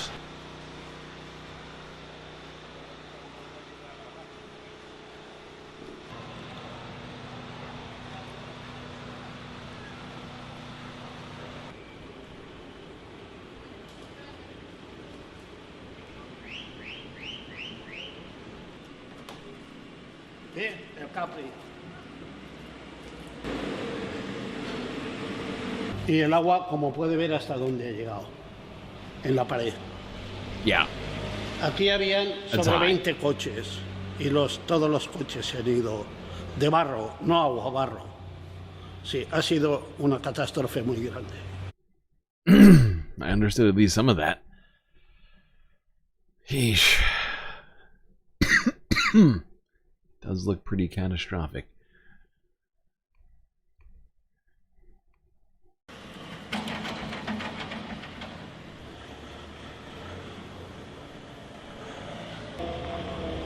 Part of the problem here is that Valencia doesn't historically get, you know, big floods. So this sort of flood that happened, the government wasn't prepared for. The infrastructure itself was not built to withstand this, and well, as you can see, the results are clear. But this is in fact a warning sign for much of the world.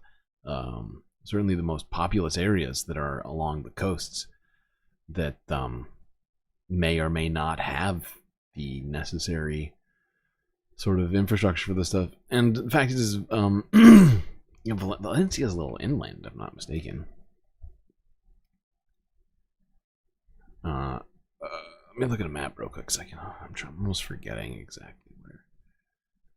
No, it's not on. It's not inland. Where is this? Why can't I? No, don't zoom in. Oh, I hate the way Google Maps works. Stop this nonsense. Oh, fuck you. Oh, good. Oh, that's what I get for trying to do something like that. Oh, now my browser has decided to stop working. Very helpful. Oh, good. Oh, yeah, that's what I wanted.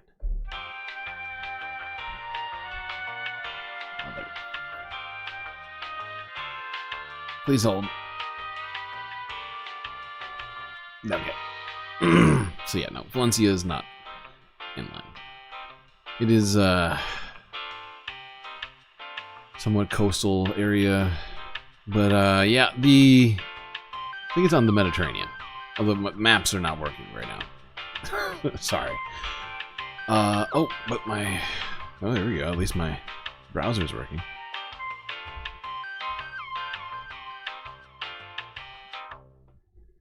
Well, you know what? Fuck it. I'm gonna do this again.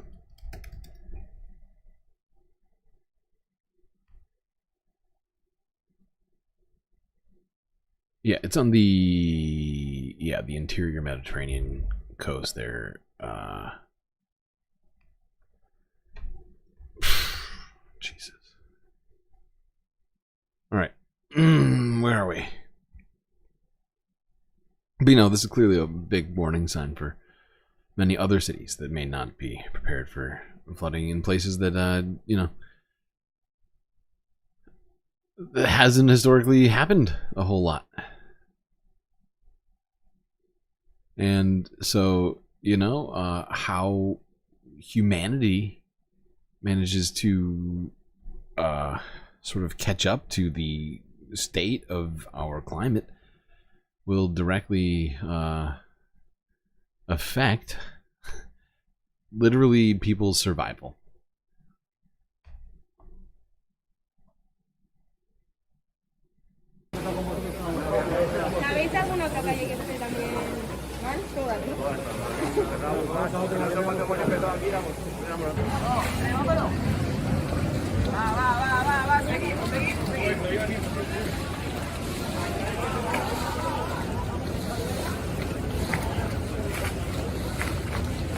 I mean, the fact is, these floods have brought the entire city to a complete standstill. You can tell by just how many people are out here trying to get this done.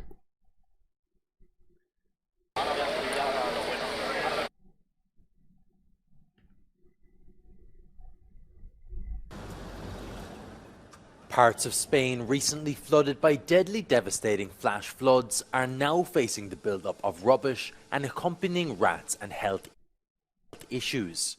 Local authorities are calling for the organisation of military trucks to take rubbish from the areas affected to recycling and waste management plants. Though plants might not be that far away, congestion and ruined roads means it takes a long time for lorries to arrive there. The build-up of rubbish has created a public health problem, which was then exacerbated by the proliferation of rats following the flood. Almost 2 weeks after the floods, rescue teams in Valencia are working against the clock to locate the people still missing. I can't believe how long it's been since this actually first hit.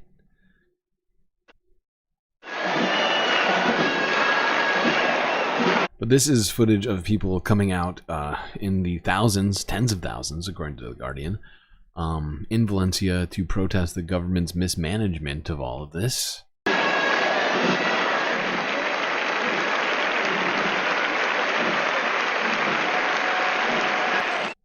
And one thing that I think that is important to at least put into perspective for all this, I mean, right now I'm sure everybody is very upset in Valencia. But the fact is, I mean, well, I don't know about the infrastructure. I do know that Spain has at least been doing more than their fair share in terms of trying to combat climate change, switching their grid over to renewables. Now, I don't know. It seems like they did not do enough in terms of infrastructure and preparing for potential, you know, climate disasters. But at least they're doing that, right? I'm going to give them that small, like, what do you call it? It's not congratulations. It's another word.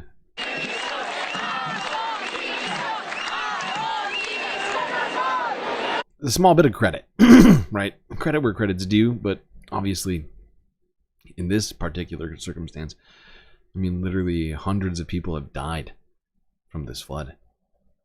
And, you know, I don't blame people for being upset. Estamos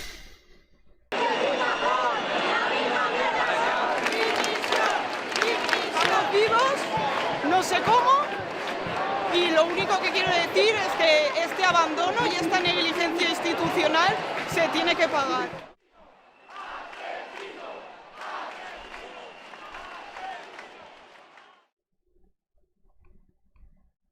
Okay, now, actually, let's go here.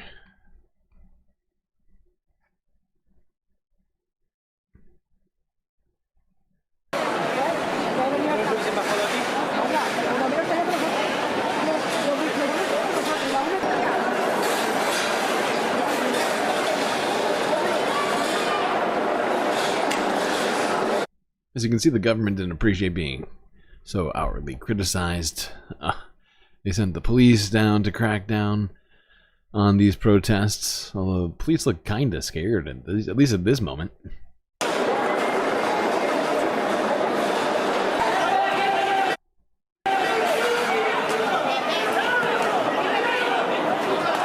What the fuck? I take it back. He just ran and just attacked some appeared to be some random dude walking. Just sort of chilling. Blam. Jesus Christ.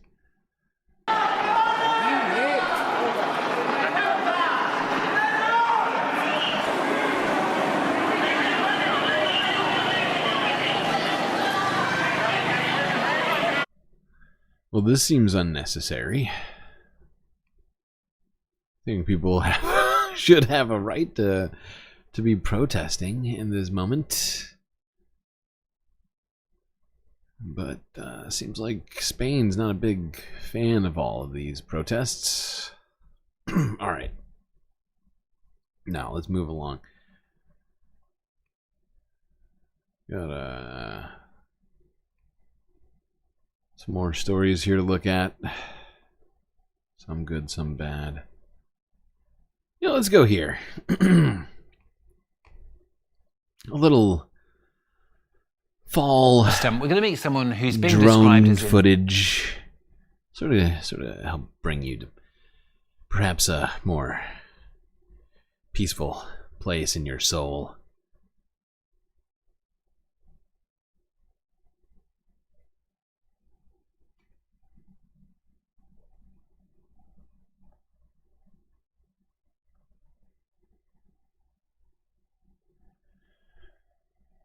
It's lovely, all the colors of the leaves.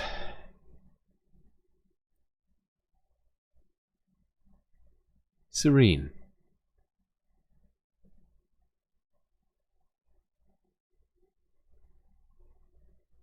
It's almost like a different planet.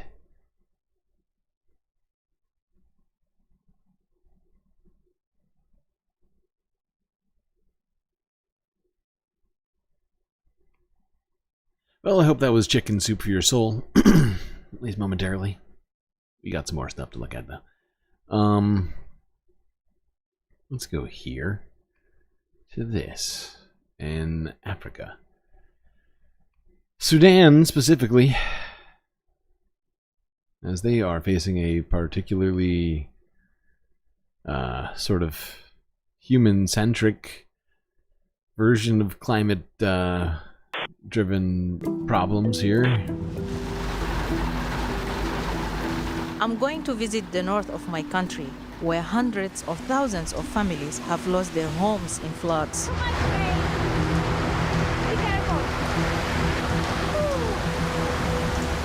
Climate change driven by fossil fuel use has increased the risk of flooding across the world. I've heard oil pollution in the area is making a bad situation even worse. The oil in the environment and in contact with the human being is a silent killer. So with these floods right now, it is a disaster. You can see the flooding waters here. Look at the water and look at the camp this side. The only thing that's supporting those people is this long water dive to keep them dry and safe.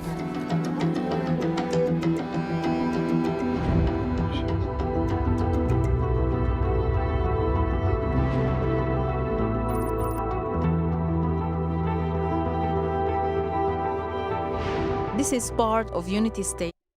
So, that if you're not picking up on what's happening here, not only we talked about Sudan getting hit by floods earlier this year. They've been having some problems there. It's also happens to be in sort of a delta region, and the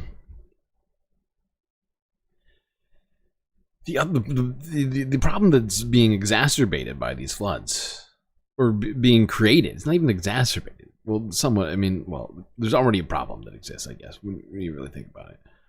Not just in terms of the effect, but like the oil drilling that's happening in Sudan is not good for the groundwater to begin with. But then you start having these floods happening, churning up all of that in a place where the regulations on some of these oil refining and drilling sort of things are almost non-existent, and people are, you know, leaving uncapped wells and all sorts of other stuff, and which leads inevitably to even worse effects than you might have with more regulations, and just devastating. This is part of Unity State before the floods and after. In 2019, extreme flooding began. At the flood's peak in 2022, up to 70% of Unity State was underwater. More than 700,000 people have been affected across the country. Tens of thousands moved into Bentiu camp.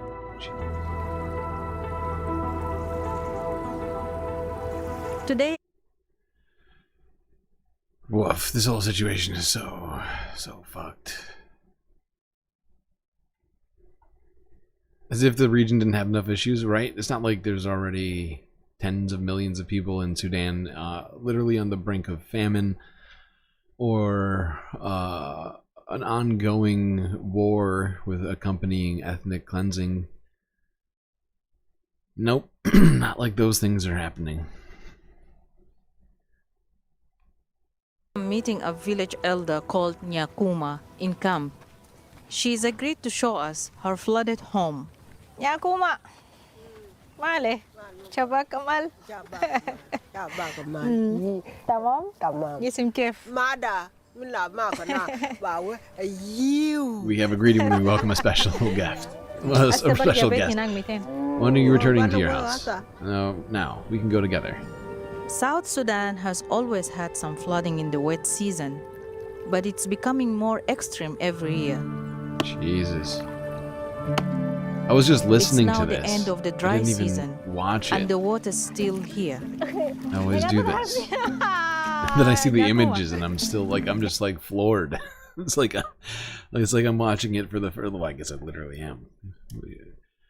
It really hits when you can see it, you know. Something about that. Here. Nyakuma. Nyakuma.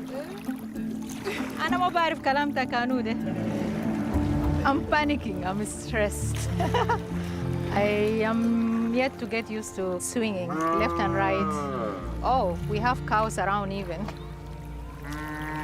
The Nuer people of this area have always kept cattle, but the floods have changed everything. How do you even keep cows in this area? I feel like they get stuck in the mud. Jeez. What are we doing on time right now? We gotta keep going. Suffice to say, this is worth a watch. It's the BBC. Now let's go to Asia, because there's a number of other things climate-wise going on there. First to Pakistan. This is an Al Jazeera report from 10 hours ago. Apparently hundreds of people have now been hospitalized in Pakistan as smog in the area has reached record levels, enshrouding the city or the country essentially in just horrifying pollution.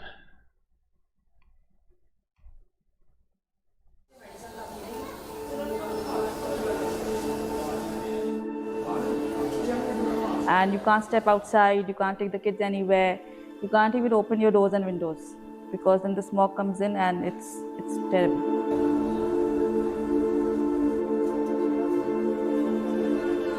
Many patients say they have a cough or feel burning. Hundreds have been admitted to hospital due to the smog. We tell people to wear masks, not to go out if there is no need for it. For the ones who are already asthmatic or have respiratory disorders, their conditions only get worse.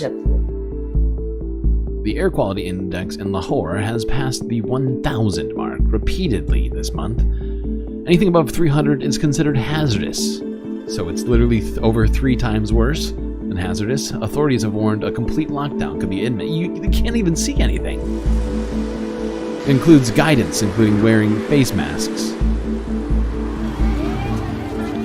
This is wild.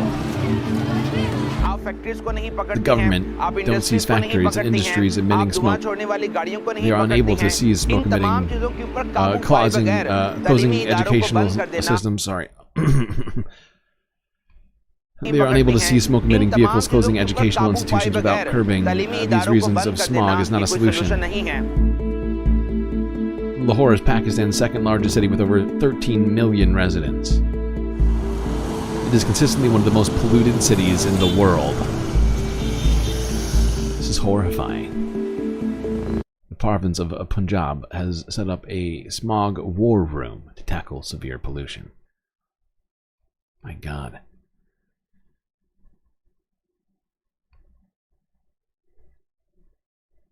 All right, now let's go to the Philippines, as another typhoon has hit them. In fact, there was a typhoon that hit them that we didn't even cover because of the presidential election. Kongray, I think it was called. But this is a new one already. Jesus. Man.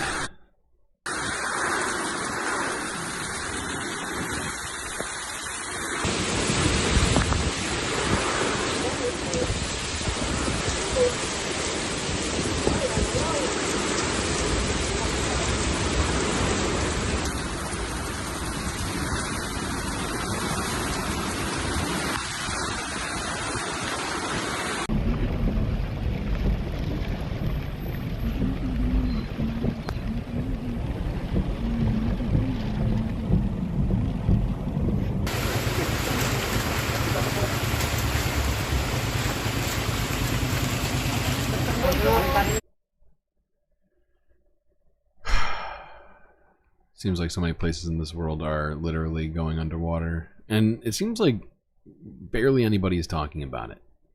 You know? But like places like the Philippines, like Sudan we were just talking about, like, you know, Bangladesh, Tuvalu. I mean, there's so many places we could go down the list on that are struggling with problems like this, where their homes are vanishing beneath the ocean, essentially, or floodwaters. Ah, boy. Okay, last environmental story, and then we gotta do global news. All right, let's go to Australia. Where apparently the first ever emperor penguin known to reach Australia has been found on a tourist beach. Probably normal? I mean, wait, not normal?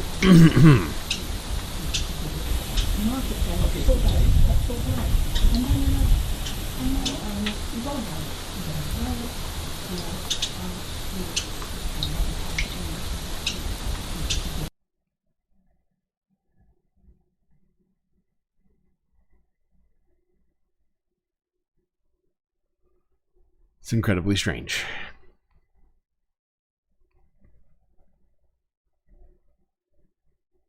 That penguin's not supposed to be there.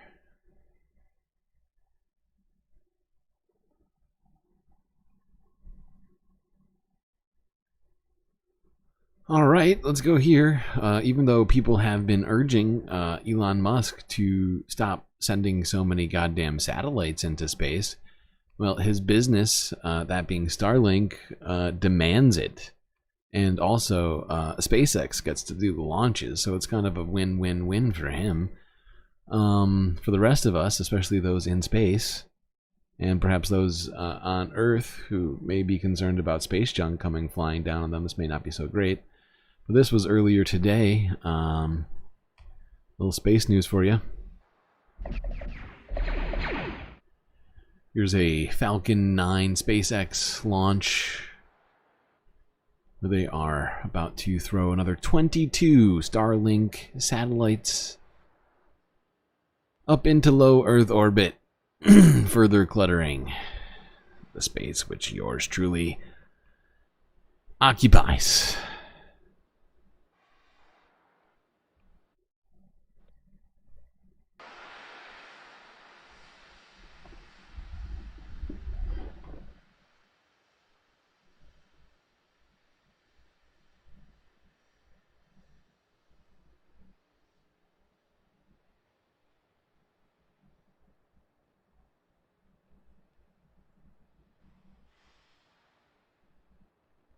Falcon 9 is in startup.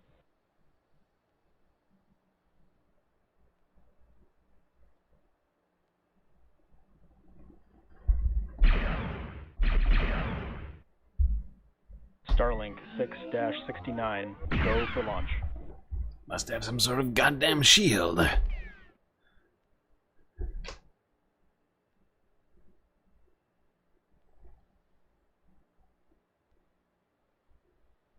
T-minus 30 seconds.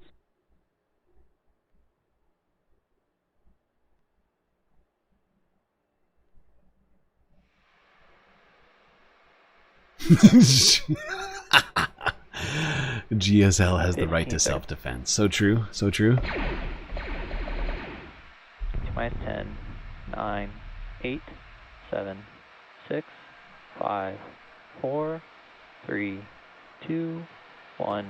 Ignition. Engines full power.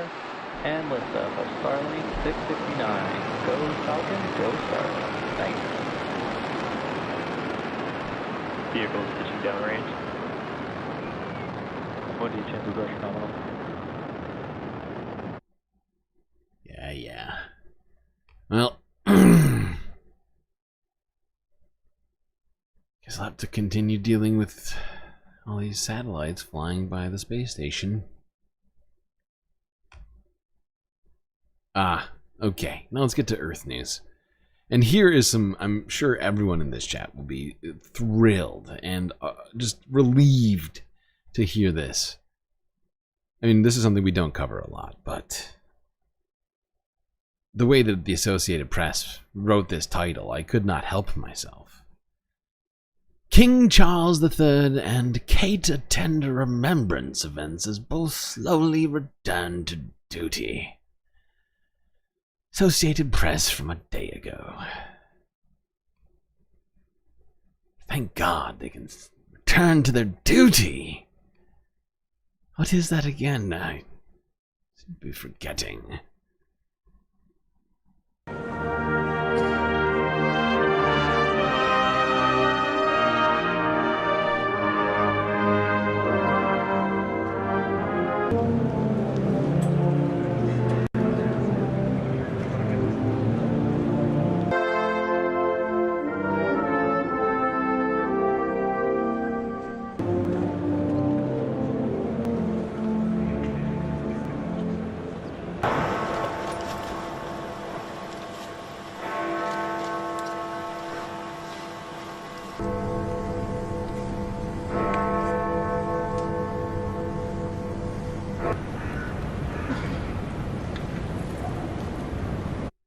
Oh, thank God they're back so they can awkwardly stand here.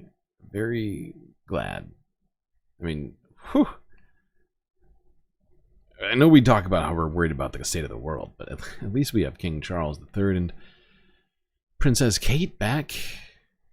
I mean, whatever would we do without them? Literally anything else, in my estimation. Alright, damn. Well, I guess we're gonna skip this one because this is really a Sunday Funday story. It's absolutely irrelevant. Alright, let's go here. Associated Press. 2 days ago, which, if you didn't know, marked the 35th anniversary of the fall of the Berlin Wall.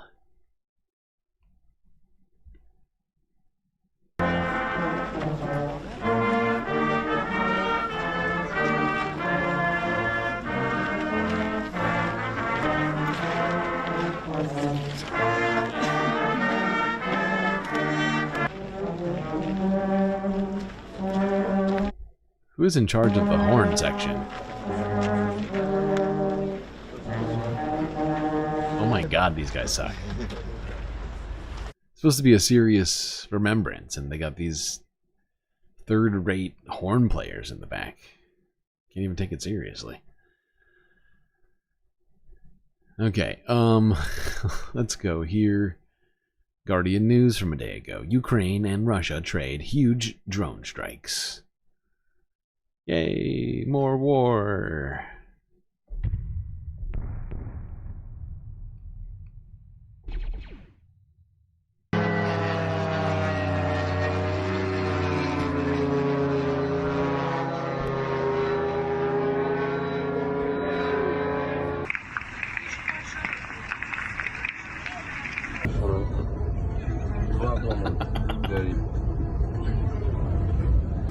You thought the wall fell? That thing's at least 8 foot high. I'm pretty, if I'm not mistaken, I'm pretty sure that's specifically a remembrance wall that is not very long at all, and is just on the location of the former wall.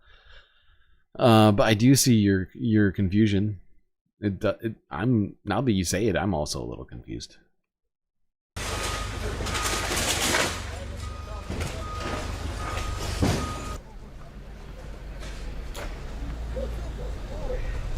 Where's Hasselhoff? I don't know. I'm not.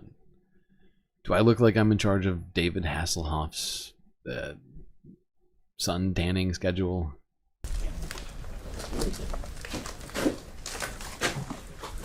Было страшно, что звук, потом затихающий звук этого мопеда, и все, и сюда уже. Okay. Now let's go here. To this great development in the Ukraine-Russia situation as it relates to the old US of A. Sources are telling CNN about Donald Trump's congratulatory post-election phone conversation with the Ukrainian President Volodymyr Zelensky. It was joined by the tech tycoon, as we noted, Elon Musk. Our Brian Todd has more on that for us. Brian, what does the billionaire's presence on this important phone conversation tell us about Trump's approach to foreign policy in his second term? Wolf, it tells us that Donald Trump will be about as unpredictable with foreign leaders this time as he was in his first term. And that's put Volodymyr Zelensky and his country on edge. More than 2 months before he even steps back into the Oval Office, Donald Trump has already thrown a controversial wrinkle into his foreign policy, having billionaire Elon Musk join a call between the president-elect and Ukrainian President Volodymyr Zelensky. I mean, wow. Just wow. It's pretty shocking that he would bring in just a random non-government official like Elon Musk into a conversation like that. I mean, apparently Elon Musk may be in government in the future, but he certainly isn't now. And it's just one of those weird Donald Trump moves that's like makes you really question all sorts of stuff as to what the future looks like. Day after the election. That's according to a source with knowledge of the situation who spoke to CNN. It's an extraordinary breach of what we might consider to be any kind of normal protocol. I really find it to be an indicator also of who it is that Donald Trump is listening to as he prepares potentially to abandon this partner of the United States, Ukraine. The Ukrainians have been concerned. Yeah. Well, apparently Ukraine policy is going to be dictated by Elon Musk now.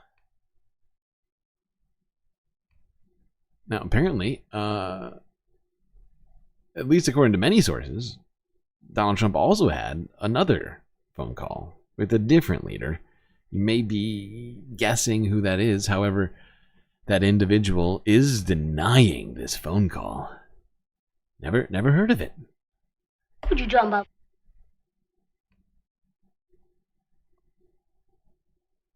Kremlin has denied reports that President Putin and President-elect Donald Trump spoke on the phone. The Washington Post is saying that Mr. Trump spoke with the Russian president just hours after his election win last week, urging him not to escalate the war in Ukraine. But in the past few minutes, the Kremlin's leader's spokesperson Dmitry Peskov has denied that there was any call, saying it doesn't correspond at all to reality. It's completely made up. It's false information. There was no conversation. Okay. Well, according to the Post, Mr. Trump made the call from his Mar-a-Lago residence, where he's said to have reminded President Putin about the large US military presence in Europe and expressed interest in further efforts to end the war in Ukraine. Weird. He expressed further efforts. He wants to end the war in Ukraine. Okay, that seems good. Wait, what's this?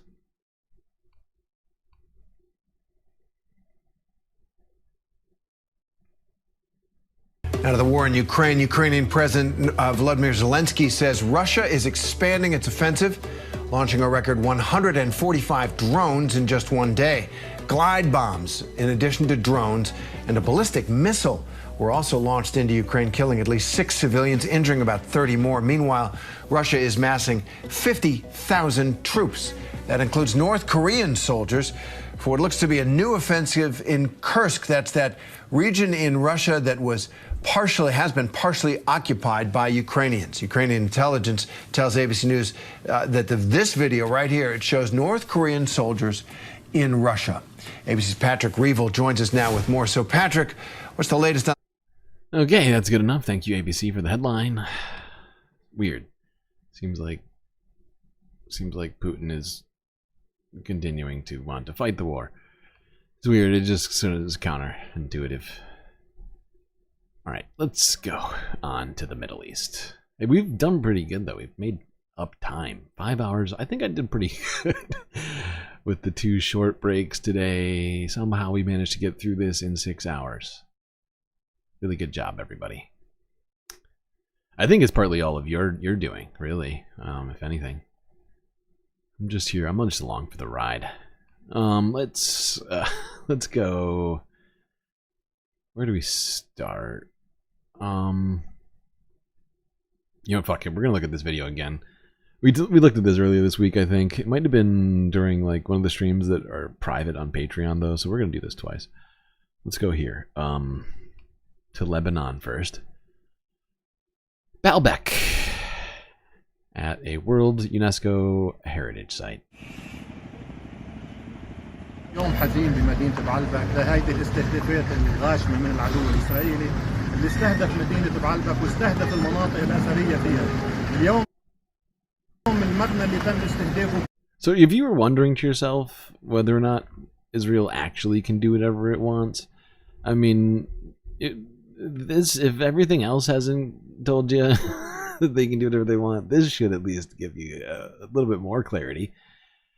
You know, they're just attacking literally like ancient ruins now, right? Like, this is insane. Come on.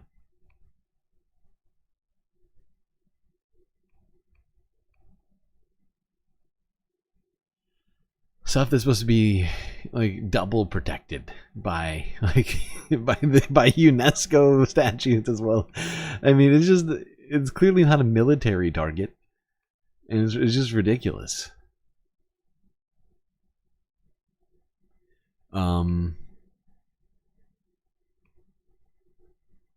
Let's go and see some of Israel's recent attacks on civilian areas in Lebanon's capital of Beirut.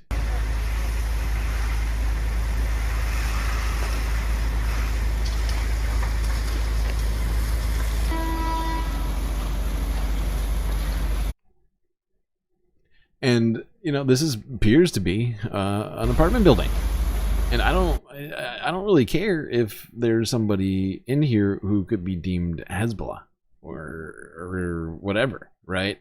Because this is a civilian fucking apartment building. You don't justify this kind of stuff with, oh, there's a target there, right? It's nonsense, and we've been hearing it since Gaza, and it needs to stop, right? Israel's hoping that sort of narrative will carry it through this as well, but it's wild and it's unacceptable. And the further, you know, this goes, the more, I mean, we have to talk about whether or not this is going to happen in other places, like, I don't know, your city or someplace in Europe, or, you know, wherever else. Because if like this kind of stuff is acceptable, hitting UNESCO sites, hitting apartment buildings, because some sort of ethereal, substantiated claim that Israel wants to make justifies these things. I mean, it has to be applied across the board, which turns the world into a fucking a shit show beyond that.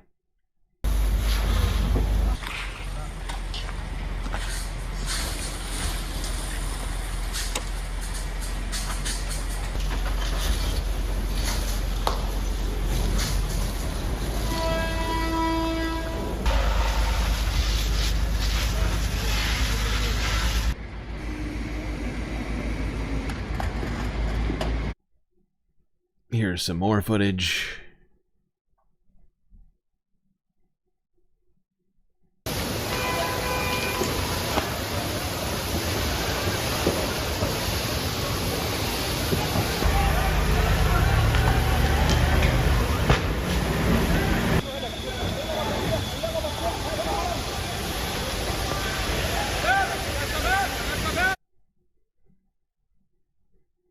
I mean, this is insane. Look at this. This is insane. We just got done watching people doing this for wildfires, and now we're watching people having to put out fires caused by bombs. The world feels like it's on fire. If it's not on fire, it's underwater. If it's not both of those things or one or the other, it's probably being ruled by fascists. I don't know. Just that's where it feels like we're at right now. And slipping into this fucking state of things far too long. Alright, we're gonna skip this one. Let's just go to this Reuters report from a few days ago. Well, it's actually a UN report that Reuters was reporting on.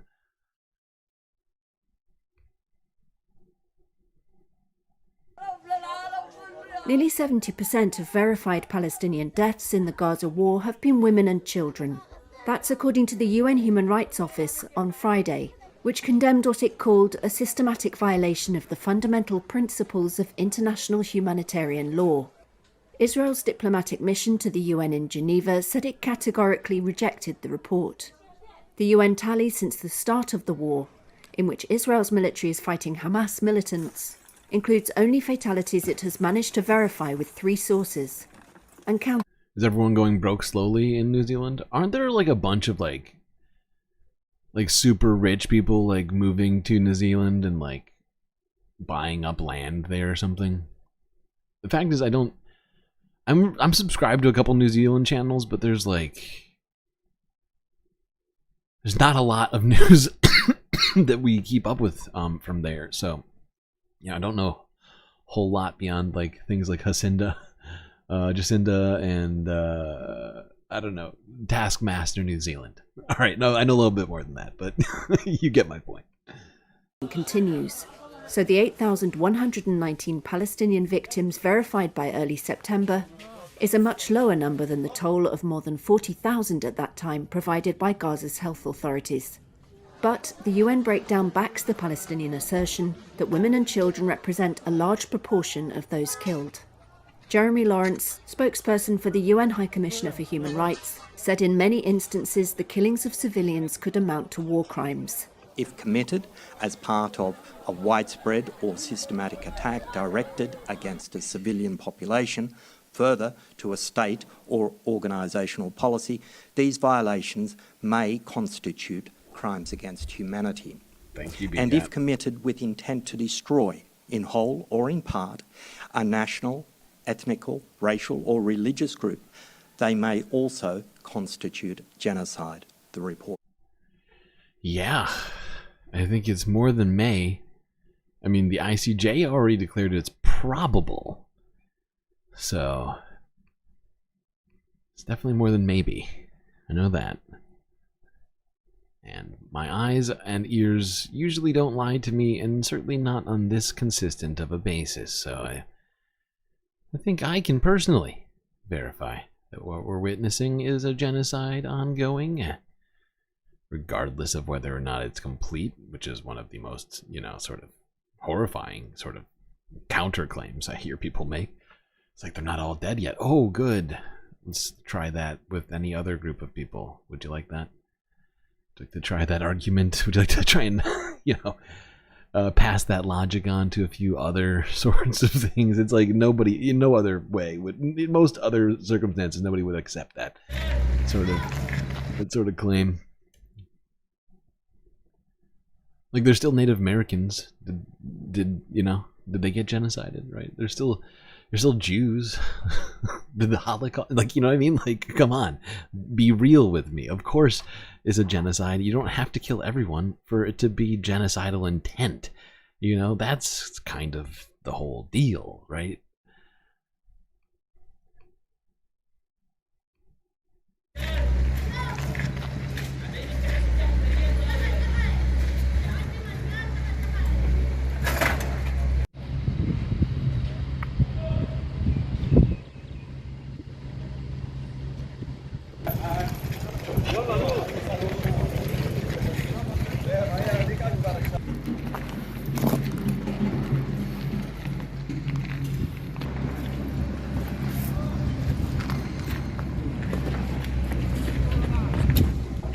I would argue same thing's happening here in Lebanon now.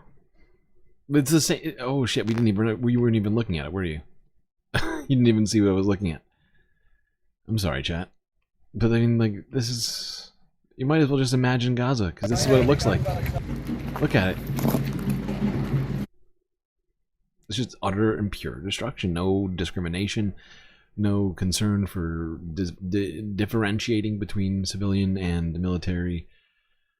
Israel genuinely believes they can get away with doing whatever they want. And you know what? To some degree, they're right. Because America has allowed them to, has continued to fund it regardless of them listening to us on literally anything. They've ignored the 30-day deadline that was supposedly put out there by the Biden administration on aid. That's come and gone now, if I'm not mistaken. They put it intentionally, in my estimation, for political reasons to push it out after the actual election day, and yet still that clearly wasn't enough. And my estimation, if they had just actually said and been resolute about it instead of giving them a 30-day timeline, that might actually won them a few votes. I've already said it once, and I'll say it again. I don't know how many. I don't know if I would have won the election or anything. I'm just saying, an actual clear change in policy, or at least shift in stance on all of this, would have been pretty. It would have been nice, I think, to hear. And at this point, it doesn't matter because they're on their way out, and Benjamin Netanyahu knows that. That's why they're stepping up their attacks, as you can probably tell here. Although it's maybe hard to tell because of just how much has been going on, but it's yeah. At this point, it's up to the Trump administration. I don't think. I mean, it's clear. All right, what's today? November 12th. So 1, 2, like 3 months until Trump is in office, right? Israel can get by for 3 months without U.S. weapons. Right, or at least more of them. They already have enough. They already have, and it's going to be, it's probably just going to be back to the exact same thing, regardless of this supposed deadline now, right? So it didn't mean anything. It was more symbolic than any of the other things. It was more symbolic than the goddamn $300 million aid pier that delivered exactly zero aid to Palestinians.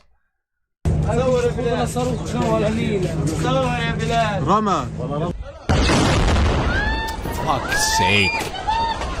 Oh my god, was that a body?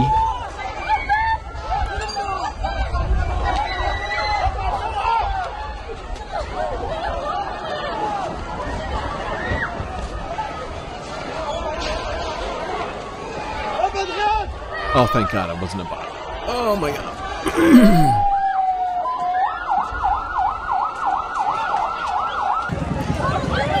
Jesus Christ.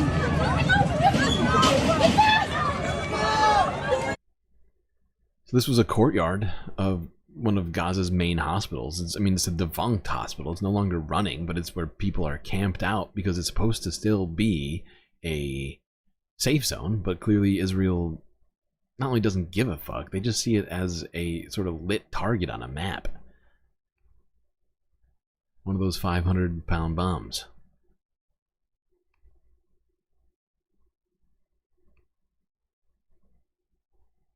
That's fucking horrifying. I'm sorry I didn't warn you on all that, chat. Ah, God. All right.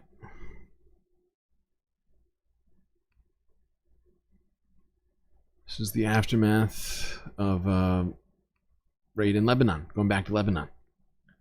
This is from yesterday. France 24 English. Israeli air raids on eastern Lebanon kill at least 41 people in a day. These residents of Almat rummaged through the rubble to recover bodies following fresh Israeli airstrikes. This village north of the Lebanese capital is outside Hezbollah's traditional strongholds of South Beirut and south and east Lebanon.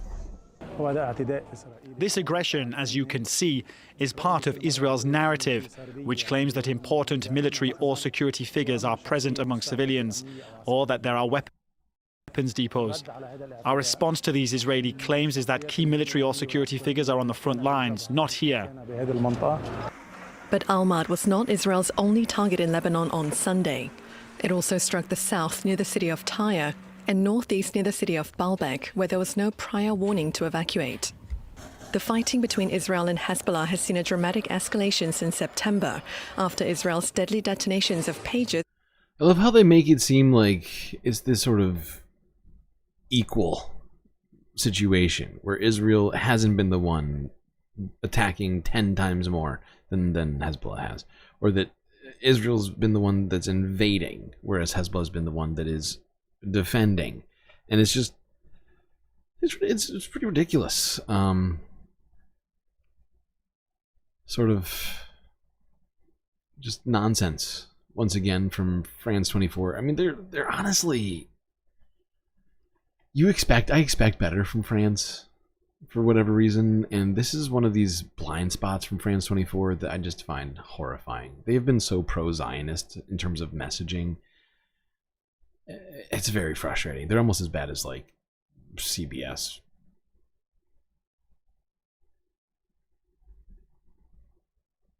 All right. Oh, damn. We made it a long ways. Second to last video already, chat. Really good job for having made it this far. However, the second to last video is actually a slightly longer one, so you might get more content than you're expecting here. But first, let's finish off in Lebanon before we talk about a different situation, which you may have heard of already. But this is actually not in Lebanon. I'm sorry. This is regarding Lebanon.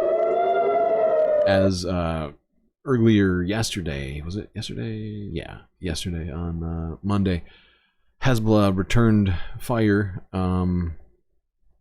after these recent Israeli attacks on the capital of Beirut. Many of these rockets were intercepted by Israel. However, a few definitely made it through, although I just realized I don't actually think I have that footage in front of me right now. This is just footage of the Iron Dome intercepting some of these rockets.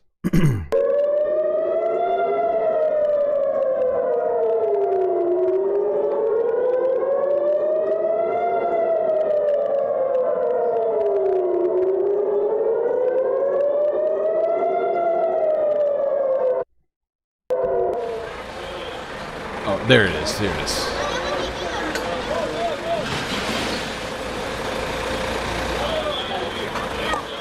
We had a rocket attack on the suburbs of Haifa, the Krayot area. We had a lot of rockets falling all over the place, so we sent a lot of ambulances, paramedics and EMTs to give first aid. Now here's my question to everybody watching. Are these justified? I mean, what we're watching from Israel is being justified. And with that in mind, are these justified? I mean, we don't have any clarity on whether these are specifically military or civilian targets. I mean, of course, every adult in Israel, unless they have exemption, like the Orthodox exemption, which is actually taken away by the Knesset earlier this year. So there's even fewer non-IDF in Israel. But every adult in Israel is essentially an IDF member, unless they're a foreign national. I'm just asking out loud. because I genuinely am struggling with it every day that we look at this shit.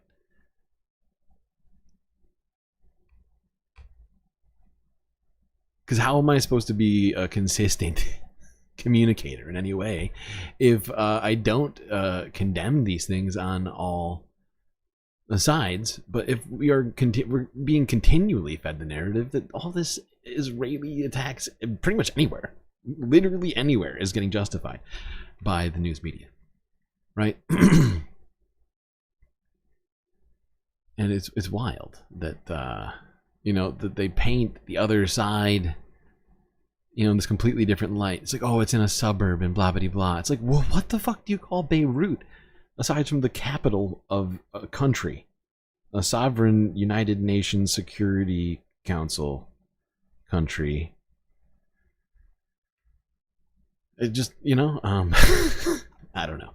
It just doesn't seem like anybody's taking things seriously. And you know who else doesn't think that anybody's taking things seriously?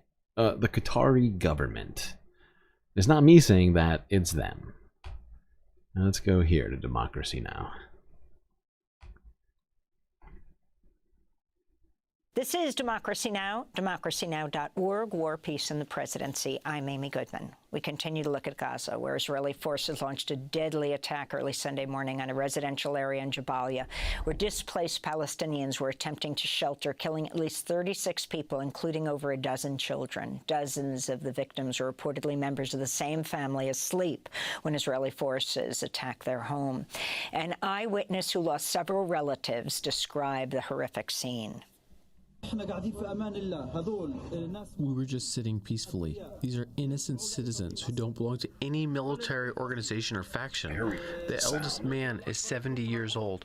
The house of Abu Sab Alush, Ali Alush, was bombed over the residents' heads without warning, which led to the martyrdom of everyone inside, more than 30 martyrs.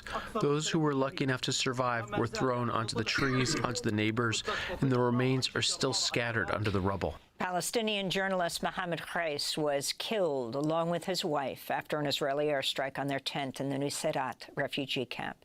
At least 3 more Gazan journalists were also killed in the Israeli strikes over the weekend. The attacks happened as the people of Gaza marked over 400 days since Israel launched its latest war, and as northern Gaza remains under a brutal siege, with hospitals surrounded by Israeli forces who've issued I'm sorry. I mean, this is all clearly great stuff, but we are on a time crunch, and I really wanted this video to talk about the Qatar situation, because if you haven't heard, Qatari meteors have essentially withdrawn from this process until any sort of seriousness is shown by Americans and Israelis, specifically Israelis, because at this point, they don't care about what America has to say. Not that America's really objected to anything they've done in any real seriousness. Go to The Hague, where we're joined by Mouin Rabbani, Dutch-Palestinian Middle East analyst, host of the Connections podcast. He's former senior analyst for the International Crisis Group and a contributor to the book Deluge, Gaza and Israel from Crisis to Catalysm. Mouin, welcome back to Democracy Now! In a minute, we're going to ask you about the latest in Amsterdam, where police beat and arrested more than 100 pro-Palestinian protesters Sunday after they defied a ban on demonstrations following street clashes between visiting Israeli soccer fans and Dutch youth. But first, can you talk about the significance of Qatar temporarily withdrawing as mediator between Israel and Hamas for the Gaza ceasefire talks, and about what's happening currently in Riyadh?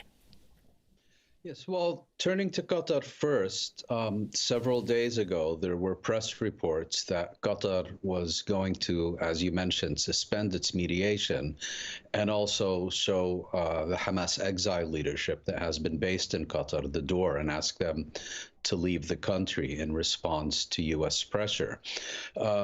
The expulsion of the Hamas leaders has been denied by Qatar, but it has indeed, as you mentioned, confirmed that it is suspending its suspending its mediation, saying basically that the parties aren't serious. And I think my own view is that this is something that Qatar and the other mediator, Egypt as well, should have done months ago when it became entirely apparent that there never were serious ceasefire negotiations and that this process was essentially serving as a fig leaf for Israel and for the United States to continue with their war of annihilation in the Gaza Strip and deflect criticism by claiming that they're involved in earnest initiatives to try to put an end to this war. As many of your listeners and viewers will know, every time there appears to be progress, the Israeli leader Benjamin Netanyahu shifts the goalposts and we're back to square one. And then Antony Blinken is trotted out to say that Hamas is the obstacle. I think it's a good thing that these, at least that Qatar has suspended its efforts, and hopefully Egypt will do so soon as well, because this entire process has from the outset been a complete charade. So talk about... I think that wraps it up perfectly.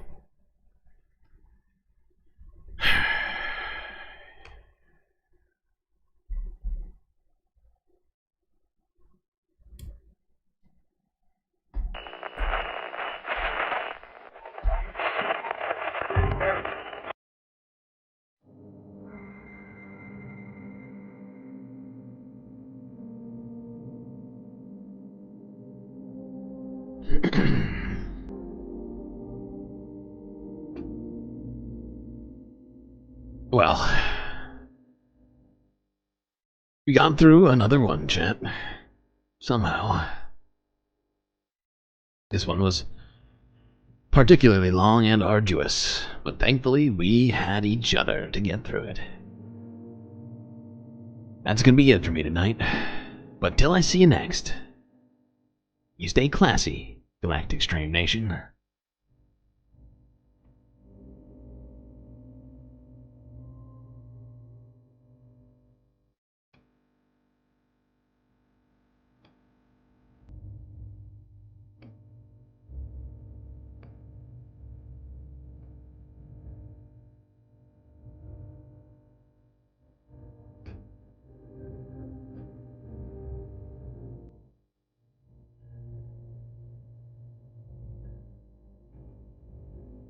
Can't forget this. These are your galactic patrons.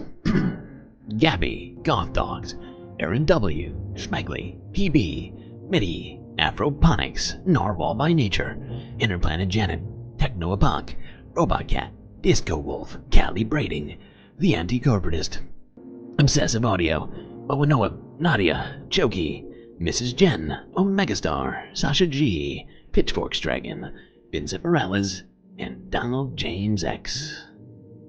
That's right, all these people here have helped contribute to producing the show which your eyes and ears just got done enjoying.